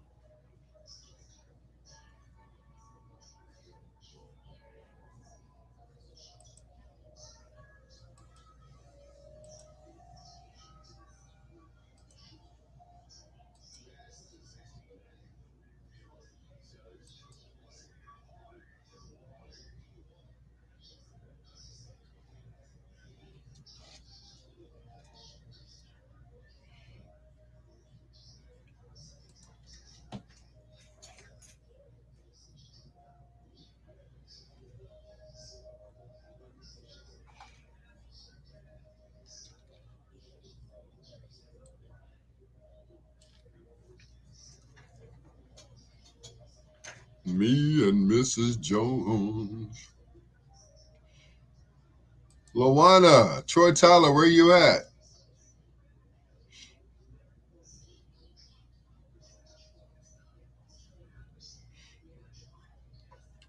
We got a thing going on.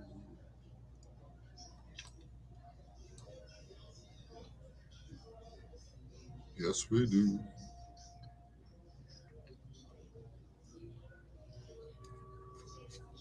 Ooh, excuse me. I'm sorry. I didn't get a nap this afternoon, so please bear with me, okay?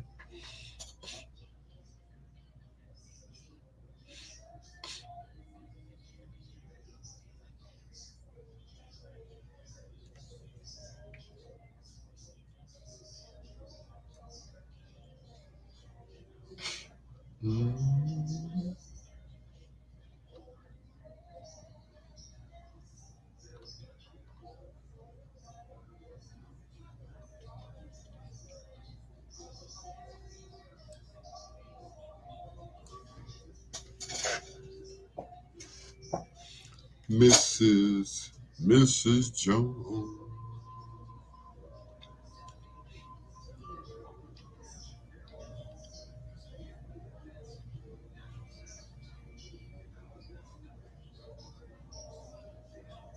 Hello. Like Prince and Michael J. Like Southside on Saturday. Some things will never change. I know that's right.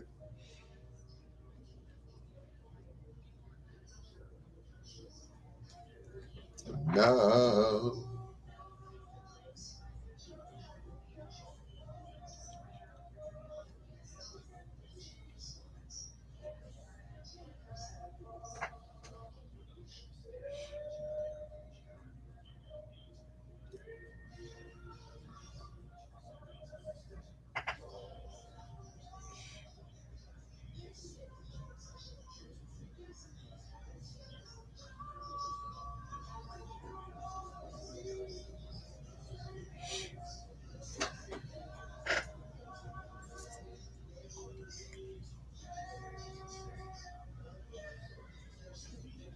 Jones.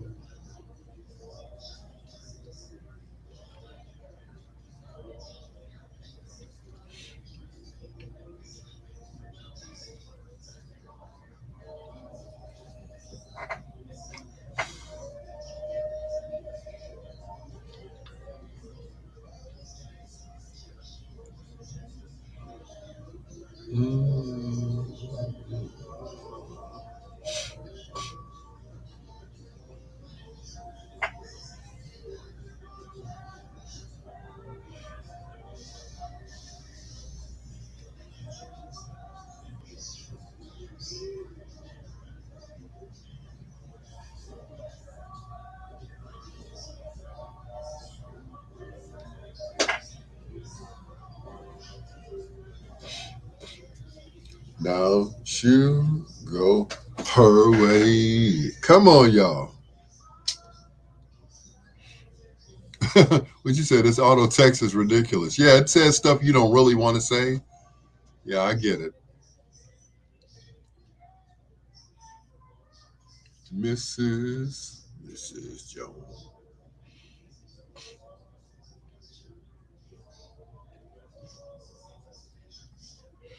So this is the way we do it every night here on the B-Sides when I'm on live, which is 2 nights a week. So somebody figured it out. It's like, you're not live the whole time, are you? Because you never answer the phone after Tuesday night, Wednesday morning. Yeah.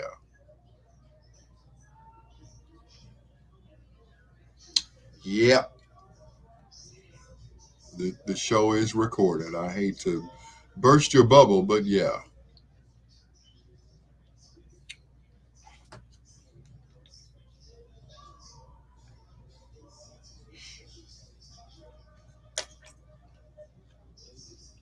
Of course, I'll record the show, but it's not the same as being live. But I do it in my own studio, so that's it.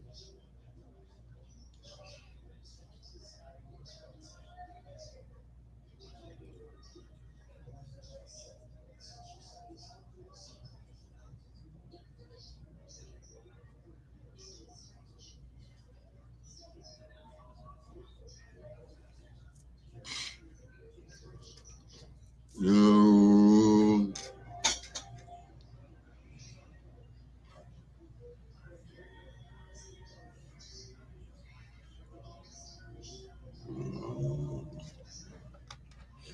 The Germanics in their version of Me and Mrs. Jones on 1690 WVON, the Talk of Chicago with your Dr. Al Greer. Flipping the 45s and playing the B-sides. Hello to Lawana, also to Ken Wadlington. Here's Charles Wright.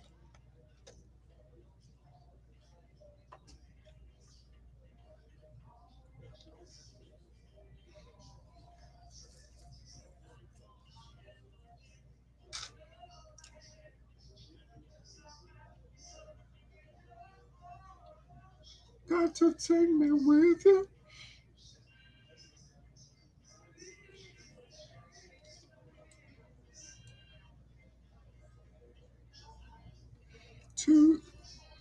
Please update your kids' immunizations. Thank you.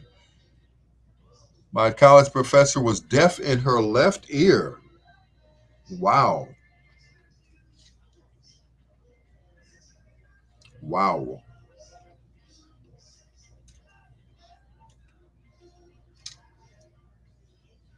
All about Loveland.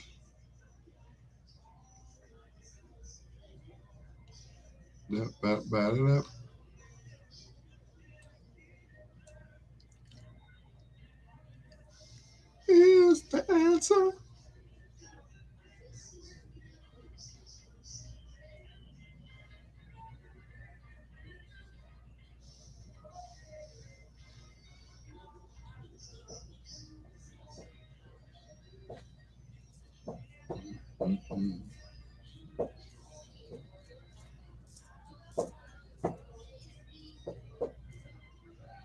With you.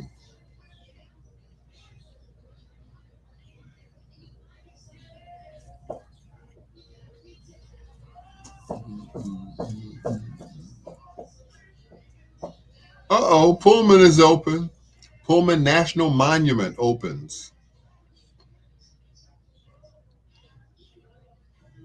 And ahead of schedule, too. Loveland with you.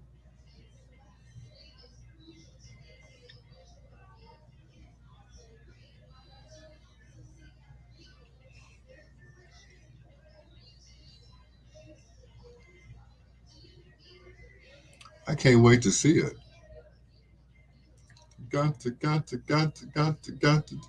take me by the hand.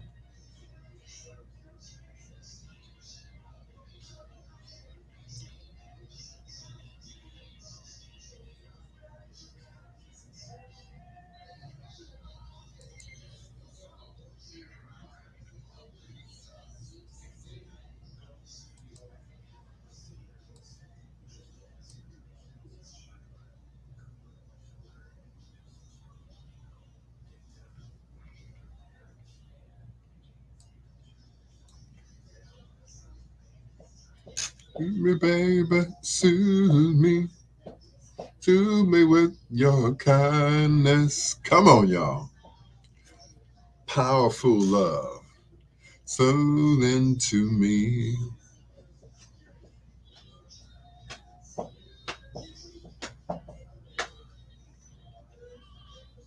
Severe threat today. High winds, temperatures climb in the upper 80s. All right.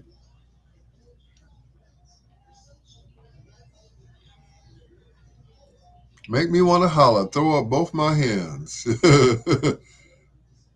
I know that's right.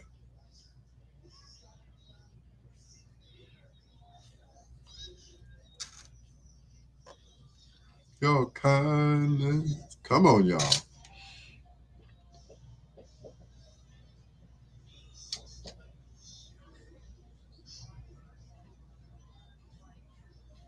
Yes, I did.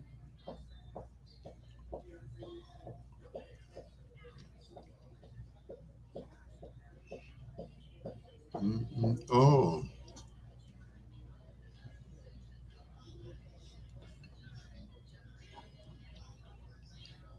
Mm-hmm. Mm-hmm. To me with your kindness, your powerful loving, soothing to me. Come on.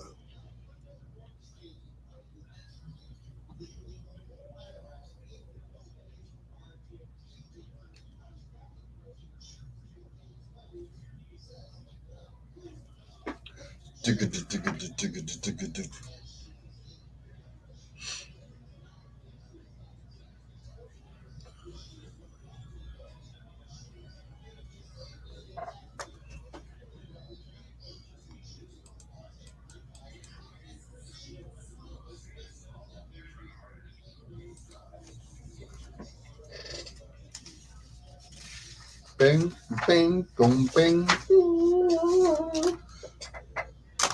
Soothe me with your kindness.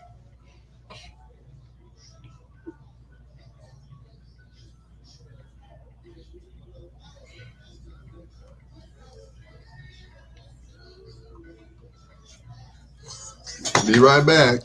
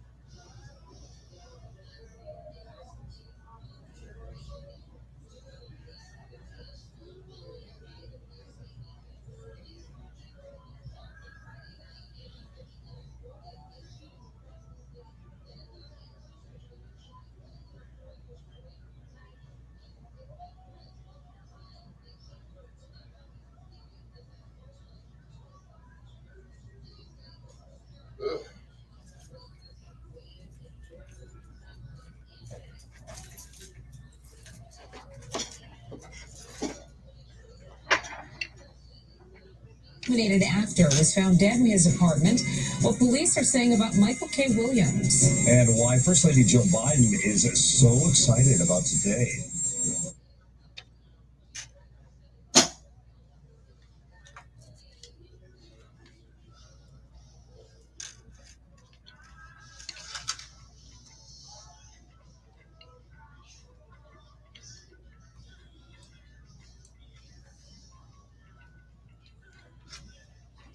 The Sim Twins, or Sims Twins, I should say, and Sam and Dave, same song, different artists. That is Soothe Me on 1690 WVO. Now, normally I don't do this, but I heard this song recently. I'm like, it's not a lot of new songs that I really like. But this one right here, Bruno Mars and Silk Sonic. It's called Leave the Door Open.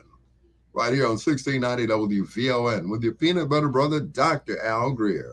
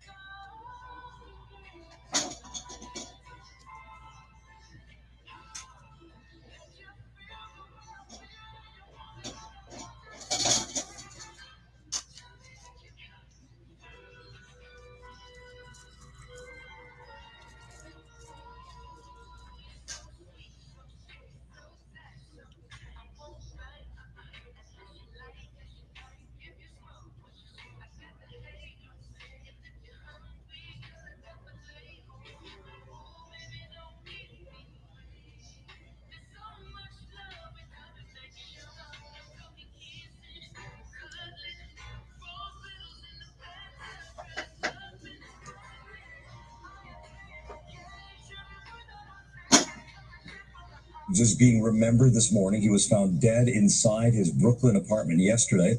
Police saying his death is being investigated as a possible drug overdose. Williams is most famous for his portrayal of Omar Little on The Wire. He also appeared on the series Boardwalk Empire and Lovecraft Country. Michael K. Williams was 54.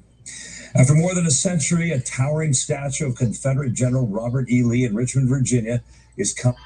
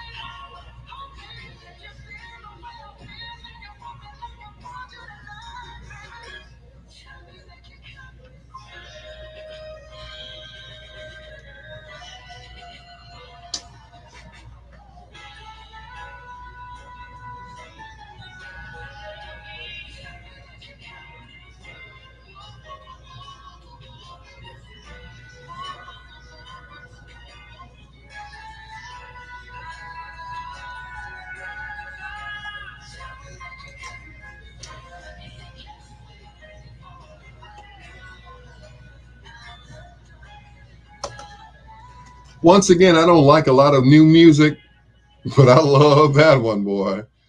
Bruno Mars, Silk Sonic, and Leave the Door Open. It has all the elements of a 70s song, you know, that of the Delphonics or maybe these guys, the Dramatics. This is Treat Me Right on 1690 WVON. It's your Dr. Al Greer, flipping the 45s and playing the B-sides. Don't tell me no more lies. 'Cause I saw you with my very own eyes. Girl, don't tell me no more lies. With my very own eyes.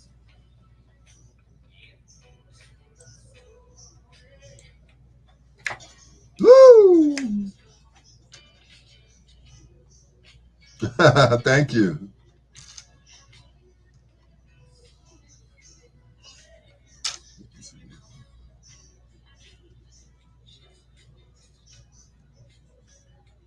You better treat me right. You better treat me right. Better love me right. Girl, don't tell me no more lies. No more lies. My very own lies. Girl, don't tell me no more lies. 'Cause I saw you with my very own eyes.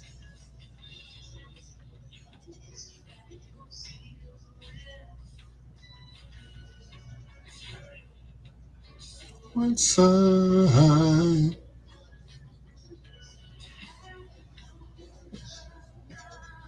It's a shame.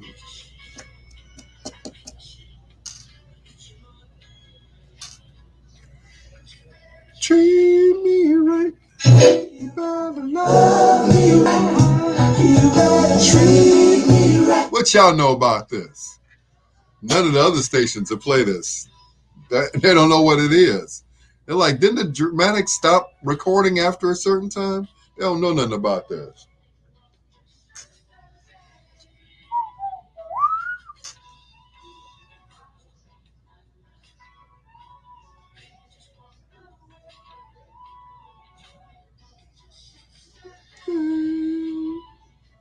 You better treat me right.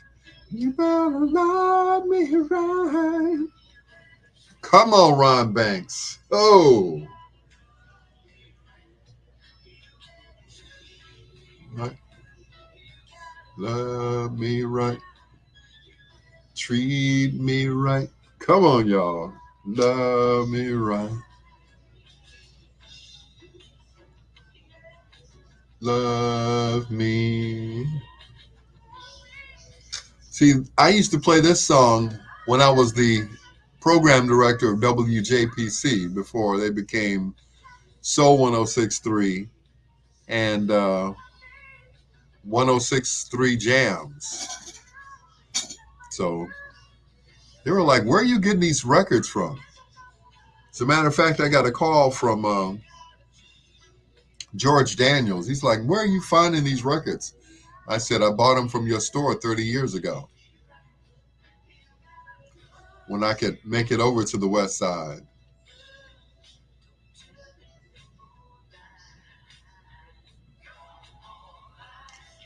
I saw you with my very own eyes. Like, where'd you get this from? I said, I bought it from you.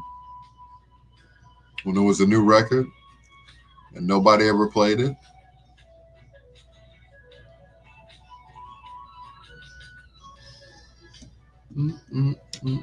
Love me.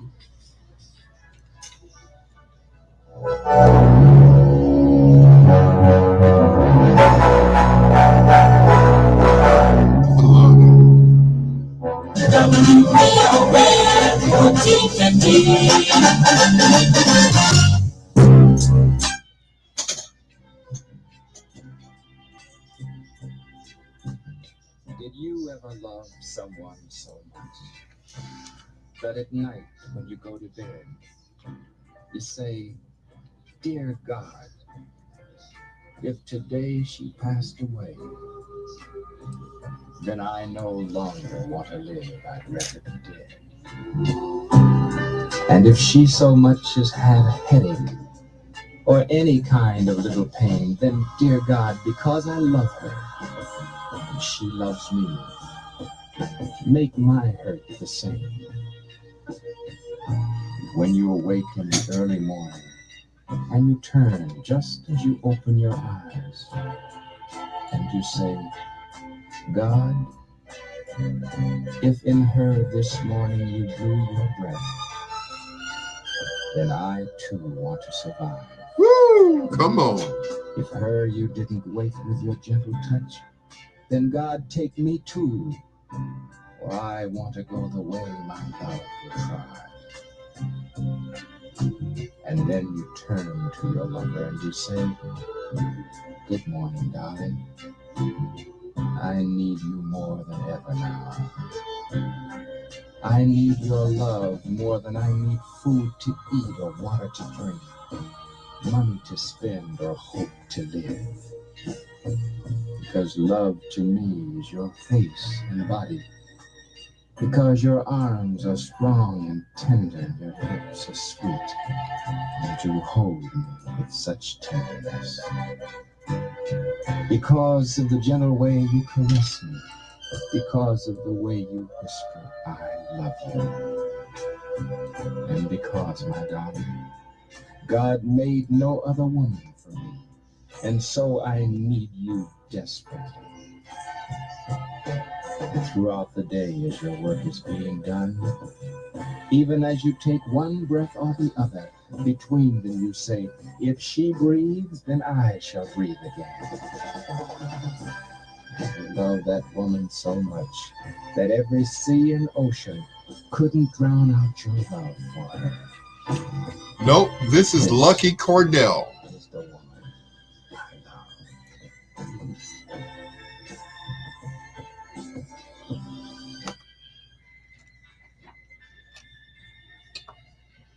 He was the general manager of WVON and, of course, one of their disc jockeys, radio personalities, Moses Lucky Cordell. That's called This Is the Woman, produced by the late, great Richard Earl Piggy.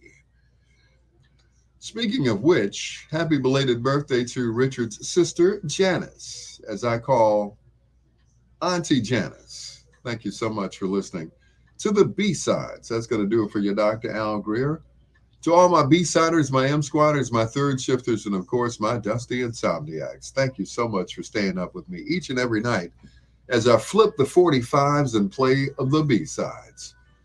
Also to Ken Watlington, Elo, Lawana Trailer, Sheila Forrest, as always. Lady G, thank you so much. And of course, a special guest appearance on Facebook by the one and only Troy Tyler. That's Troy with an I. My sister from another mister, my turntable sister. Thank you for checking in. I appreciate you. Till next time, blue skies, green lights, and peace. Good night and good morning, Miss Delicious.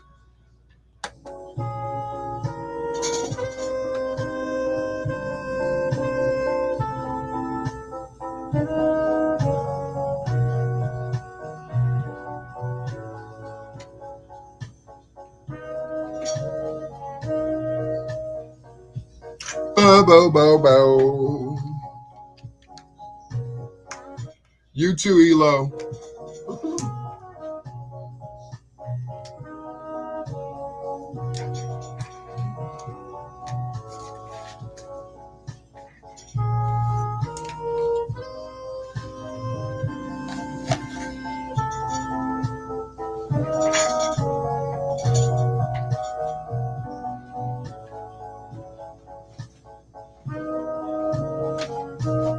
Bo, bo, bo, bo. Ba, bo, bo, bo.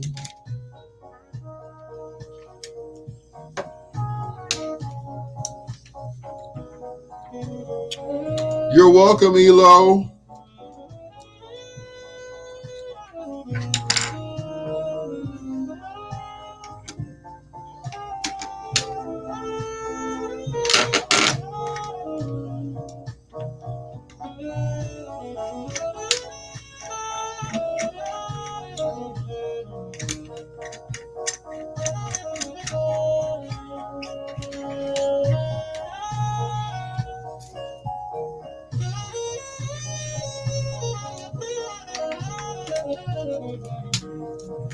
Thank you, y'all. Appreciate you. I'm on Monday and Tuesday night live. Of course, going into Tuesday and Wednesday. And Wednesday, Thursday, Friday are all on Memorex. So, yeah. But I'm here live every Monday night, Tuesday morning, and Tuesday night, Wednesday morning. Night, night. I'm gone. Don't forget,